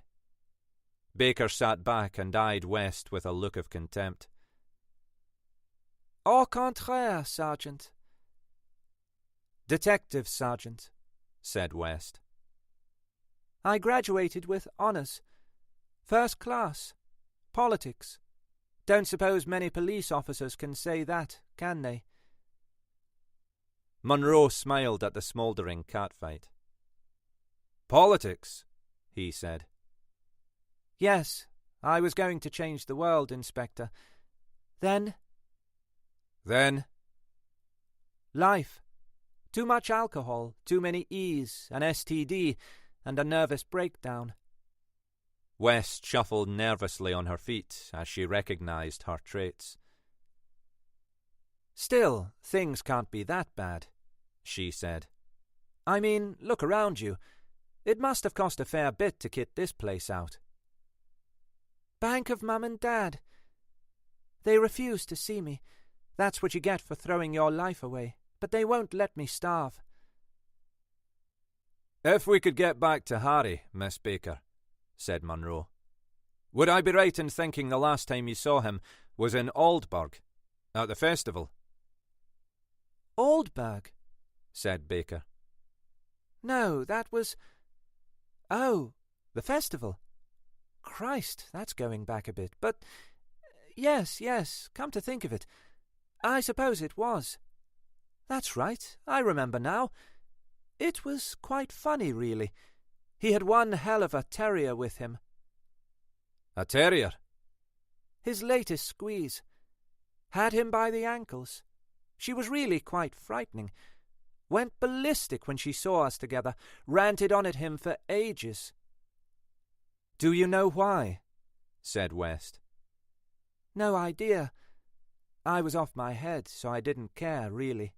She came across as quite possessive.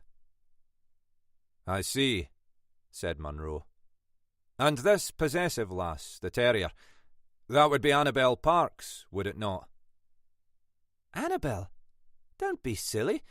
What's she got to do with it? Sorry, said Munro, surprised. We must be at cross purposes here.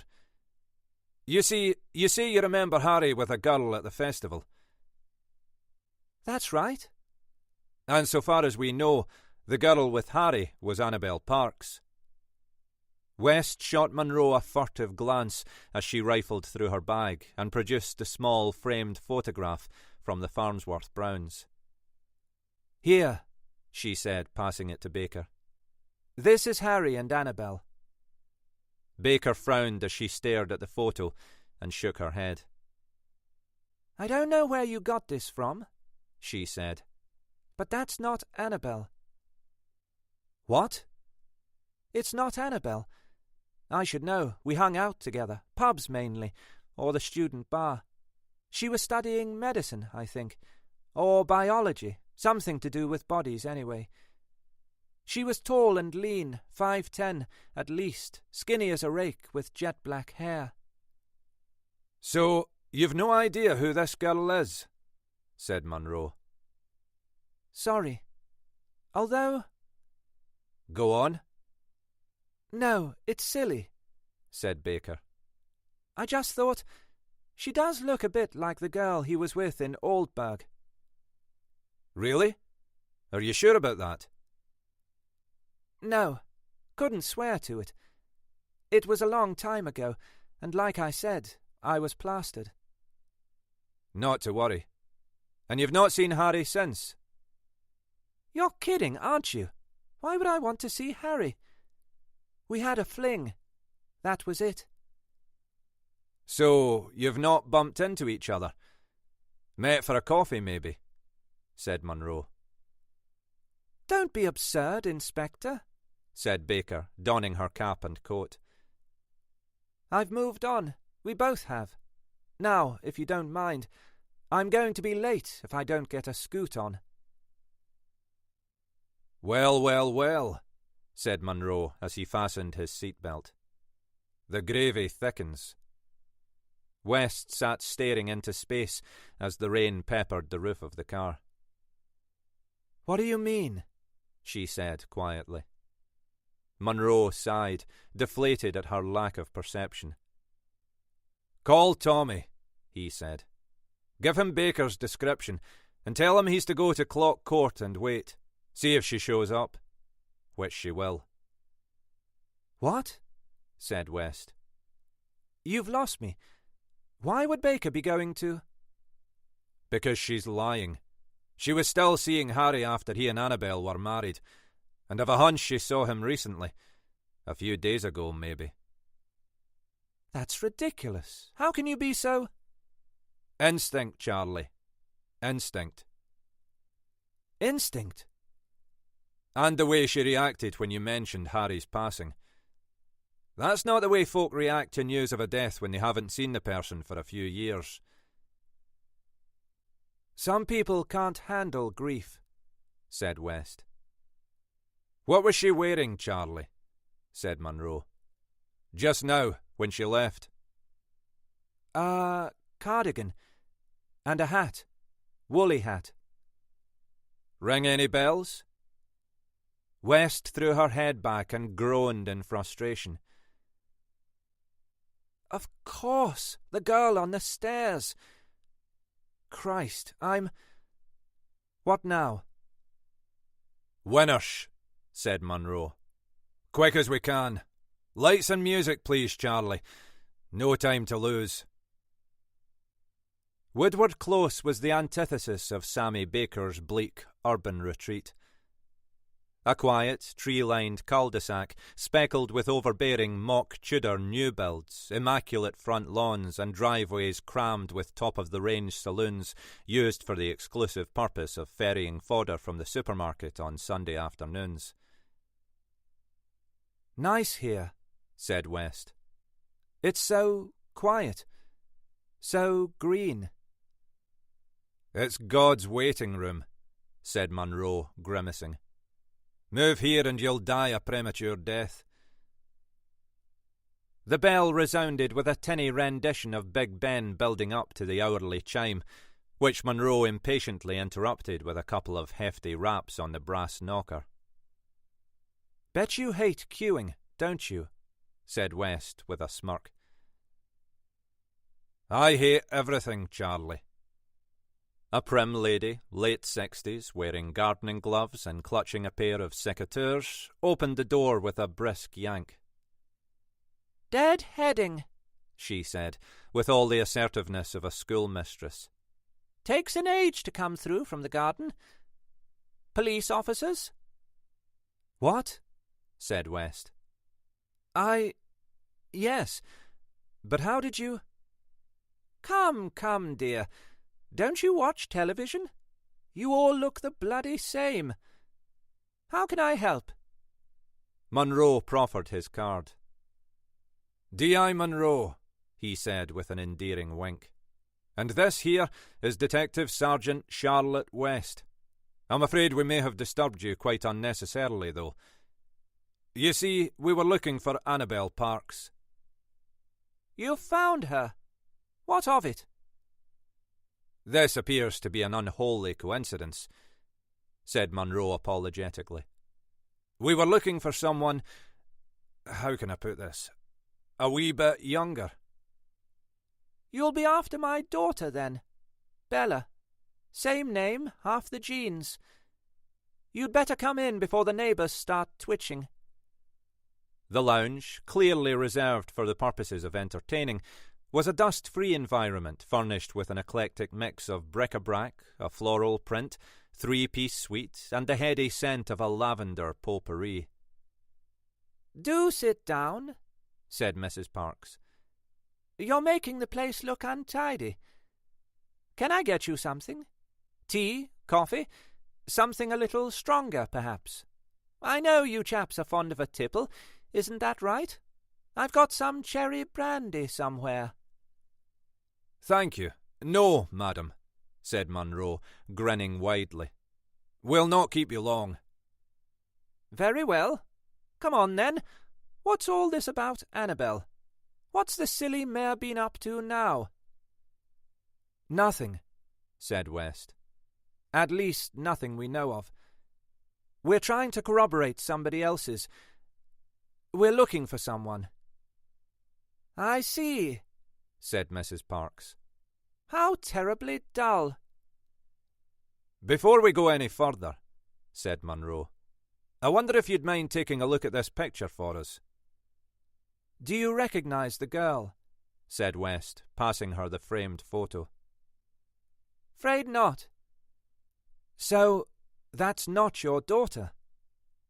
"More's the pity. Looks a darn sight healthier," said Mrs. Parks. "How about the gentleman?" "Sorry. They do make a fine couple, though. What's happened? Have they gone missing? Eloped, perhaps?" "That's what we're trying to find out," said Munro. "Could I trouble you for a photo of your daughter? Just to look at, mind." "There, on the sideboard," said Mrs. Parks. "It's the only one I keep out. She looked so fresh then." "Then?" said West. "Did she change?" "She became jaded. Oh, she was still the tallest, scrawniest bag of bones ever to wander the streets of Winnish. But her spark had gone. She looked so gaunt. That hair didn't help either. She looked as if she was off to a Halloween party." "Any idea why?" said West. "Was she stressed?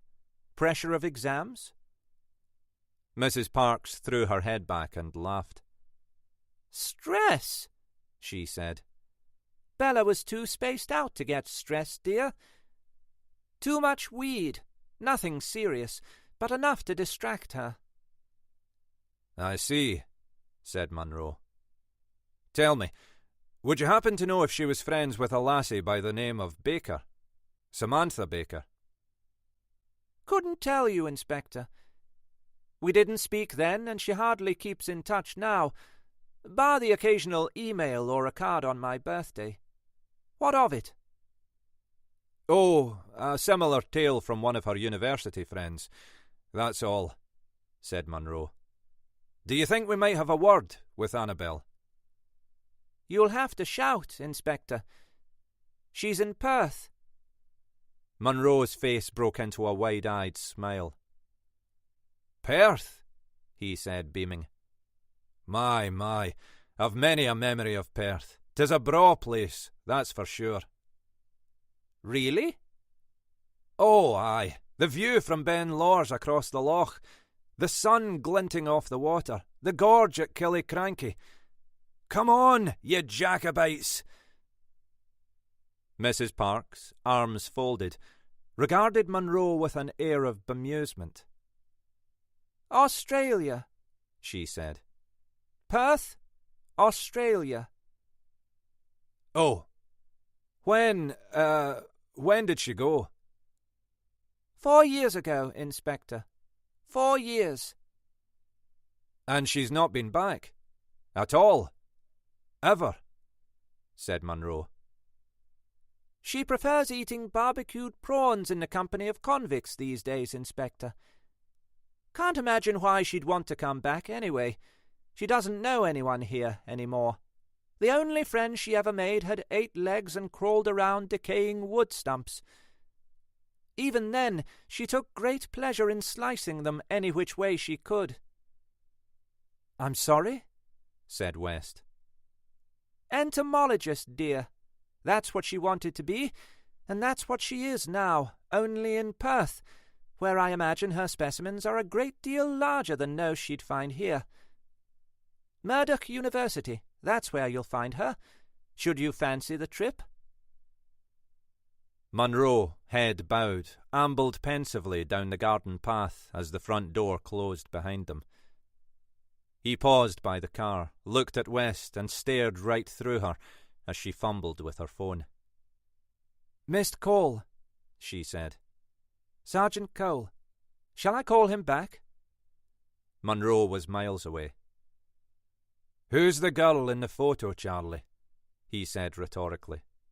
"Who the hell was Harry married to?" "Tommy," said Munro as they stomped through the door. "Gov?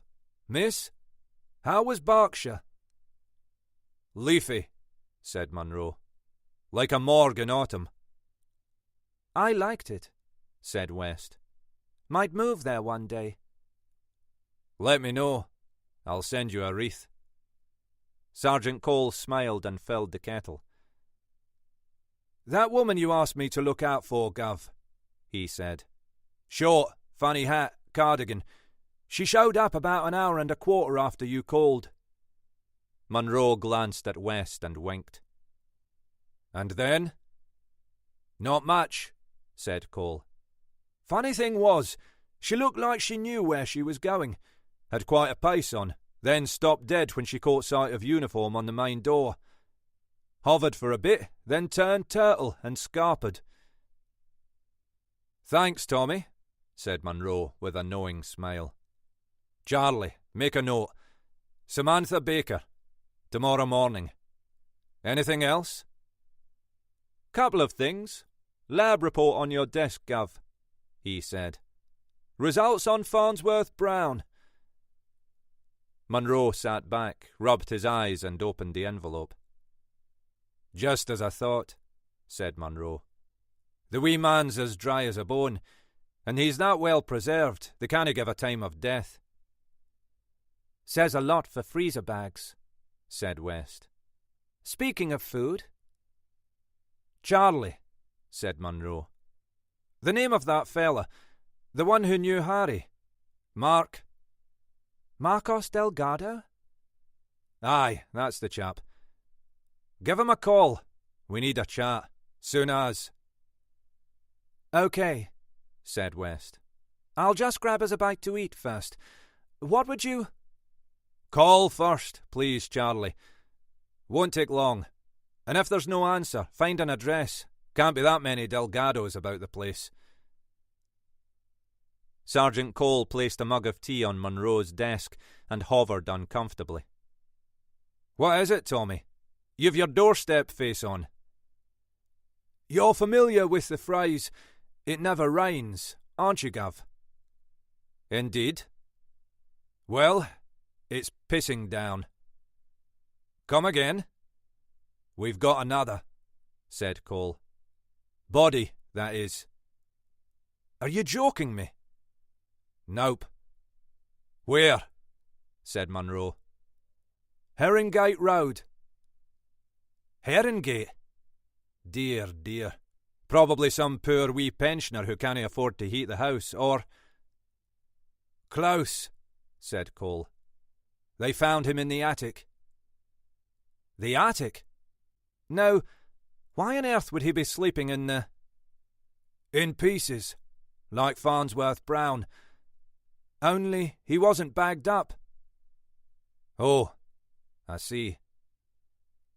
D.S. Ashford from Chingford's down there now."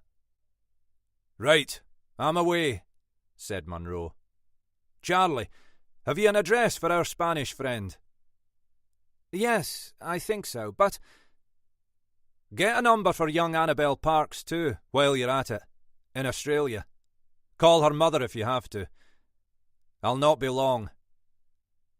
"But what about lunch?" "You should have had some fruit with your muesli."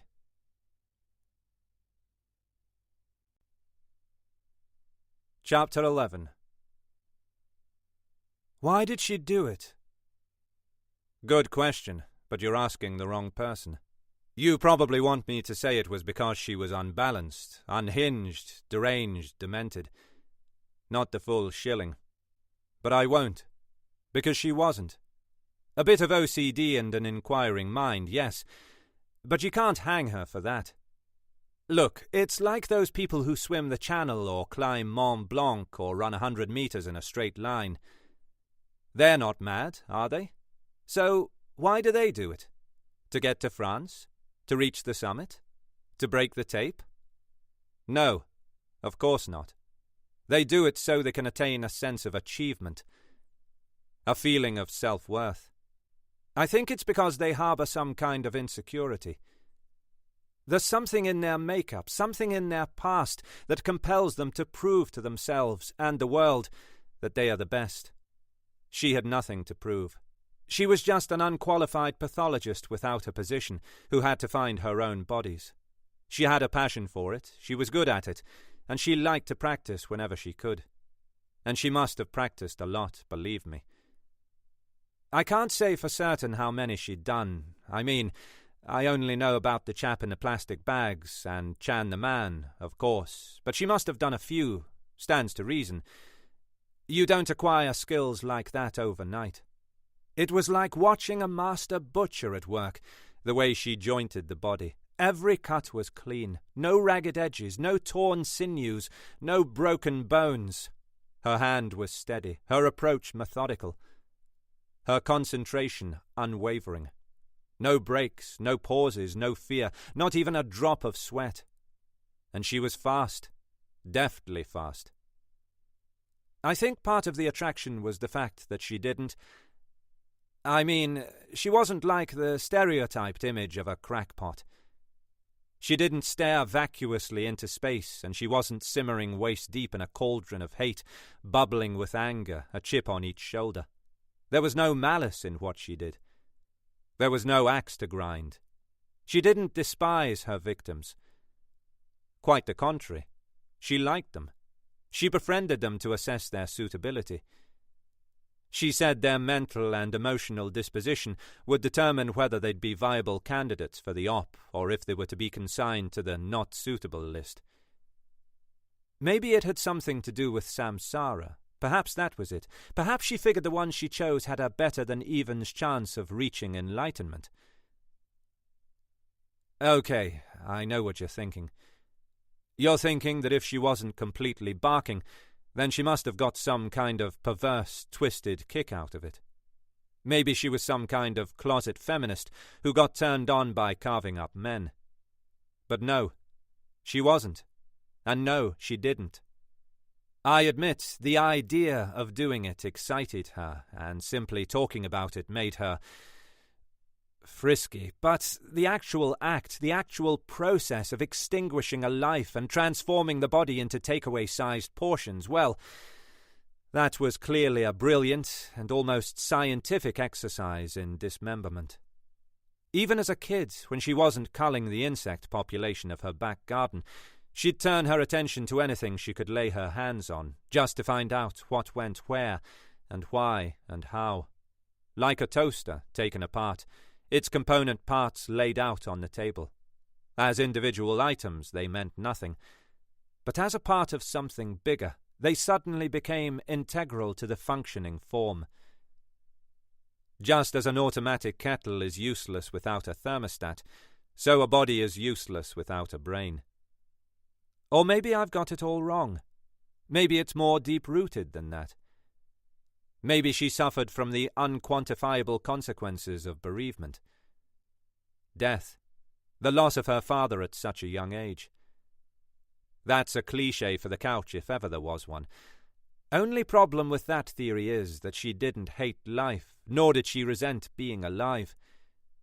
She relished it. So, I'm afraid I can't tell you why she did it. All I know is you can read too much into it. You can go over the suppositions, the whys and wherefores until you're blue in the face.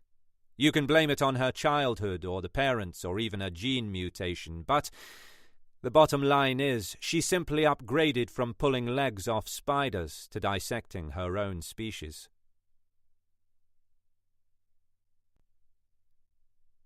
Chapter 12. Flat B, Herringate Road, Wanstead, 3:12 p.m. The house was typical of the area. A large, run-of-the-mill Victorian terrace, comprising 2 floors, each hastily converted into one-bedroom flats, with scant regard for planning permission or the safety of its occupants. A lone WPC stood guard by the front door, as a line of blue and white tape, strung around the block-paved drive, flapped and rustled in the wind.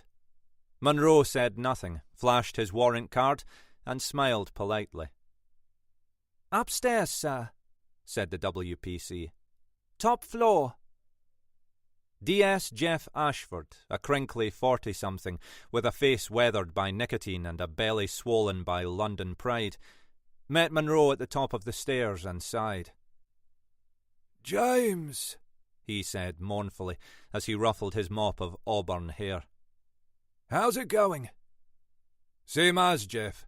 Same as. And yourself?" "The usual.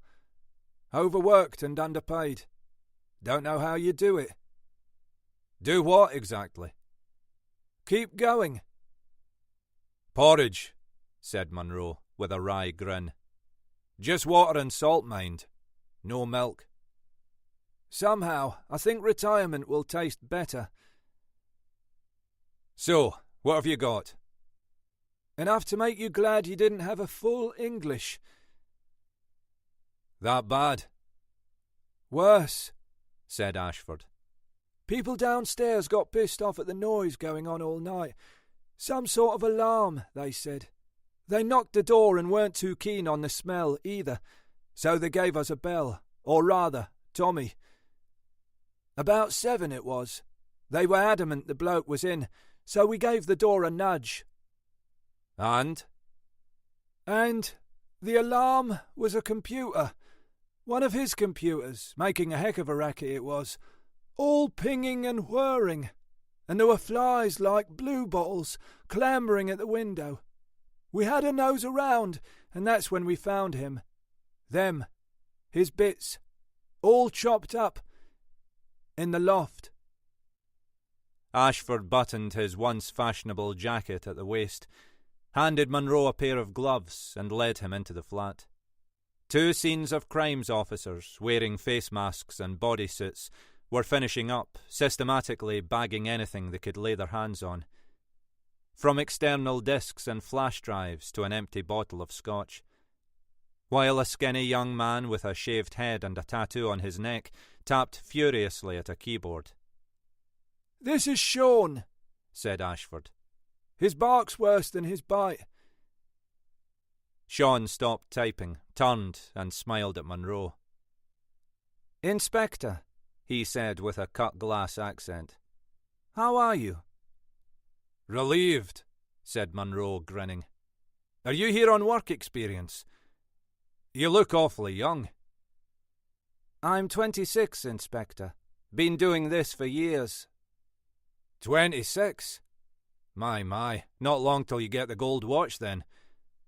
I take it you know your way round this pile of technology." "Could do it blindfolded," said Sean.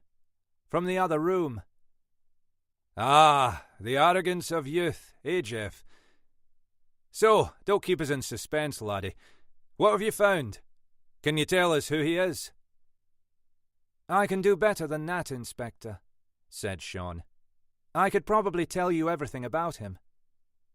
"I'm listening," said Munro. "OK. Name's Jason Chan. Malaysian. Age 34. He's been here 8 years. Bit of a whiz on the techno front. Not in our league, but good enough. From what I can gather, he was into building algorithms, writing scripts and codes. Back-end stuff. And for kicks, he seemed to enjoy hacking. He dabbled with Anonymous and was personally responsible for taking down more than a few corporate websites, blue chip companies, that kind of thing." "I see. And apart from the obvious, the hacking, said Munro. You think he's legit? Seems to be, said Sean. He's got a bunch of regular clients by the looks of it, and the only people outside of them he's been in regular contact with are his parents. Canada. Aside from that, I've got pretty much everything you need to know about him. Bank details, tax code, national insurance number, hobbies, where he shopped. In fact, his life story if you want it. Excellent, said Munro, pondering his next question. You say he's Malaysian? That's right. Born Shah Alam, educated Kuala Lumpur. Munro looked at Ashford and frowned. It's probably nothing, he said. But if he's Malaysian, he'd be a Muslim, would he not? Don't ask me, said Ashford with a shrug of the shoulders. Haven't a clue. He might be, said Sean. Coming from Shah Alam. But then again, there's every chance he could be a Hindu, or a Buddhist even. I suppose what I mean is, Sean, you've not found anything untoward, said Munro. Anything vaguely suspicious? No, sir. OK, good. Jeff, a wee favour, if you will. I know it's not your patch, but once we're done here, can you chase the DNA profile for me, so we can get a formal ID, please? No probs, said Ashford. Then send it over to CT Command. Make sure he's not on their list of suspects. I'd hate to think we'd had a terrorist in our midst, and no one spotted him. Ashford nodded. So, how about a time of death? Said Munro. Have we a clue about that? Initial estimate, they reckon within the last 48 hours. 36, maybe. Sean spun around in his chair. I can tell you who did it, if you like, he said cockily. Well, probably did it. Munro glanced at Ashford, then slowly turned to face Sean. His eyes narrowed as he bit his bottom lip. Say that again, he said, his voice barely more than a whisper. I think I know who did it, said Sean. Not that I'm a detective or anything. But look, here, I've pulled up all his emails and texts. He was selling a lawnmower. What? Are you joking me? Said Munro with a huff. Why on earth would he... Was he mowing the carpet? No idea, said Sean. Point is, he was selling it. Had it on this pre-loved sort of website, you know, like a local eBay. Called himself Chan the Man. Sounds like a dope dealer. Here's the thing. Someone came to see it. That is, they arranged to see it, night before last. I'm guessing they showed up. Meeting tallies with the time of death. Munro turned to Ashford. Jeff, neighbours, any sightings of anyone coming or going? Nothing. OK. Well, let's assume, for now, they slipped in unnoticed. Go on, Sean. What else? Here's the correspondence between him and the buyer. Someone called Sheba. Munro let out a short, blunt gasp, as though he'd been thumped on the back. He looked at Sean, a startled expression on his face. Have I hit a nerve? Said Sean. I think you may have severed it, laddie. Sheba, you say, and you're sure of it? Positive. It's all here. OK, listen, Sean. This is very important. Do you have the email address? Had. It was active for 3 days, then deleted. Hotmail.sheba745. Damn and blast. And there's no way of... Not a Hotmail address, no. Same as Yahoo. Free, no questions asked.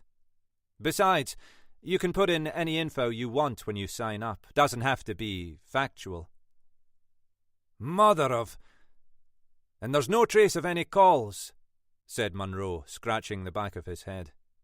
No text messages confirming the meeting, or... Afraid not. Just the emails. Sorry. Munro, scowling with frustration, slowly turned on his heels and scanned the room, from the door to the desk to the open hatch to the loft, before moving to the kitchen. His nose twitched, irritated.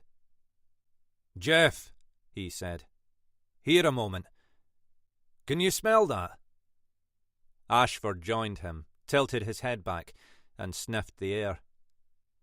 "Nope. What are we sniffing for?" "Bleach. There's the scent of bleach in the air. It's down the sink. Get someone under there. Look in the trap and check the drains outside. Something's been flushed down there. I'd like to know what." Ashford sighed. "If you say so, James," he said. "But I reckon you're wasting your time. People chuck bleach down the plug hole all the time." Munro smirked and regarded Ashford with a tilt of the head. "Look around you, Jeff," he said softly. "What do you see?" "Well, nothing.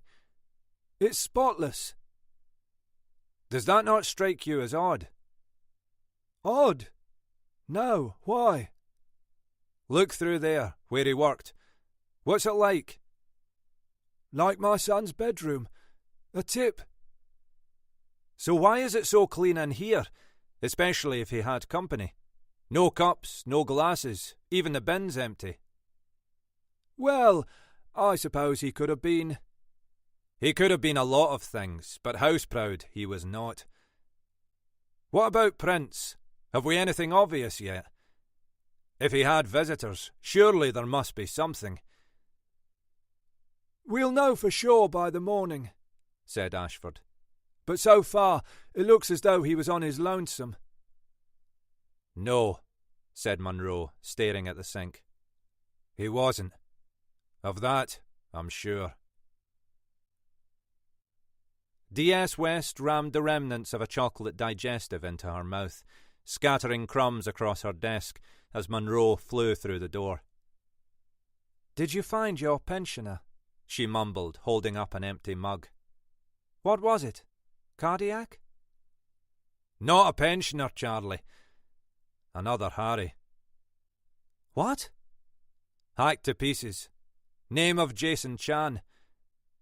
"Aye, tea, please.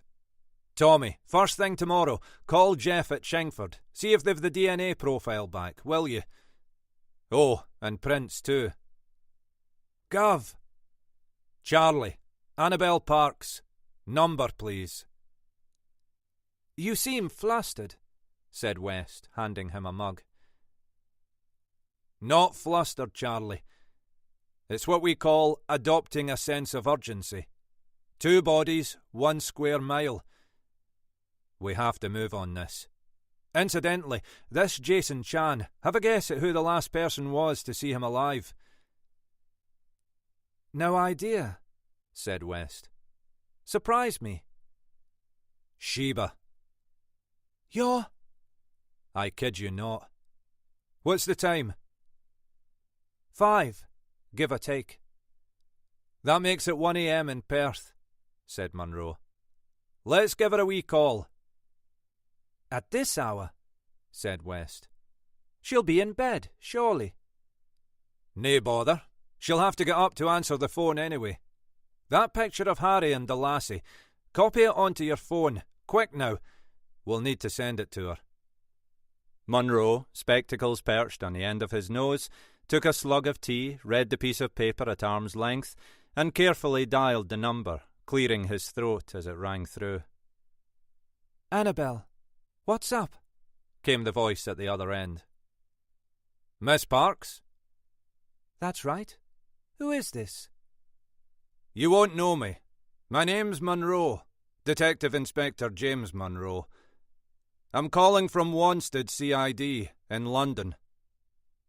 "Police? Christ, what's happened? Is it Mum?" No, she's fine. Just fine," said Munro. "Now, you'll not thank me for calling at this hour, I'm sure. But I wonder, might we have a wee chat? It won't take long." "I guess so," said Parks. Excellent. I'll be as quick as I can. We're trying to trace a missing person. Someone you may have known. Chap by the name of Farnsworth Brown. Harry Farnsworth Brown. Never heard of him. You're sure? Think I'd remember a name like that, said Parks. What makes you think I'd know him? He was seeing a friend of yours. Samantha Baker? Samantha? That's going back a bit. Oh, it's not her, is it? Nothing's... No. She's fine too, said Munro. Nothing to worry about there. She's living in London. Waterloo, actually. Back to this Farnsworth Brown chappie. We need to find him and a young girl he was seen with. I've a photo of them as a couple. Would you mind if I sent it to you on the email? You might... Email? How did you get my... I'm a detective, Miss Parks. Fair enough, she said, laughing politely down the phone. Do you want to send it now? Munro nodded at West. Thanks. You should have it in a moment or two. Chances are you probably won't. Christ almighty, said Parks as she opened the image. Where did you get this? Munro snatched his glasses from his face and sat bolt upright. What is it? He said. Do you recognise him? No, don't know him from Adam, but she... She? She's trouble, said Parks. If she's gone missing, hopefully it's off the edge of a cliff. You know her? said Munro. Kind of. Listen, if there's anything you can tell us about her, anything at all. She used to hang around the campus. She was a student? No, she flunked, said Parks. Didn't have the grades to get in, but she virtually lived there. At first I thought, good for her. She was obviously dedicated, wanted to learn, spent all her time in the library. And no one thought to remove her? If she wasn't a student? Everyone turned a blind eye, especially the staff. She could charm the pants off a priest. Obviously she couldn't attend lectures or anything. She was kind of teaching herself. I see. And do you remember what she read? Said Munro. What she wanted to study? In between tidying the bookshelves, you mean? Said Parks. Anything to do with anatomy. Pathology for dummies. That kind of thing. And that was trouble? No, the dealing was the trouble, said Parks. Dealing? She used to peddle grass, weed, and a few other bits too. Practically supplied the entire university. But surely that's not enough to make her... She ran a book, Inspector, credit. For all those poor, hard-up students. Thing is, she didn't charge interest on the debts. They just had to pay up when it was due. Otherwise... Otherwise? Said Munro. Let's just say a lot of students lost a lot of possessions. Jewellery, stereos, phones, anything she could flog. 9 times out of 10, whatever she got was worth a lot more than the dope. And she got away with it? I mean, these students, they just willingly handed over... The consequences didn't bear thinking about, said Parks, lowering her voice. She knew people, if you know what I mean. I see. I do, said Munro. And you knew her well enough to speak to? Or just... Obviously, I was partial to a bit of weed back then. We got on okay, for what it was worth, until... Until? She turned on me. And why would that be? Said Munro. Jealousy, said Parks. I had a job lined up before I graduated, and and the fact that it was me who turned her in. Turned her in? You mean you told the police what she was up to? Yes. She was becoming too much of a nuisance. I wasn't going to stand by and watch all these kids get fleeced by... And then? What happened then? Said Munro. Nothing much, said Parks. She got a slap on the wrist and a fine. Following week, she was at it again. Munro grabbed a pen and held it, poised above his notepad. Listen, Annabel, you've been most helpful, really, and I thank you for that. There's just one more thing. A name. I need a name. Parks went silent for a moment. Munro heard a sharp intake of breath. The Lean, she said with a heavy sigh. I beg your pardon? The Lean. That's what they called her. Aileen.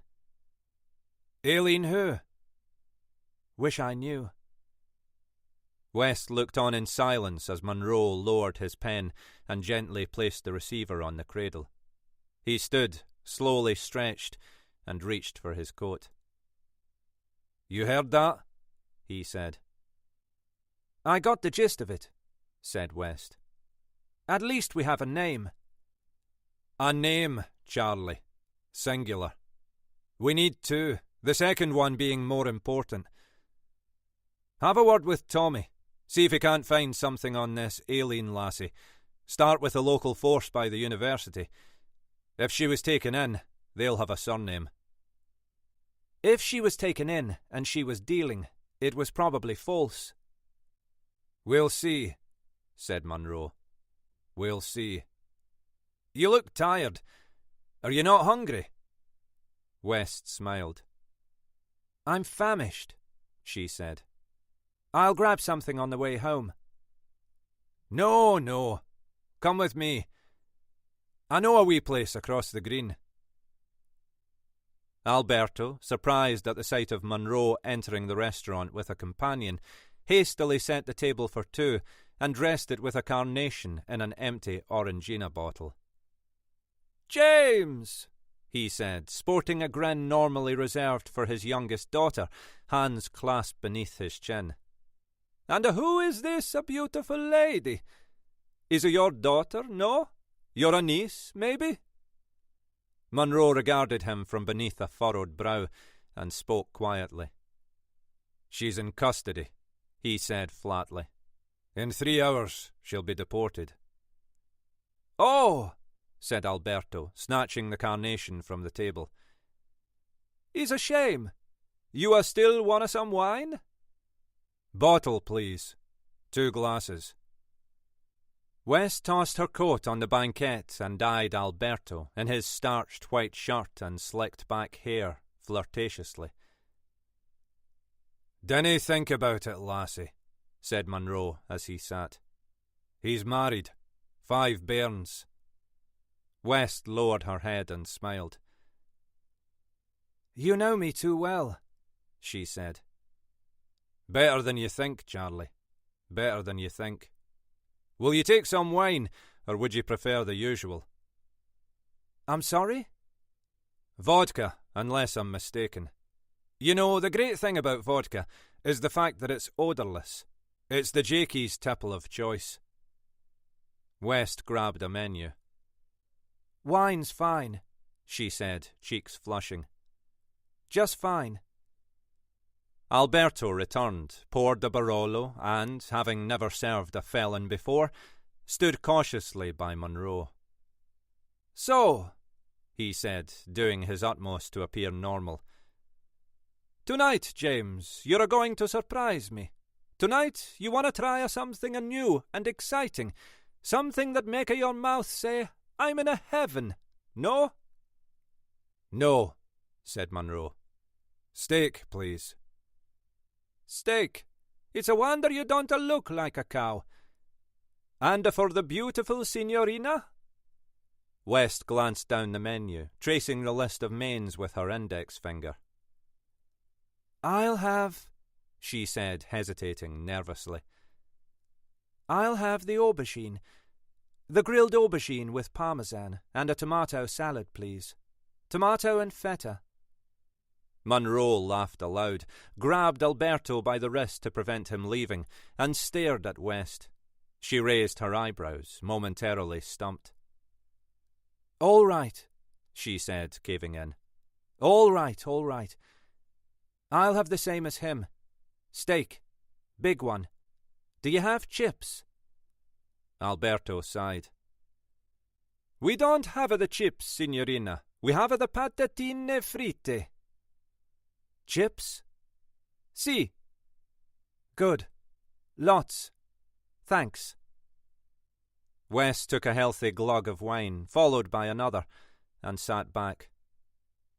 "I must be made of glass," she said, "'cause you can see right through me." Munro smiled but said nothing. "So, what brought you down here?" said West. "What made the South so irresistibly alluring to the monarch of the Glen?" Munro paused before answering. "My wife," he said, sipping his wine. "God, you're a dark horse, aren't you? Never even knew you were married. Where is she? At home?" "She's dead." West drained her glass and reached for the bottle. "Well, that's a conversation stopper, if ever there was one," she said, shocked by his blunt reply. "Sorry, I didn't. Well, you wouldn't, would you? I mean—" "It's okay, Charlie," said Munro. "Really, calm yourself. You'll ruin your appetite." West smiled.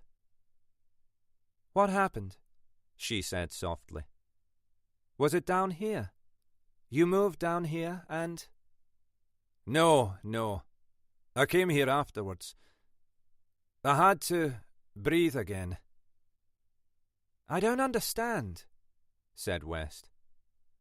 "I was suffocating, Charlie. Jean was... It wasn't natural causes." "What? You mean she was—" "Arson," said Munro. "Arson?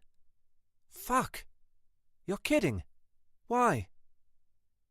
"Someone wasn't keen on my lines of inquiry." "Shit. I am so sorry. Truly. But, hold on. If it was arson, surely that means her death would be—" "Murder." "Aye, it was murder," said Munro. "Did you catch them?" "Oh, I caught them, Charlie." "Well, I hope they got life," said West. "Longer than that, lassie," said Munro. "Longer than that."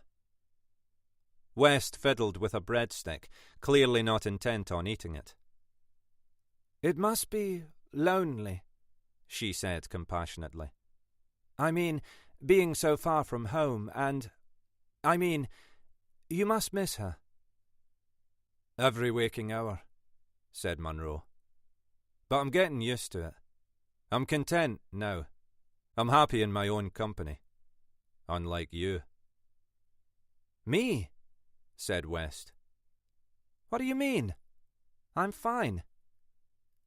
"Och, Charlie, come clean, lassie," said Munro.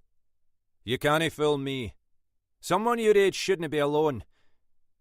Do you not have a suitor?" West smiled, warmed by Munro's antiquated use of English.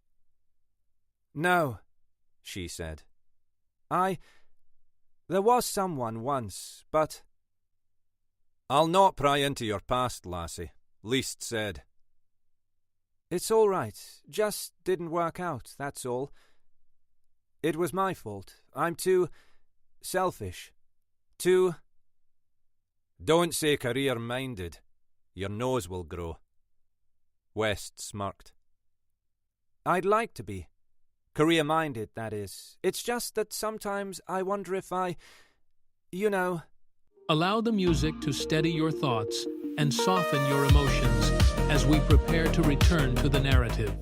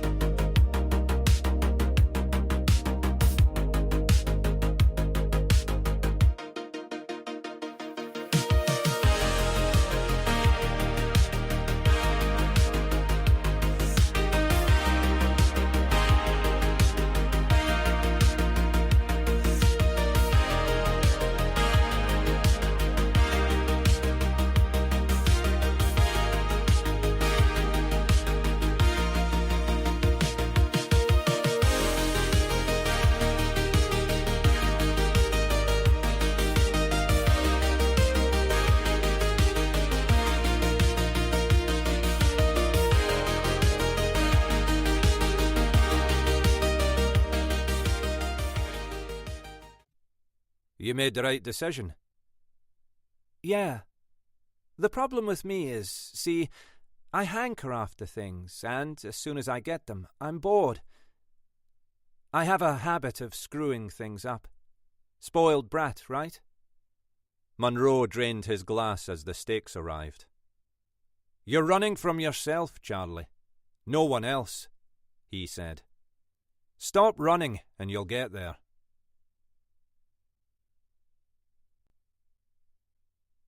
Chapter 13. Who is she? She is the tingle, the frisson, the spark. She is the flame to your third-degree burns. She is the hunger that riddles your gut, the insomnia that steals your sleep. She's the pea beneath the mattress, the stone in your shoe, the itch you cannot reach.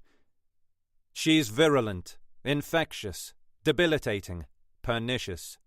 She is a walking contradiction. She is as beautiful as the dawn and as dark as the night. She's the opposite of good and the antithesis of evil. She is as loving as she is loveless, as vulnerable as she is confident, as capricious as she is predictable, as faithful as she is perfidious, as deadly as she is healing.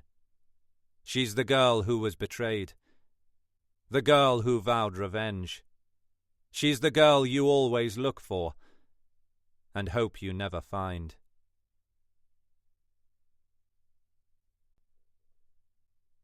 Chapter 14.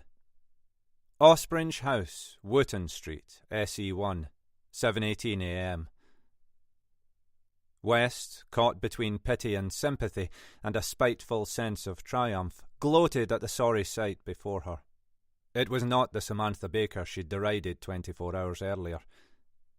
Gone was the youthful complexion, the immaculate hair, the bespoke outfit, and the radiant smile. She stared, instead, at a dishevelled woman approaching middle age, clad only in a knee-length T-shirt, her skin dry, her hair bedraggled, and her eyes a glassy shade of red. You again, said Baker, tossing a reefer onto the street. You'd better come in. The lounge, curtains pulled tight, was dark and cold. A pungent mix of cigarette smoke and cannabis hung heavy in the air. An ashtray, full to overflowing, spilled its contents across the table. Drink? Said Baker, as she sat and shook a cigarette from the pack. Oh, no milk. Sorry. Unless you want black. Or water. Munro smiled appreciatively. Nothing, thanks, he said softly, gesturing towards the chair. May I? West nodded. So? She said. What is it this time? Munro paused before answering. How are you feeling? He said, with all the grace of an undertaker. Fine. Numb, to be honest, said Baker. A bit numb. To be expected, said Munro. Do you have someone who could come over? Said West, in a faux display of compassion. You shouldn't be alone at a time like this. We could arrange... Baker sneered, her voice low and vindictive. You don't know anything about grief, do you, Sergeant? She said. If you did, you'd know this is precisely the time I need to be alone, not smothered by some fawning do-gooder asking me if I'm all right and plying me with endless cups of tea. Look, I'm sure you'd rather be left in peace, said Munro, so I'll be as brief as possible. As you know... You're trying to? Indeed. So, tell me, Miss Baker, I was wondering, would you ever have cause to visit Islington at all? Say, Upper Street, perhaps? What? Islington? No, of course not, said Baker, billowing smoke towards the ceiling. You're sure? No friends, work colleagues? Positive. How about Richmond? Said Munro, his words now tumbling faster than a game of snap. No. Pimlico? What is this? Epping? Epping? How about Wanstead? Wanstead? Ah, now that's where... Baker stopped abruptly. Her eyes darted towards West, then back to the table. She huffed as she stubbed out the cigarette. I mean...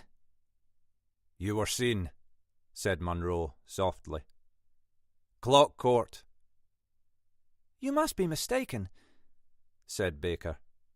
Never heard of it.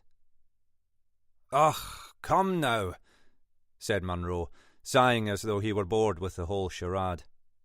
We know you were there. A police officer witnessed you arriving, 8:45 a.m., which, coincidentally, is little more than an hour after we left you. Baker, lighting another cigarette, glared at Munro and said nothing. OK, lassie, he said. I give up.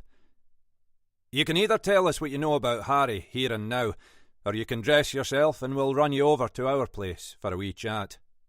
Which will it be? Baker cradled her head in her hands, rubbed her eyes, and surrendered gracefully. All right, she said wearily. All right. I was there. Clock Court.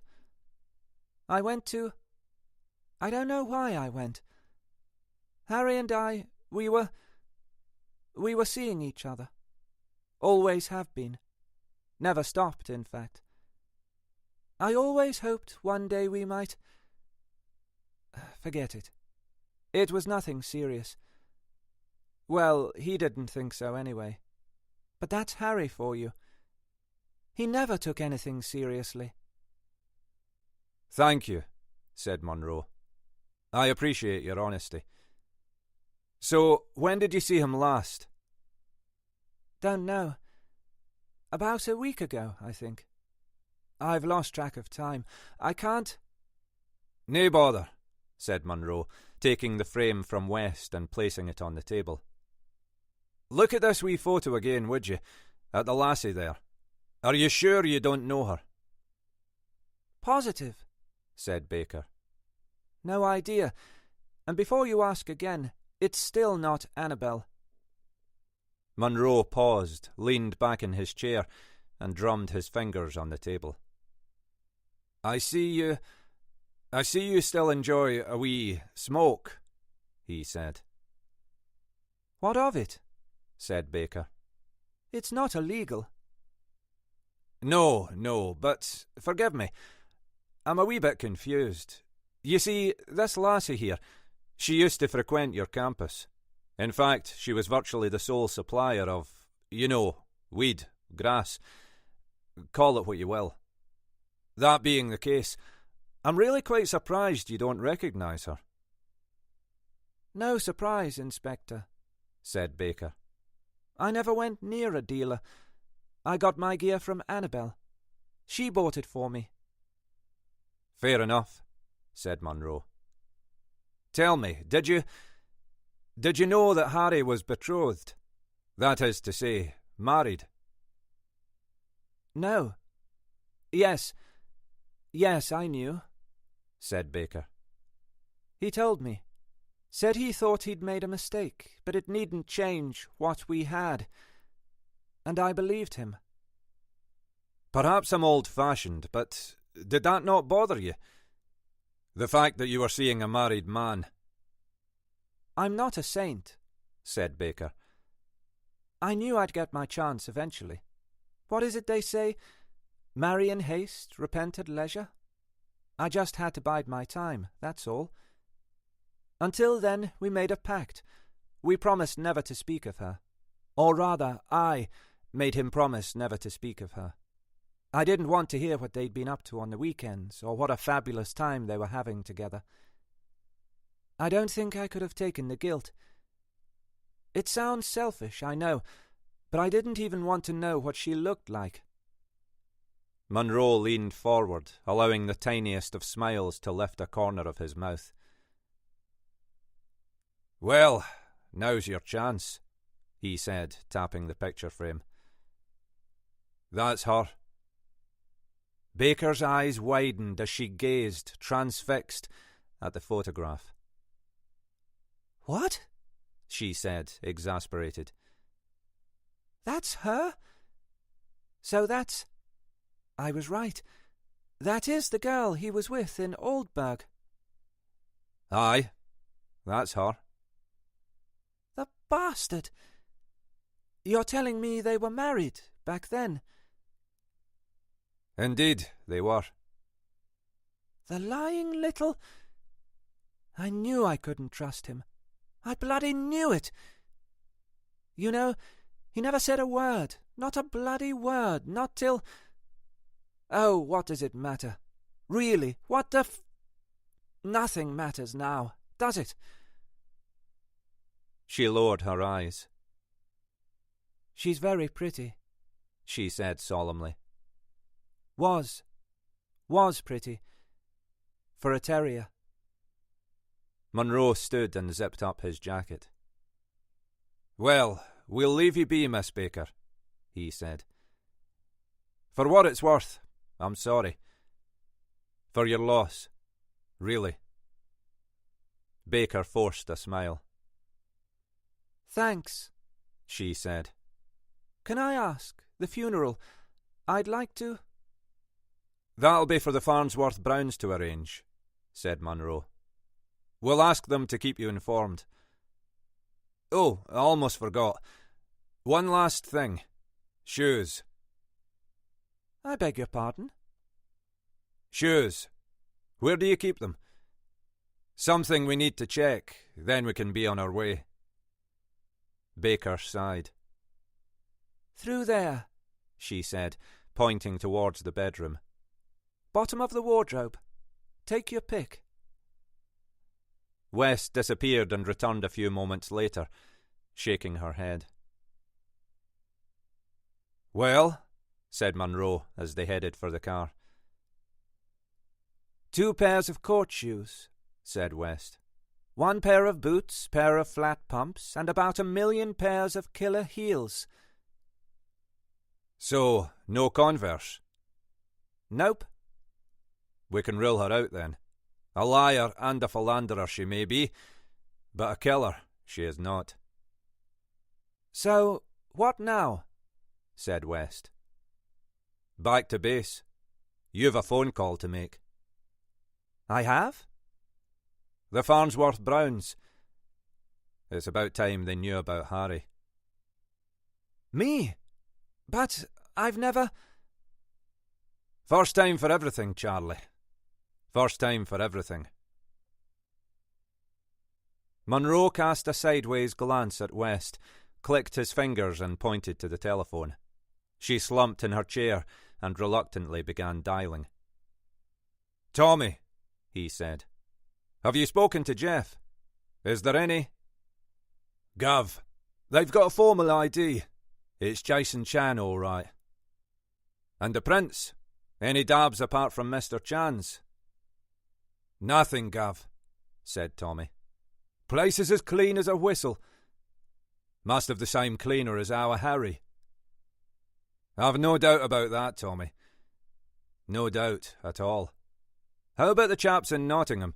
Did they have anything on this alien lassie and her entrepreneurial activities?" Cole laughed. "Make her sound like she's Businesswoman of the Year," he said. "But no, they reckon she wasn't charged, otherwise they'd have her on file." "Well, that tallies with Park's story, anyway." "Besides, for something like that, they said they probably wouldn't bother. Got bigger fish to fry." "Have they indeed?" said Munro. "They should see the one we've landed." "Got time for a brew, or you off out again?" said Cole. "Out, but will not be long." West was surprisingly chirpy as she hung up the phone. "Well," said Munro. "Done," she said, standing to remove her jacket. I spoke to Ed Farnsworth Brown. He was, well, almost not bothered. I mean, didn't sound shocked. No outbursts, no... That's Americans for you, Charlie. Far too relaxed about everything, including death. It'll hit him later. Leave your coat on. We're away just now. Where? Delgado. I assume he's not answered your calls. No, but... And you have an address? Yes, but... Then let's go. Can't we sit down for 5 minutes? Quick cup of... The door slammed as Munro hurtled down the stairs. Never mind, miss, said Tommy, smiling. I'll have one waiting for you when you get back. School run over, dogs walked and post delivered. Halstead Road, with its rows of terraced workers' cottages, was as quiet as a Cumbrian hill pass. Munro parked up directly outside Delgado's house and killed the engine. That was hardly worth the drive, said West. We could have walked. Right enough, said Munro. But if he's not in, we'll need somewhere to sit. Suppose so. Well, off you go. West rang the bell and waited. She rang again, rapped the door knocker like an irate courier, then stepped back and glanced at the upstairs windows, as if it might hasten a response. He's out, she said, slamming the car door. You don't say. Shall we go? No. We'll wait a while, said Munro. Looks a bit odd, doesn't it? What does? This, said West. You and me sitting in a car, doing nothing. What would you like to do?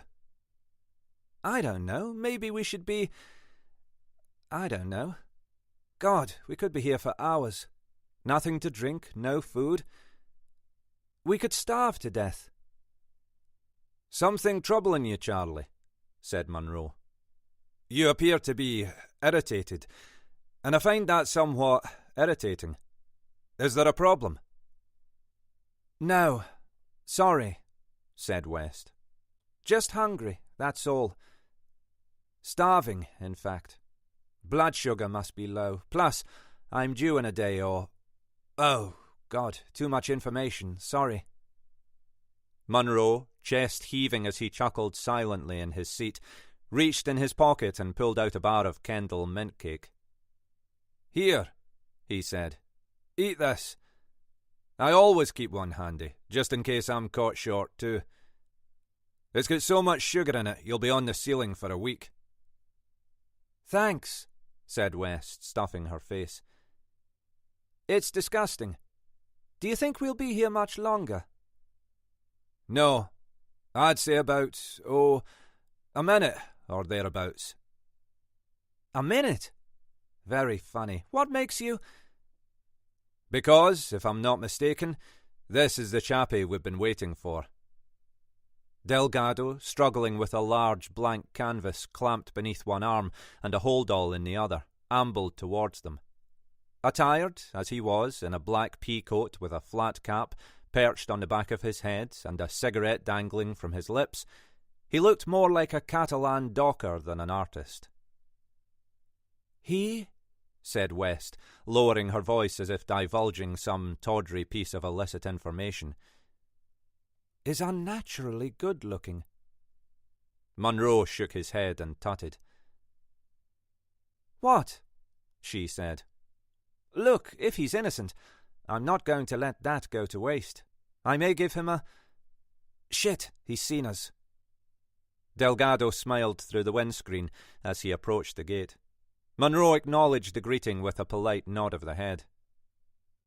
That's torn it, said West. What do we do now? He knows... He knows nothing, lassie. Probably thinks we're bailiffs or immigration, or, God forbid, in the throes of a clandestine affair.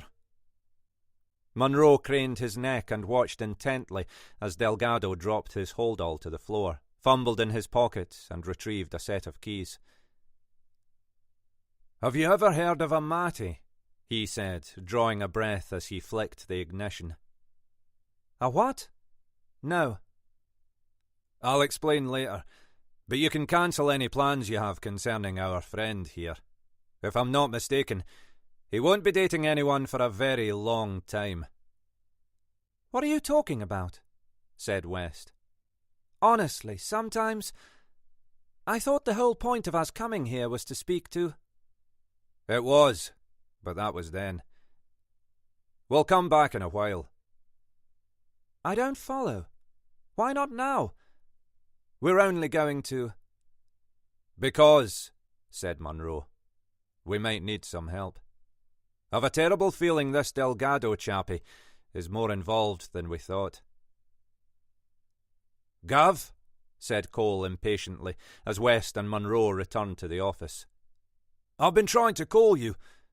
We've got a—" "Tommy, will you calm yourself?" said Munro. "What is it? Have you won the lottery?" "No." "Have you found yourself a girlfriend?" No." "Then first things first. Remove coat, boil kettle, make tea. Oh, and I'll take a biscuit, if we have any. Then we can sit down and have a chat while Charlie, here, has 40 winks. She's frail from hunger, the poor thing." West smiled as Cole hurriedly brewed a couple of mugs, split a packet of cheddars in two, and plonked them on their respective desks. Munro sighed. "There's an art to making tea, Tommy. It requires time and patience. Qualities, I fear, you're lacking in spades. Now, what is it?" "We've got another—" Yes, I gathered that. "Another what?" "Missing person," said Cole. Munro turned to the window, bit into a biscuit, and took a slurp of scalding tea. "Carry on like this, and we'll soon be twinned with El Salvador. Who is it this time? Teen? Male? Female?" "Woman, late 20s. "Do we have a name?" Cole checked his notes. "Miss Hannah Lawson," he said. "How long?" 2 days. "Och, she's not missing," said Munro. "She's lost." "I know, Gav, but they say it's—" "They?" "Her boss, where she works, library on Vestry." "Is she on our patch?" "Yes, Gav, Cowley Road," said Cole. "OK," said Munro. "If we must. Nip downstairs, send a couple of constables round, tell them to do the usual, see if anyone's home, check with the neighbours, get a statement from her employers. Then get straight back. You're coming with us, in civvies, if you please. Chop, chop." Halstead Road was experiencing a minor resurgence in activity as the first tranche of school kids, gorging on bags of chips and family-sized packs of Doritos, slowly made their way home. Sergeant Cole, having parked half a dozen car lengths behind Munro, shook his head despondently as he watched them amble by. His radio crackled. "Gav," he said, into his collar. "Tommy, we're going to have a word with this Delgado fellow now. Once we're done, we'll be away around the corner, but you're to wait, understand? When he goes out, you're to follow. Discreetly, mind, on foot. He'll not be driving. Got that?" "Gav." West looked scornfully at Munro. "What?" "You do realise I'm losing weight because of you," she said. "It's not me," said Munro. "It's all that raw fish you eat. It's not healthy." Delgado, thought West, looked even more alluring out of his coat. Her eyes fluttered as he opened the door wearing just a white, sleeveless vest and jeans. "Hello again," he said, snapping through an apple. "Again?" said West, smiling coyly. "You were outside earlier," sitting in the car. "Oh, that. We were just—" "Plucking up the courage to come in?"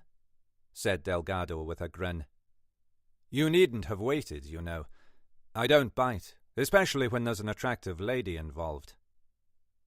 "Good grief," said Munro, waving his warrant card. "Any more lines like that and I shall jettison my breakfast all over your door.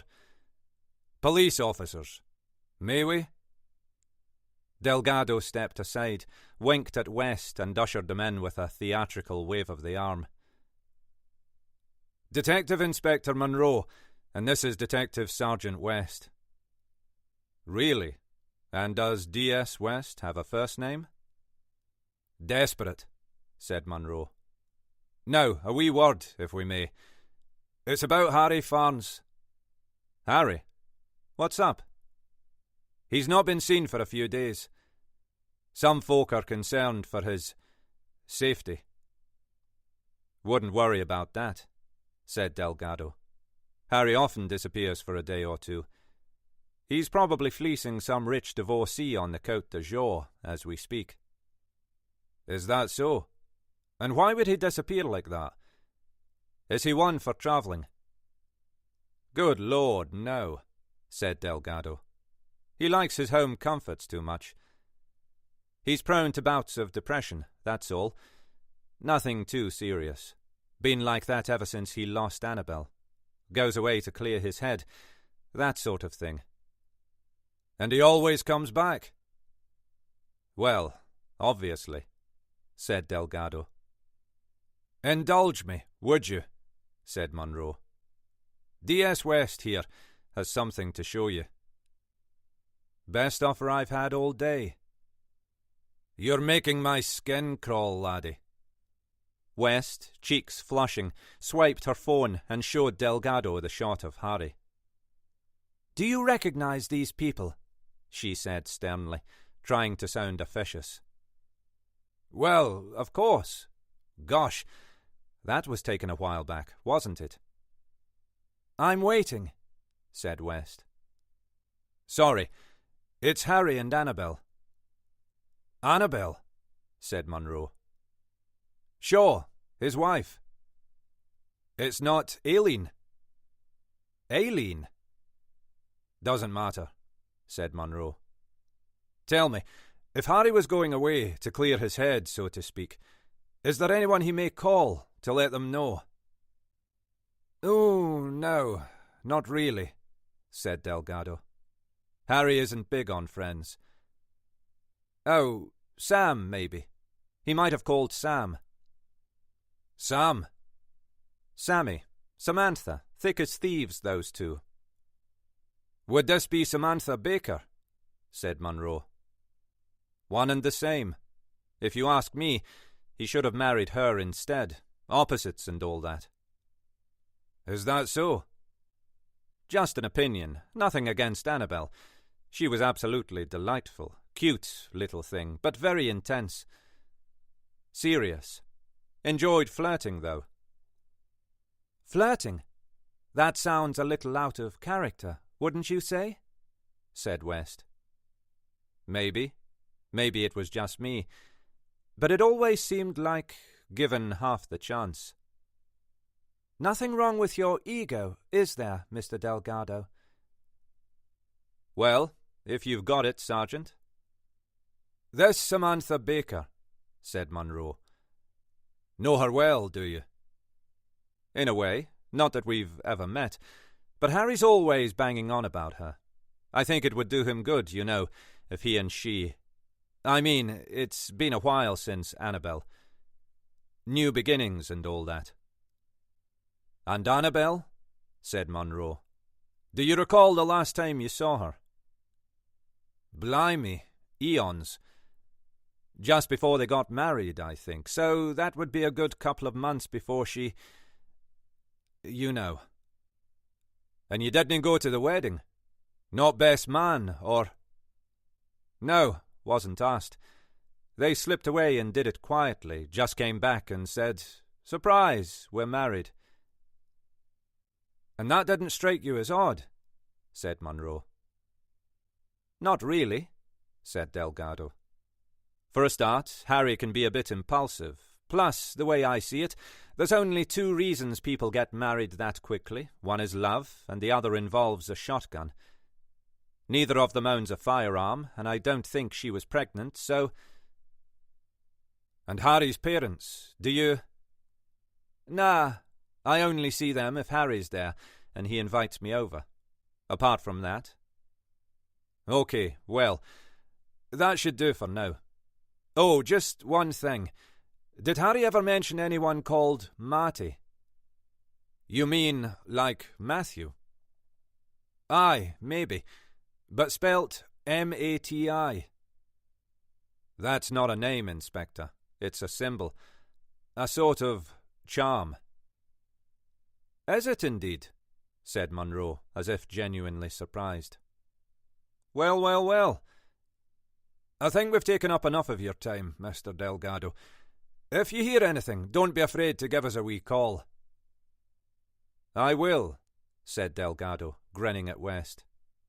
And you can call me any time.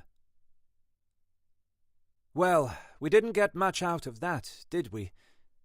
Groaned West, as her eyes caught sight of the blackboard outside the Nightingale. Oh, I'd say you got quite a lot out of it, Charlie. Quite a lot indeed. Worry not. The seeds, as they say, have been sown. Working with a bloody farmer now, said West. Cumberland sausage and mash. What's that? Said Munro. Sausage and mash, or homemade lasagna. We could nip in for a quick...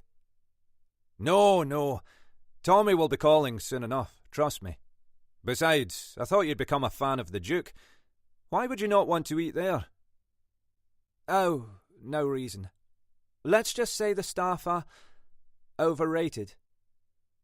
A steady stream of early evening regulars, comprising cabbies and after-workers, too raw from their commute to face the tedium of home, flowed into the pub. West, bored, tired and hungry, swiped her phone for the umpteenth time and whined like a 6-year-old about to throw a tantrum. For God's sake, she said. 1 hour and 14 minutes we've been here. 1 hour, 14 minutes. So much for Delgado going out. Sergeant Cole's probably fallen asleep. I'm dying of thirst and my bum hurts. I have to stretch my legs. I'm getting cramp. I might just wander over. Hold your wheesht, lassie, said Munro. What? Hold your what? Stop blethering, said Munro, retrieving his mobile. It's Tommy. Tommy? Gov, he left a couple of minutes ago. I followed him and this is, well, it's a bit weird, to be honest. What is it, Tommy? For goodness sake. Well, he's not gone far, said Cole. In fact, he's in a house on Cowley Road. The house where that girl lives. The one reported missing earlier, from the library. You're sure? Dead sure. I'm right outside. Hold tight, Tommy, said Munro, firing up the engine. Do not let him out of your sight. We'll be there in 30 seconds. Lights off, Munro eased the car along Cowley Road until he spotted Cole loitering beneath a lamppost, looking, to all intents and purposes, like a prospective burglar. Couldn't be less obvious if he was wearing camouflage, right? He said, turning to West. Charlie, 2 things. Wait here and keep the engine running. I'll take Tommy with me, in case he gets a bit, you know. Second, here's my phone. Find the number for a Dr. Jackie Banham. Doctor, said West. Are you? She's used to talking to people with criminal tendencies. Ask her if she wouldn't mind coming in. Something tells me she could prove somewhat invaluable. I don't get it. Why would you ask her? OK, Charlie. Remember I mentioned the Matty? Yes. It's a symbol. I'll not go into detail. Suffice to say, Delgado has one on his keychain. So? The photographs of Harry. The ones we found on the phone. The same keychain was lying on the bed. You think? Maybe. Lock the doors. My, this is a surprise, said Delgado, still wearing his coat and hat. Didn't expect to see you again. Quite so soon, Inspector. No, I'm sure not, said Munro. And I didn't realise you were into property, Mr. Delgado. How many houses do you own in the area? Delgado laughed politely. Very good, Inspector, he said. But one mortgage is enough for me. Then perhaps you could tell me what, exactly, you're doing here. Of course, come in. I'm what you might call house-sitting, sort of. Sort of, said Munro, rattled by Delgado's relaxed demeanour. What I mean is, I'm not staying here. I pop in, now and then, to keep an eye on things. I see. You say that as if it sounds odd, said Delgado. I can assure you, Inspector, it's all above board. Munro said nothing. He peered upstairs before wandering slowly into the front room. And how long is your friend away? He said, scanning the bookshelves. Oh, just a few days, said Delgado. She'll be... She? Yes. A few days, you say? Where has she gone? Oh, couldn't say. Don't know, I'm afraid. Friends, I imagine.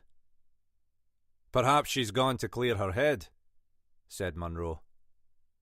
I'm sorry? You said Mr. Farnsworth Brown often goes away to clear his head, so I wondered...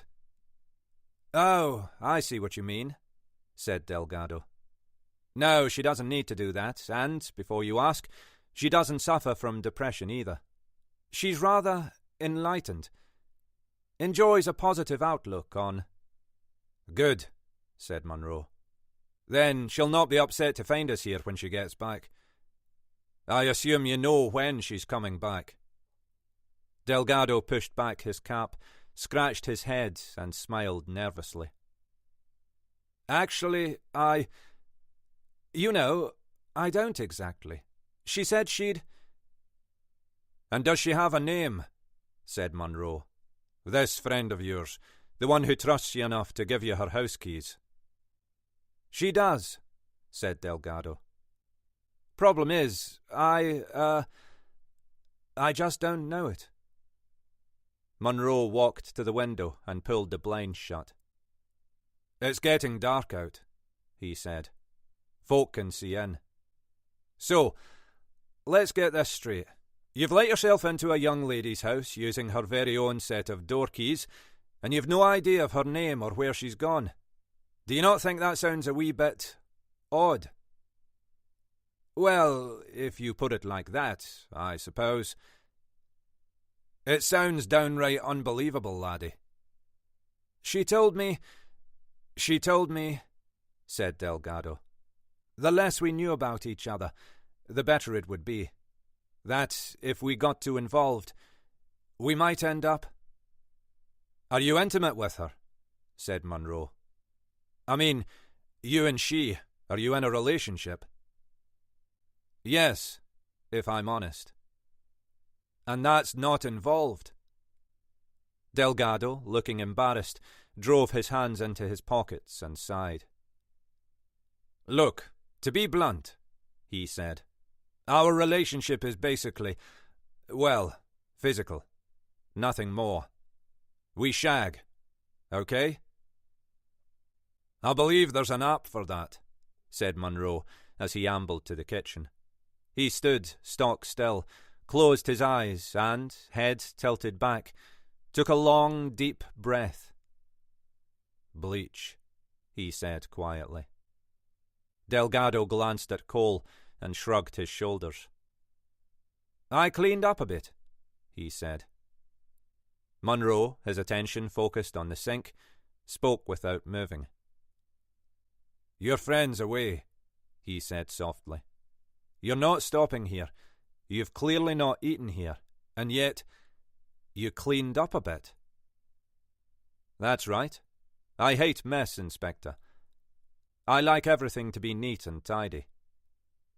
So do I, Mr. Delgado, said Munro, spinning on his heels, hand outstretched. So do I. Keys, if you please. The ones with the mate on the chain. Delgado raised his eyebrows in shock as he reached in his pocket. Mate, he said. You've been leading me on, haven't you, Inspector? You knew what it was all along. You are clever. Only thing is, it's not mine. It's hers. They're her keys. For here. Munro, scratching his nose and frowning, made his way back to the lounge. I've a wee problem here, Mr. Delgado, he said. You see, as far-fetched as your story sounds, it could, at a stretch, be construed as believable. Thing is, I don't believe it, and the young lady's employers have reported her as missing. Missing? Well, she obviously forgot to tell them she was going away. Silly thing. Aye, possibly. But unlikely, wouldn't you say? Aye. I think we need to spend some time together, you and I. I've a few more questions I'd like to ask. Would you mind coming with us? What? You mean, are you charging me with something? Are you arresting? No, said Munro, shaking his head. Just a wee chat, that's all. Of course, if you'd rather not join us now, I could always... Nope, that's fine, said Delgado. Happy to. Shall we? The sound of heavy boots, rapidly thumping their way up the wooden staircase, was adequate warning of Sergeant Cole's imminent, but nonetheless unsettling arrival. West shuddered as he burst through the door, sporting a satisfied grin on his face. That's our guest tucked up for the night, Gov, he said. All sounds a bit rum, don't you think? Him in that house, I mean. It does indeed, Tommy, said Munro, settling into his seat. What shall we...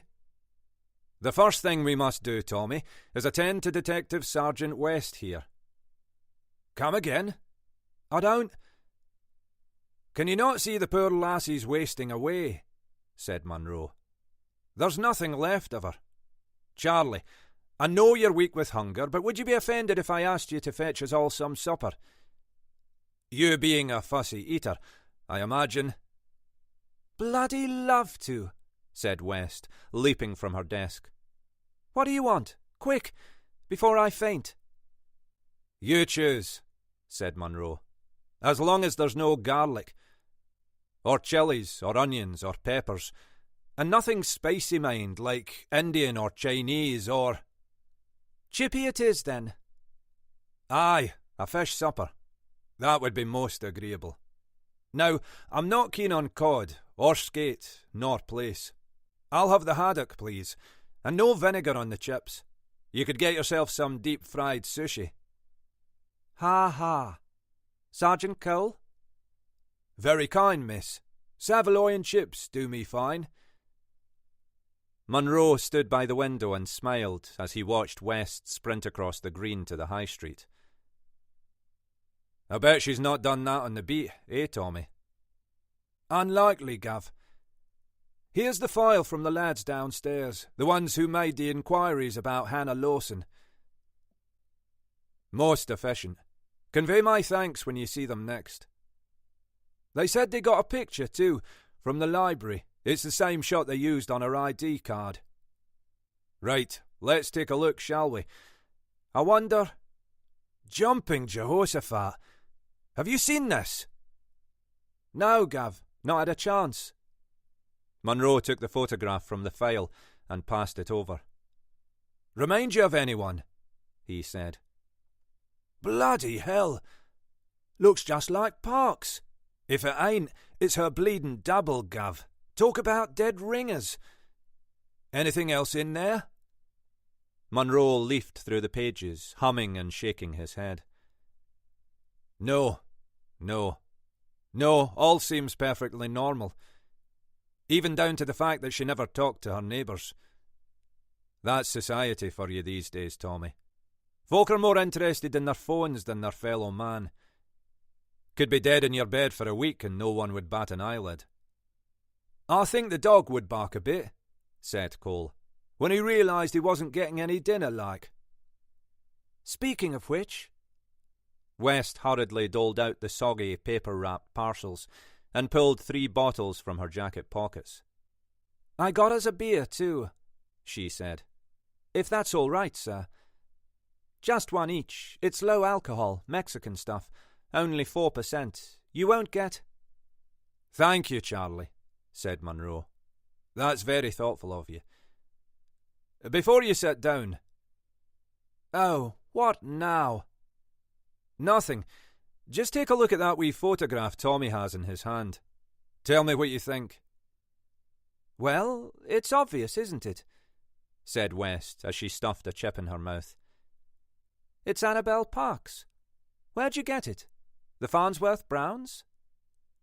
The library. Don't follow. That is Hannah Lawson. Sergeant Cole reached for the bottle opener as West, doing her best to swallow a piping hot chip, coughed and spluttered, hoping no one would attempt the Heimlich manoeuvre. Holy crap, she said, glugging back the beer. Are you serious? Really? Really, said Munro, returning to the window. Eat up afore it gets cold. But Gav... West held a finger to her lips, instructing Cole to remain silent, as Munro, lost in thought, picked half-heartedly at his fish supper. Staring into the black night sky, he waited patiently until they'd finished eating, before taking a sip of beer and speaking. Here is a theory for you, he said. This Annabel Parks. We know she wasn't what you might call fun-loving by nature. In fact, by all accounts, she was quite the opposite. Serious, dour even. And Samantha Baker likened her to a terrier, which suggests she also had a jealous side. Intensely jealous. So, let's imagine for a moment that she knew about Harry and Miss Baker's affair. Let's say she knew they were seeing each other behind her back. Why, she'd be enraged, would she not? Furious, beside herself with anger. But what could she do? Leave him? File for divorce? Not the ideal solution for someone who's insanely jealous. Why? Because that would leave him free to pursue his other love interest. You mean, said West, enthralled by Munro's storytelling. You mean, if I can't have him, nobody can, kind of thing. Aye, exactly. So what if she didn't drown in Aldburg, after all? What if she simply disappeared? And what? Said Cole. Reinvented herself as Hannah Lawson, came back and took care of Harry? Bit far-fetched, ain't it, Gav? Is it, Tommy? Seems like a lot of trouble to go to, just to... As Mrs. Farnsworth Brown said, hell hath no fury, Tommy. Hell hath no fury. OK, assuming I'm right, let's also assume that Hannah, or Annabel, is no longer with us, and we find the body. The problem then is, how do we prove who she is? Easy, Gav, said Cole. We get a DNA profile. Job done. Full marks for enthusiasm, Tommy. But tell me, what do we match it to? If we're to believe what the Farnsworth Browns tell us, she has no family. Oh, yeah, said Cole. Good point. Forgot about that. Ah, yes, but, said West, swigging her beer. No family, alive. We could do a search. Births, marriages, deaths, whatever. Find a next of kin, and then, even if we have to exhume a body, we could get a match. You're forgetting one thing, Charlie, said Munro, as he tossed the remnants of his dinner into the waste paper basket. What? What have I missed? Annabel Parks is not her real name. Who would you search for? Bugger. Unless Hannah Lawson's her real name. Doubtful, said Munro, reaching for the phone. But we need to check. I've a quick call to make, then we're off to look at Delgado's place. What? Said West. You can't do that. Just turn up at his house and... Oh, I can, and I will. I have the keys, and he's not going anywhere. In fact, nip down and tell him we're a bit understaffed. May have to hold him a little longer than we anticipated. I'll meet you in the car park. So much for an early night, then. D.I. Ashford, believing the call to be from his wife, did his best to sound suitably harassed, thereby validating his claim to be working late at the office. Chingford CID, he said gruffly. Hold the... Jeff, said Munro. It's James. James? Oh, thank Christ for that. Are you okay? Couldn't be better, said Ashford. Just, Working late? In a manner of speaking. The wife's got the neighbours round. Can't stand them. Should be gone by 10. I see, said Munro. Listen, Jeff, I need a wee favour. Have you that young laddie with you, the chap I met at Jason Chan's place? You mean Sean? Aye.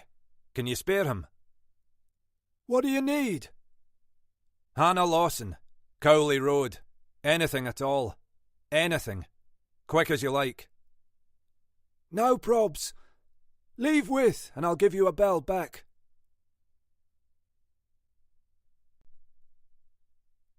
Chapter 15. Did you love her? Love her? Yes, of course I loved her. I loved everything about her.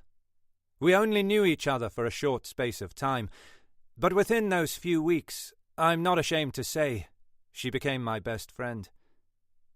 I loved the way she smiled, that wicked, up-to-no-good smile. I loved the way she was so diligent about everything she did, no half measures. I loved the way she laughed. She enjoyed laughing. It was refreshing, particularly as virtually everyone you pass on the street these days looks so miserable, so pissed off. And I loved the way she smelled, the smell of her skin, her hair. Pheromones. It was a perfect match. I don't know of any smells that can send that tingle up your spine.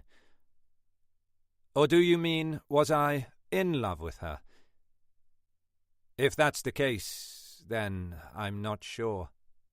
Infatuated, certainly. Fond, without a doubt. Besotted? A little, perhaps. Actually, a lot. Having said that, if I was in love with her, then that would explain everything, wouldn't it? That would give me a reasonable excuse, make everything all right. I mean, people do stupid things when they're in love, don't they? Go along with anything, no matter how bad or crazy it sounds, because love has that annoying ability to cloud one's judgment. It draws a veil over reality. Makes sense, I suppose. I mean, why else would I have got involved? Let's face it, what she got me to do was insane. Completely insane. So, maybe you're right. Maybe I was in love. Wood, trees, you know what I mean? When you're in that kind of situation with someone you love, when you're in the thick of it, it's impossible to see just how bad what you're doing really is. Your conscience, your morals, your love of mankind go clean out the window. It was like we were playing a game. Just a couple of kids playing a game together, so engrossed in what they were doing that nothing could distract them.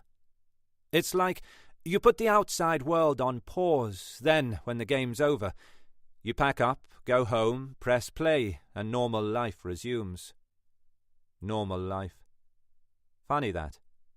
I don't think I know what normal is anymore. Should make for a few interesting canvases, though. But did I love her? Yes, irrefutably.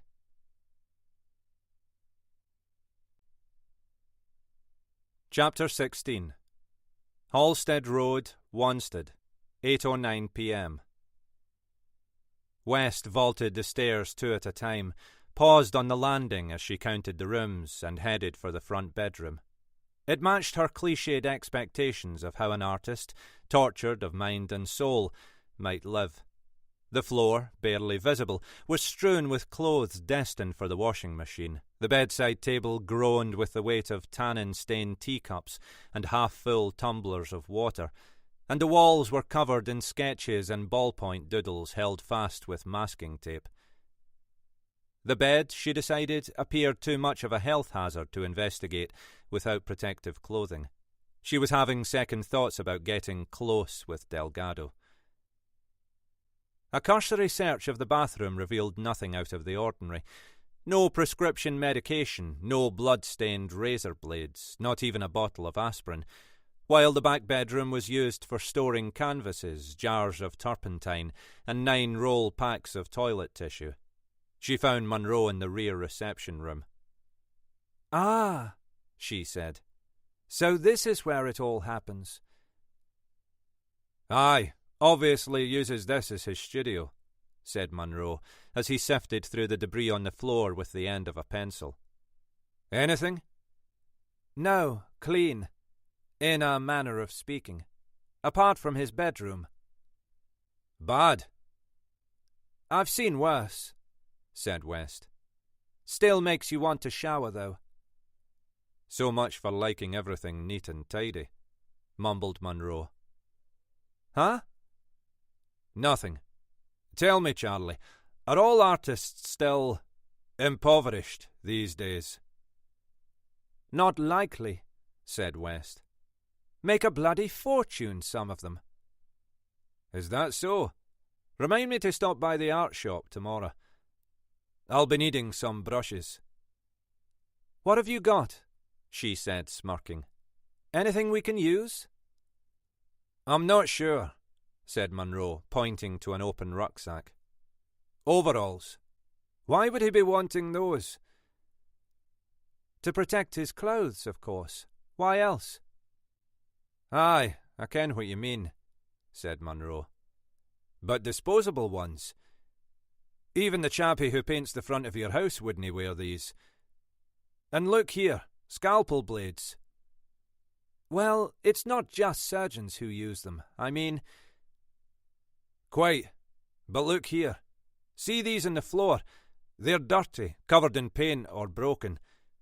It's this one that bothers me. On the handle, it's—" "He's changed the blade," said West. "Obviously, for a new one." No. This blade isn't new. It's scratched and the tip's snapped off. It's been wiped clean." "Doesn't make sense. Why clean?" "Exactly," said Munro, hauling himself to his feet. "Bag it with the overalls, please, Charlie. Get them off to the lab, quick as you like. Tommy can do it. And tell them I need answers by the morning." "Got it. What now?" "Lawson's place. I think it's time we had a wee nose around." The neighbour, an elderly lady who mistakenly believed the net curtains would render her invisible, watched, silhouetted by the light of her lounge, as Munro searched for the right key. West smiled and waved as the door popped open, causing her to vanish from view. "There's nothing down here," said Munro, closing the door. "Nothing but the stench of bleach, masking the odour of some heinous crime." "Bit dramatic, isn't it?" said West. "Not to mention presumptuous." "Trust me, Charlie. I've a feeling about this place, and it's not a good one. Up we go." The bathroom was scrupulously clean. Too clean. The comparison between it and Harry's place was inevitable, with, Munro noted, one minor but significant difference. There were no personal effects. No toothbrush, no toothpaste. No shampoo, no soap, no shower gel. No towels, no sponges, no flannels. Hannah Lawson, he said, joining West in the bedroom, is not coming back. How can you be so sure? I just am. What on earth are you doing? West, flat on her stomach, dragged herself out from under the bed. Cons, she said, blowing dust from her chest. 4 pairs. Look. Size? 5. And look at this. Left heel. Worn. Bingo. Let's have them away. See if they don't match the prints from Harry's place. Just the back room, then, said West. It's not worth it, Charlie, said Munro. We've got what we need. Might as well, as we're here. Only take a minute. The spare room, barely large enough to accommodate a single bed, was crammed with unwanted furniture and the kind of ephemera associated with moving house. An antique writing desk, an old wardrobe, plastic carrier bags stuffed with, obviously unwanted, clothes, a suitcase, a couple of lampshades, and a box filled with assorted crockery and utensils. Junk, said Munro. Come, lassie, we've work to do. West, ignoring his plea, rummaged through the bags like a bargain hunter at a boot sale, turning her nose up at the questionable array of patterned sweaters. Rubbish, she said, turning her attention to the desk and opening the drawers one by one. Empty, empty, empty. As was the suitcase. She dragged the box of crockery from the front of the wardrobe, managing just to open one door. Well, said Munro impatiently, are you satisfied now? Empty, she said, closing the door. OK, we can...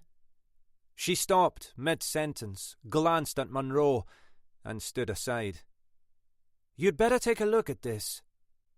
Munro stepped forward, heaved the crockery into the hall, and swung the door open wide. Pinned to the back was a photograph of Harry, colour, old style, the kind that came from a roll of film. Next to it, a web page printed on plain paper advertising a second-hand lawnmower for sale, and above that, an image of a half-naked man, oriental in appearance, slumped on a sofa. Chan the man, whispered Munro. Thanks, Charlie. What for? Said West. For being so stubborn. If you hadn't insisted on looking. There's something else. Look, behind the print of Chan, sticking out the bottom. Munro lifted it to reveal a newspaper clipping. Bloody hell, said West. Is that? Aye, said Munro. That's me. Why would she? Christ, she knew, didn't she? She knew you were onto her. Either that, or she's into older men, said Munro. Might have found a nicer picture, though, don't you think? So, what now? Said West. I mean, it's her, right? She's the one who killed...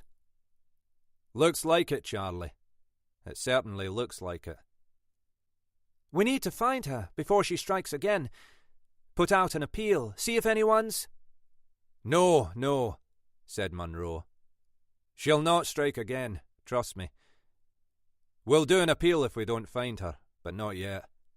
I want a word with Delgado first. Look, you get back, make sure he's comfortable, and tell him I'll be there in the morning, now. Do him good to sweat a while. On my way. Then what? Then take yourself home, Charlie. It's been a long day. Get some rest. Having entrusted Sergeant Cole with the task of dispatching the evidence to the lab, West fleetingly contemplated a drink in the Duke, then winced at the thought of sharing her bed with someone young enough to be her son. Instead, she stopped at the newsagent, asked for a bottle of Smirnoff Red, a pack of Marlboro Lights, and rifled through her pockets in search of her purse. "Going to have a good night?" said the man behind the counter, leering at her bust, his English, at best, pidgin. "You make party, yes?" West glowered at his stubble-ridden face, shaved head, and tombstone teeth. "Stuff it," she said, turning for the door. "I don't need it."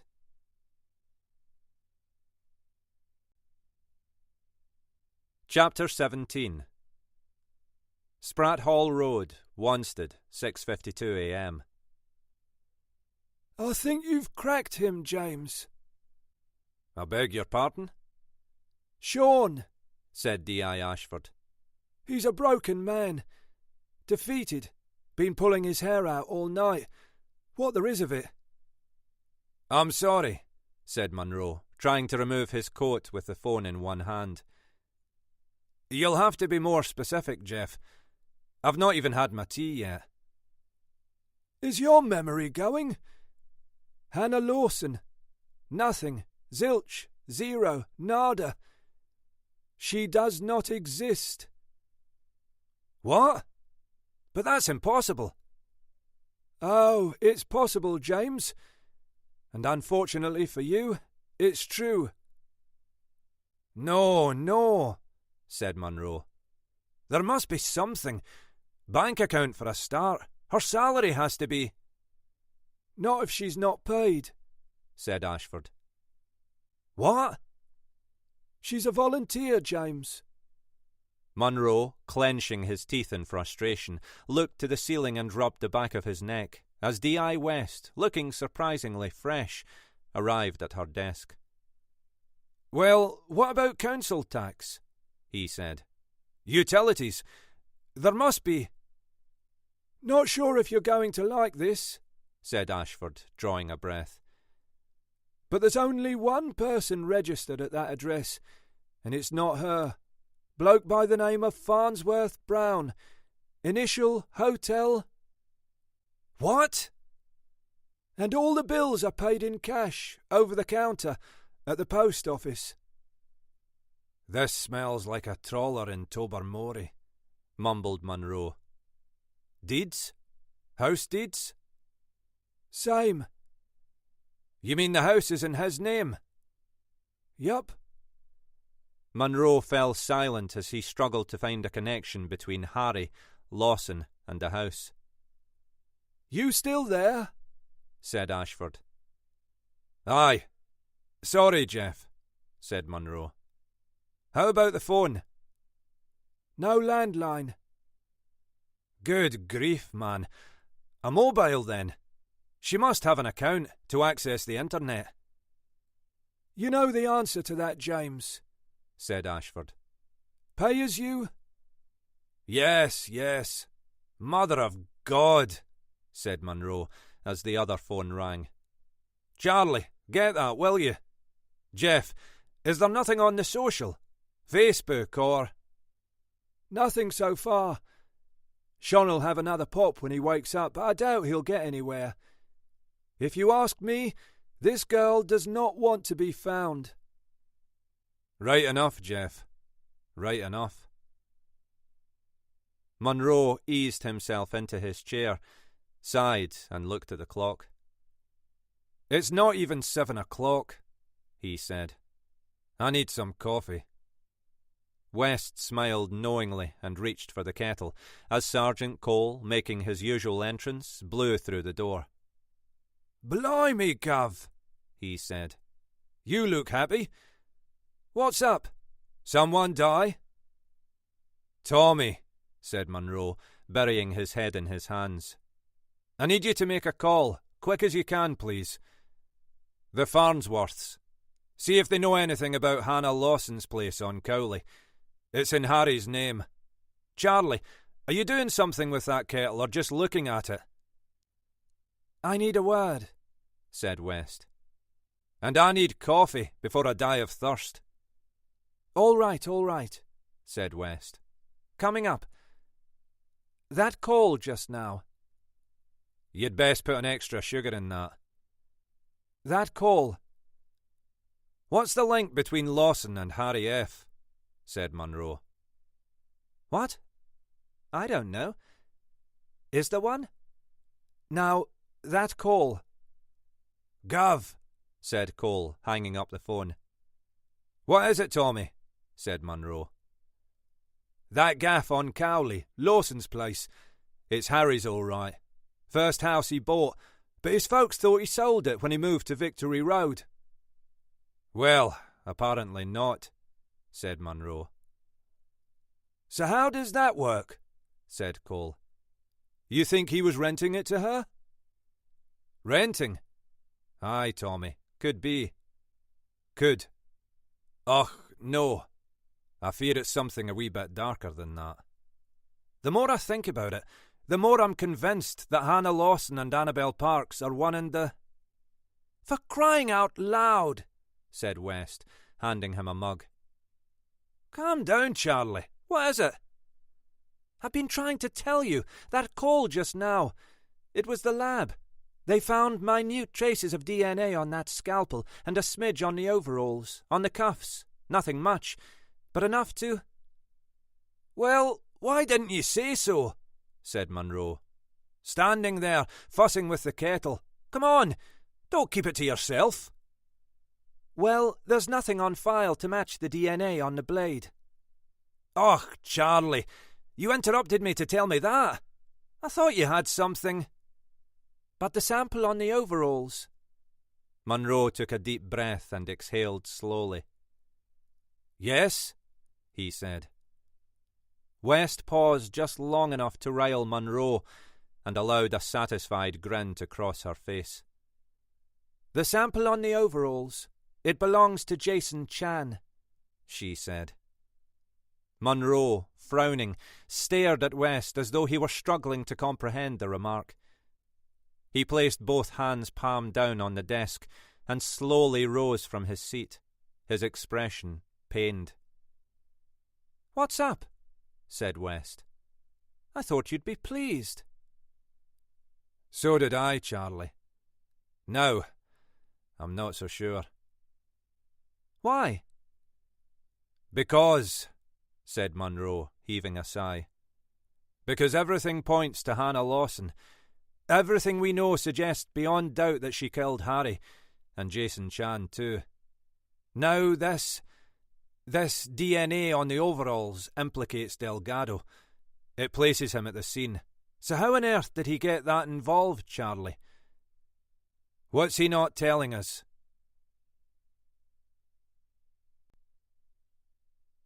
Chapter 18. "Where is she now?" "Ah, now that's a good question," said Delgado. "And I wish I knew, really I do. But like I told the inspector, as far as I know, she's staying with friends, I think. A little break, a holiday of sorts. A job like hers can be quite taxing on the old grey matter. Most people only associate fatigue with manual labour, you know, physical work. They don't realise just how exhausting it can be using one's brain, day in, day out. Planning, problem-solving, working on strategies, and all without spreadsheets.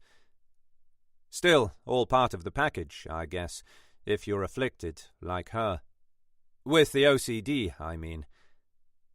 Everything has to be just right. Everything has to be perfect. There can be no trail.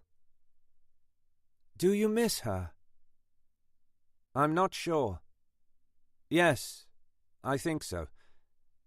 Not the company so much, more the thrill of the unexpected. I mean, you never knew what she was going to do next, what revelation would spill from her lips, not to mention where my next scar would be. I miss that. Life is, well, not dull, just a little less exciting without her." "Did you regard her as your muse?" "Very good. You make me sound like an artist of merit, sapping the energy of youth to feed my creative bent. But no, I wouldn't flatter myself that much. Not to say she wasn't inspirational. God, she opened up whole new avenues for me. Subject matter, style. You know, I even relinquished the oils for a spell, tried something new. Wasn't that successful, I have to admit. I mean, there's only so much one can tap from one's own veins before keeling over. You tend to get a bit dizzy. Must be something to do with a lack of oxygen to the brain. I managed a couple of postcard-sized studies, but that... Delgado paused as the door opened. "Interview suspended," said Dr. Barnum. 7:32 a.m. Detective Inspector Munro and D.S. West have entered the room. "Jackie," said Munro. "Mind if we—" "Of course not, James. Do you want me to—" No, said Munro. "This won't take long. Just a couple of—" "So nice to see you again, Sergeant West," said Delgado. "Might I say, you look—" "Mr. Delgado," said Munro tersely, as he tossed Lawson's ID card on the table. "Is this the wee lassie you've been house-sitting for?" Delgado smiled as he studied the card. Yes, that's her. Pretty, isn't she? Oh, Hannah. So that's her name. Nice. It suits her, don't you think? Hannah. Where is she? I told you, I don't. Munro pulled back a chair and sat down. His voice was menacingly low, as though he were sealing a covert deal over a pint in a pub. Listen, Marcos, he said, slowly pulling the house keys from his coat pocket. Listen carefully, because I'm not one for repeating myself. I'm all ears, Inspector. See these keys here? Any idea what they'd be doing in Harry's apartment? Harry's apartment? Said Delgado. Well, no. Because we have evidence, said Munro. Photographic evidence, which shows them on his bed shortly before he was murdered. Murdered? Said Delgado, taken aback. Harry's been murdered? Outrageous! No, can't be true. You're trying to trick me. How could he possibly? So you see, this puts you in a very compromising situation. I'd start to worry if I were you. But I told you, said Delgado, his eyes darting from West to Barnum and back again. They're not my keys. They're hers. But your house keys are on the same chain. Of course they are. Makes it easier to carry them around. Munro sat back, folded his arms and stared at Delgado, his gaze unfaltering. Herringate Road, he said. I'm sorry? What were you doing in Herringate Road? You have a garden, said Munro. Yes. But it's not laid to lawn. No. So why would you want a lawnmower? Delgado shifted uneasily in his seat. I don't know what you... Are you a religious man, Marcos? Said Munro. Pardon? No, not really. Why? Oh, no reason. Just think a wee prayer wouldn't go amiss. See, we found Jason Chan's DNA on your overalls. Delgado sniggered and shook his head. You're very good, Inspector, he said, grinning. But you're barking up the wrong tree.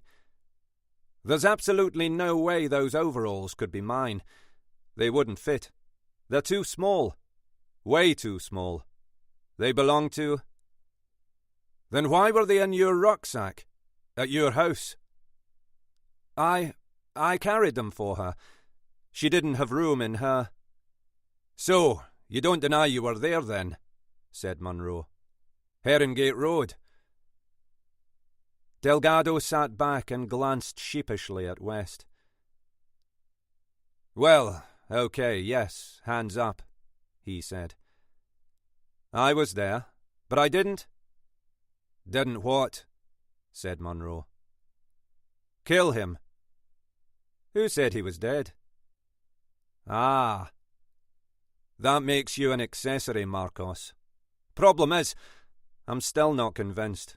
See, until our investigation takes a turn to the contrary, all the evidence suggests you murdered Jason Chan.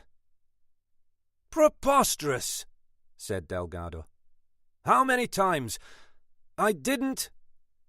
Then who did? Said Munro. Who did? It was...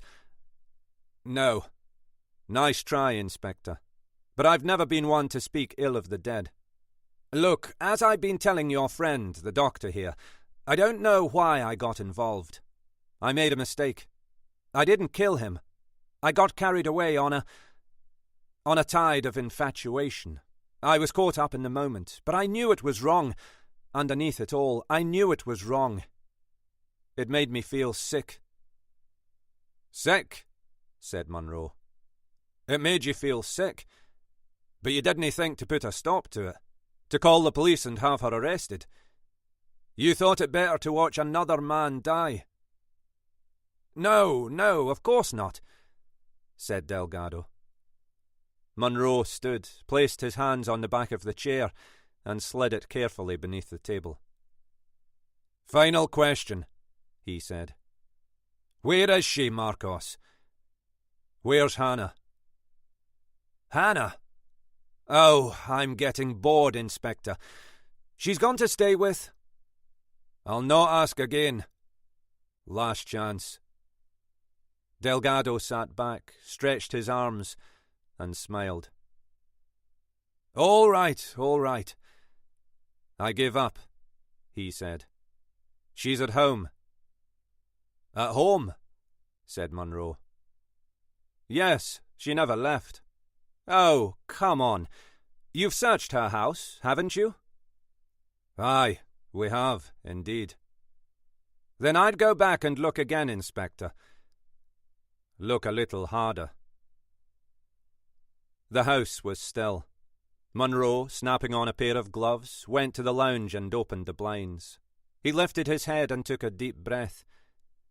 The scent of bleach had all but disappeared.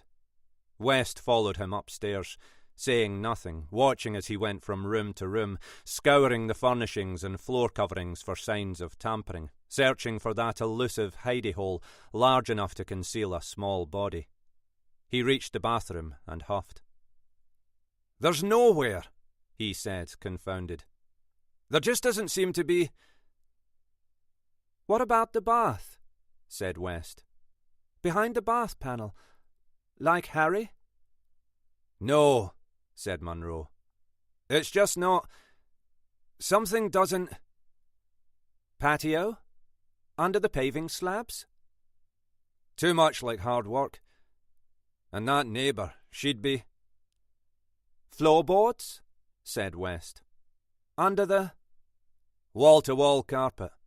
Charlie, look, everything's been cleared out, right? Said Munro, frustrated. The personal things, toiletries, jewellery, things you take with you if you were vacating the premises or going on your holidays. What else would you do? If you were going away, Charlie, what else?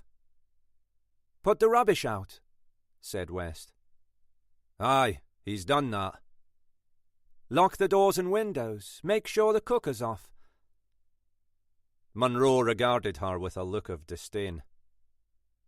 Oh, empty the fridge. Make sure there's nothing going off, like milk or... Charlie, there are none so blind, said Munro, sparked with enthusiasm.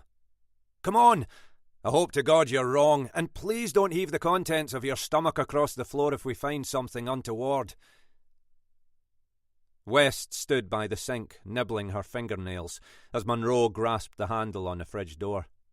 He glanced at her briefly before tentatively easing it open. His head dropped. Charlie, he said quietly, his face bathed in a soft yellow light. Call Tommy. The usual, please. Pathologist, Sokos, and we'll need a uniform on the door. Right away. Can I? Munro took a pace back, allowing West an uninterrupted view of the contents. She peered inside. Hannah Lawson, eyes wide, wearing a bizarre, twisted grin on her decapitated head, stared back. "It's odd," she whispered. "It's not as shocking second time around." You get used to it, in a way. "Where's the rest of her?" Munro stepped forward and opened the lower door to the freezer. The shelves packed with an assortment of limbs, each neatly portioned up and sealed in freezer bags. "How long do you think she's been here?" said West, finding it impossible not to gawp. Hard to say, said Munro. But it's a 3-star appliance. She'll not go off in a hurry. West smiled.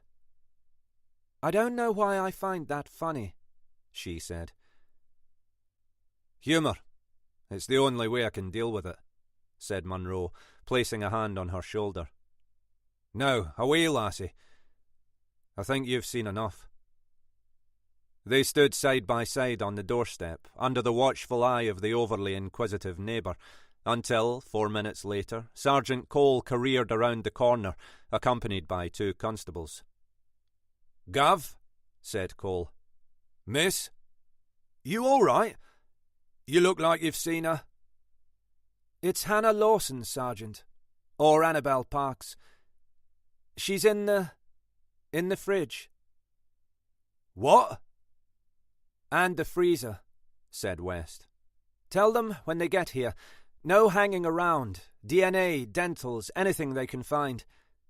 We need to know who she is as soon as possible." "Might be tough, miss," said Cole, "seeing as how she doesn't seem to exist." The bench, concluded Dr. Banham as she waited patiently for Munro to return, was about as comfortable as a church pew. Dictaphone in hand, she listened back over her interview while the duty officer on the front desk flicked apathetically through a copy of the Racing Post. "Jackie," said Munro as he greeted her warmly, "you didn't have to wait. Will we go upstairs?" "Thanks, no. I'm a bit pushed for time now." "OK, so, how was it? What do you think?" "Well, interesting, to say the least," said Banham. "I think he'll make a good case study once the trial's out of the way. Students could learn a lot from this one." "Is that so?" said Munro.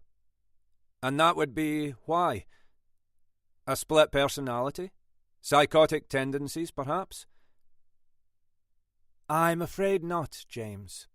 Look, I don't know where you are with your investigation, but if you do find him guilty, I really can't see his defence claiming diminished responsibility, or coercion, even." "Really?" said Munro. "Why not?" "No grounds," said Banham. "As far as I'm concerned, he's as sane as sixpence, James. Sane as sixpence." West sat motionless as Delgado, head on hands, gazed at her across the table in the interview room. "You know," he said, "you really are quite attractive. Maybe we could—" She stabbed the red button on the interview recorder as the door opened and a uniformed constable entered the room, followed by a stern-looking Munro. "Marcos Delgado," he said, standing, hands clasped behind his back. "I am arresting you for the murders of Jason Chan and—" "What?" said Delgado, rising to his feet. "You can't be serious. I've already told you I had nothing—" "And Hannah Lawson. You do not have to say anything, but it may harm your defence if you do not mention, when questioned, something you later rely on in court. Anything you do say may be given in evidence.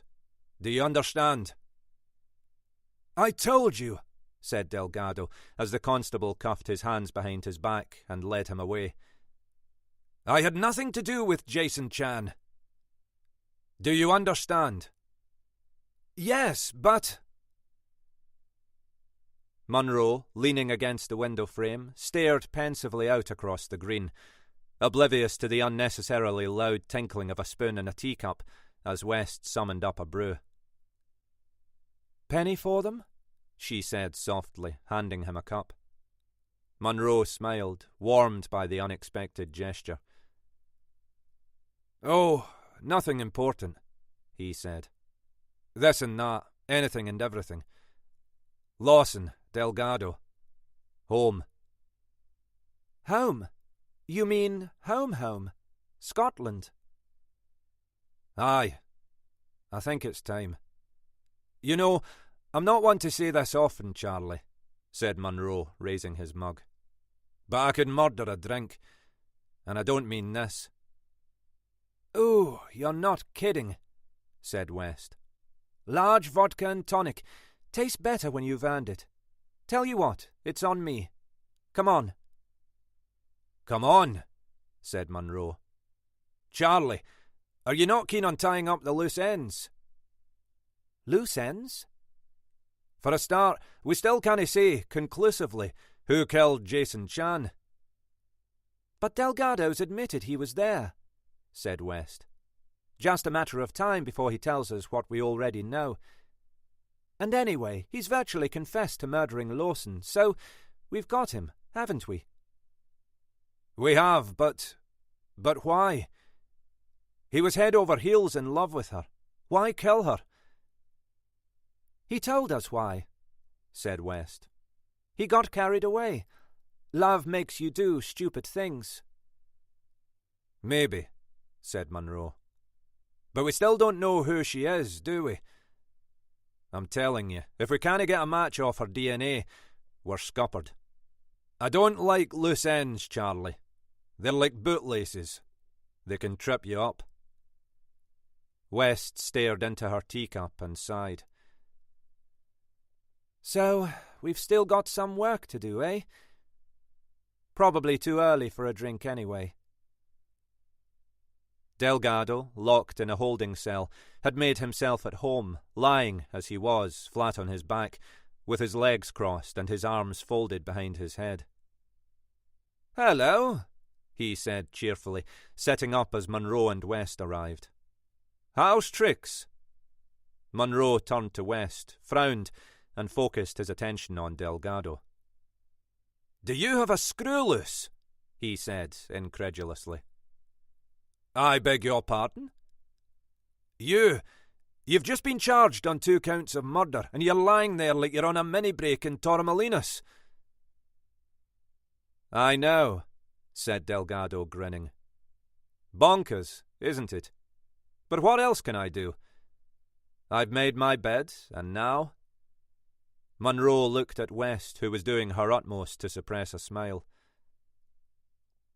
"I'm having doubts about Jackie Barnum," he mumbled. "Are you sure you're not on medication?" "Quite sure," said Delgado. "And you're still refusing a lawyer?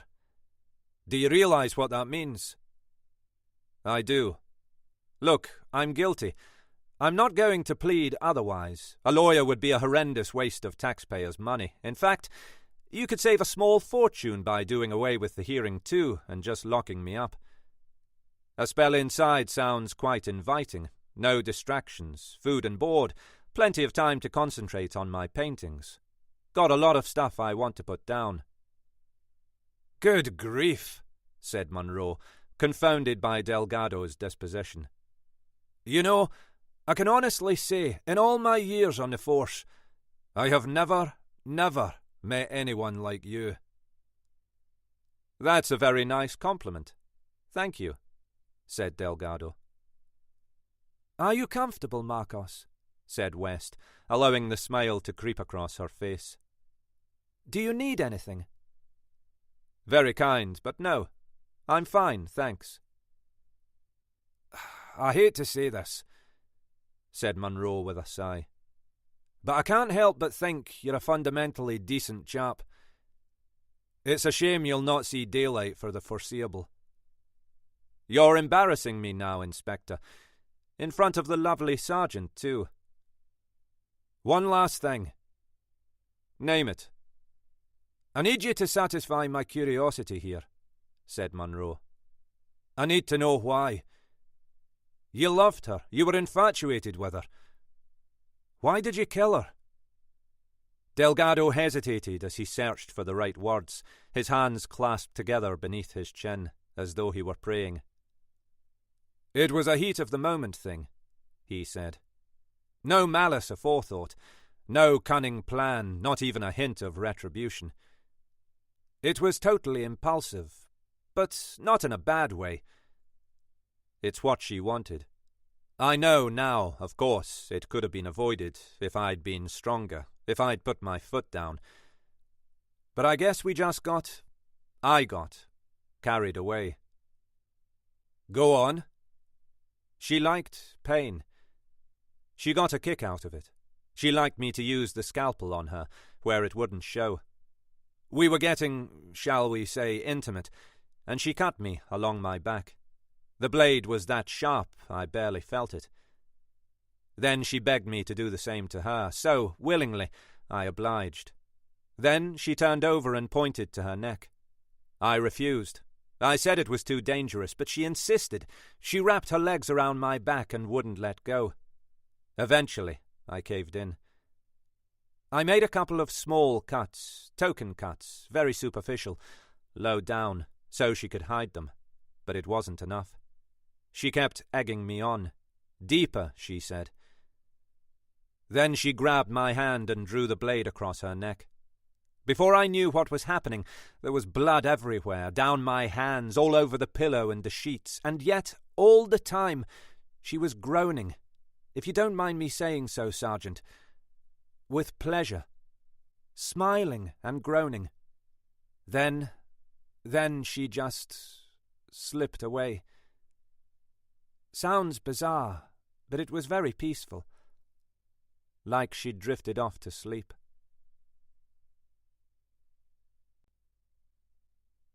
Chapter 19. Spratt Hall Road, Wanstead, 11:28 a.m. Save for the rhythmic ticking of the wall clock, not a sound could be heard. Munro, indulging himself with his favourite pastime, contemplated the green below whilst West, cradling her coffee, perused the benefits of a detox weekend on the Holy Isle. Her cup, unfortunately, left her hands rather abruptly as Sergeant Cole barged through the door, shattering the peace and causing Munro to spin in his chair. "Gav! Miss!" he said excitedly, waving a large envelope. "Hot off the press, from the lab. The stuff on Annabelle." "I'll take it," said West, pointing to the floor. "If you wouldn't mind, Sergeant. There's a cloth on the side." Munro leaned back in his chair and waited patiently as West read through the pages, raising her eyebrows as she hit the salient points. Her jaw dropped as she reached the last page and turned to face Munro. "Catching flies," he said. "Slowly now, Charlie. 1 point at a time. Let's have it." West took a deep breath as Sergeant Cole looked on. "You were right," she said. "The DNA on the scalpel, the one we took from Delgado's place, it matches Hannah Lawson." "Good," said Munro. "Positive proof, which supports his confession. Guilty as charged. That only leaves one loose end. How about it, Charlie? Are they going to send me home a happy man?" West flicked back to the final page in the envelope. "Well, yes and no," she said. "They have actually found a match to her DNA on the system. Bad news is, it's no one called Hannah Lawson." "Dear, dear." "Or Annabelle Parks." "Well?" "It's Aileen." "Aileen?" said Munro, leaping to his feet. "Why, that's the lassie the real Annabelle Parks mentioned, the one peddling dope at the university." "Yep, and I'm surprised you've not heard of her. She's from your neck of the woods." "Of course," said Munro. How silly of me, after all. There's only 2 aliens in the whole of Scotland, and one of those is in Inverness. Really? Sorry, said West. Being silly, aren't I? Anyway, she went to school in Stranraer, left when her father died, and did an apprenticeship with a butcher on Hanover Street before moving south. You'll like this. Apparently her father was shot dead in his car. Never found the... I need a name, Charlie, yelled Munro. For heaven's sake, I need a name. All right. It's McAdam. Aileen McAdam. Munro slumped back in his chair and blew a hefty sigh. Well, he said quietly. They were right all along.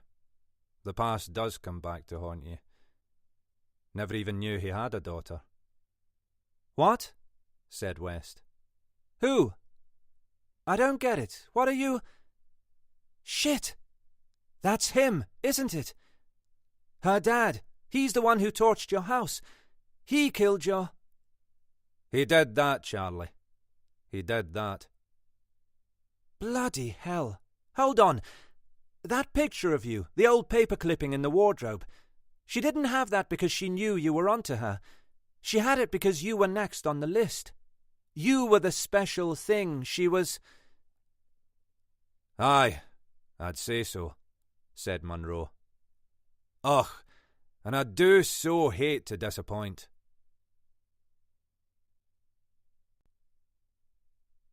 Chapter 20. Ospringe House, Wootton Street, SE1, 9:17 a.m. If one regarded funerals as morbid affairs attended by distant relatives stricken with grief, coupled with copious amounts of wailing and saddled with tears, as opposed to a joyous celebration of the dearly departed, then the weather could not have been more appropriate. Thick, low cloud, as dark as Hades, and rumbling with the threat of an imminent deluge, rolled overhead. Samantha Baker, still in 2 minds about attending, regarded such an occasion as neither.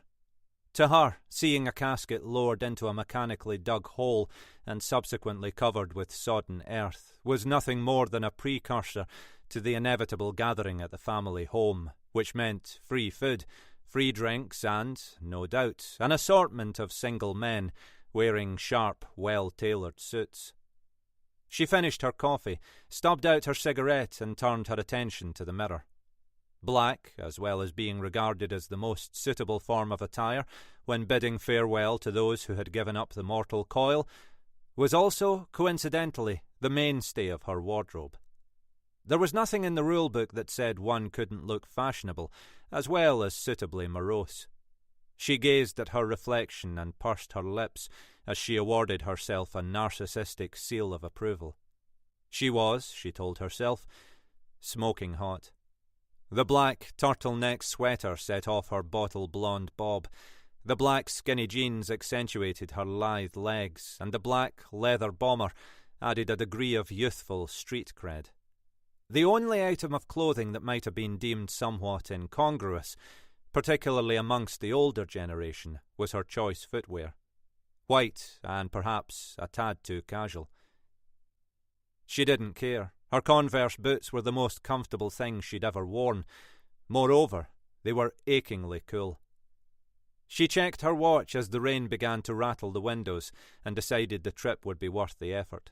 She opened the door and shuddered, dropping her keys as a crack of thunder exploded almost overhead. Waterloo Station was but a hop and a skip away. Her trusty hat would save her from a drenching. She smiled as she bent to pick them up, cursing herself for feeling momentarily sentimental. It was a gift from Harry, the key fob. He'd given it to her on his return from Skyros. Not much, so far as gifts go, but it was better than the predictable bottle of Metaxa, Ouzo, or virgin olive oil. It was special. Hardly anyone has them here, he'd said. Unless you're Greek or Turkish. So it's quite unique, almost original, in a way. It's called a marty.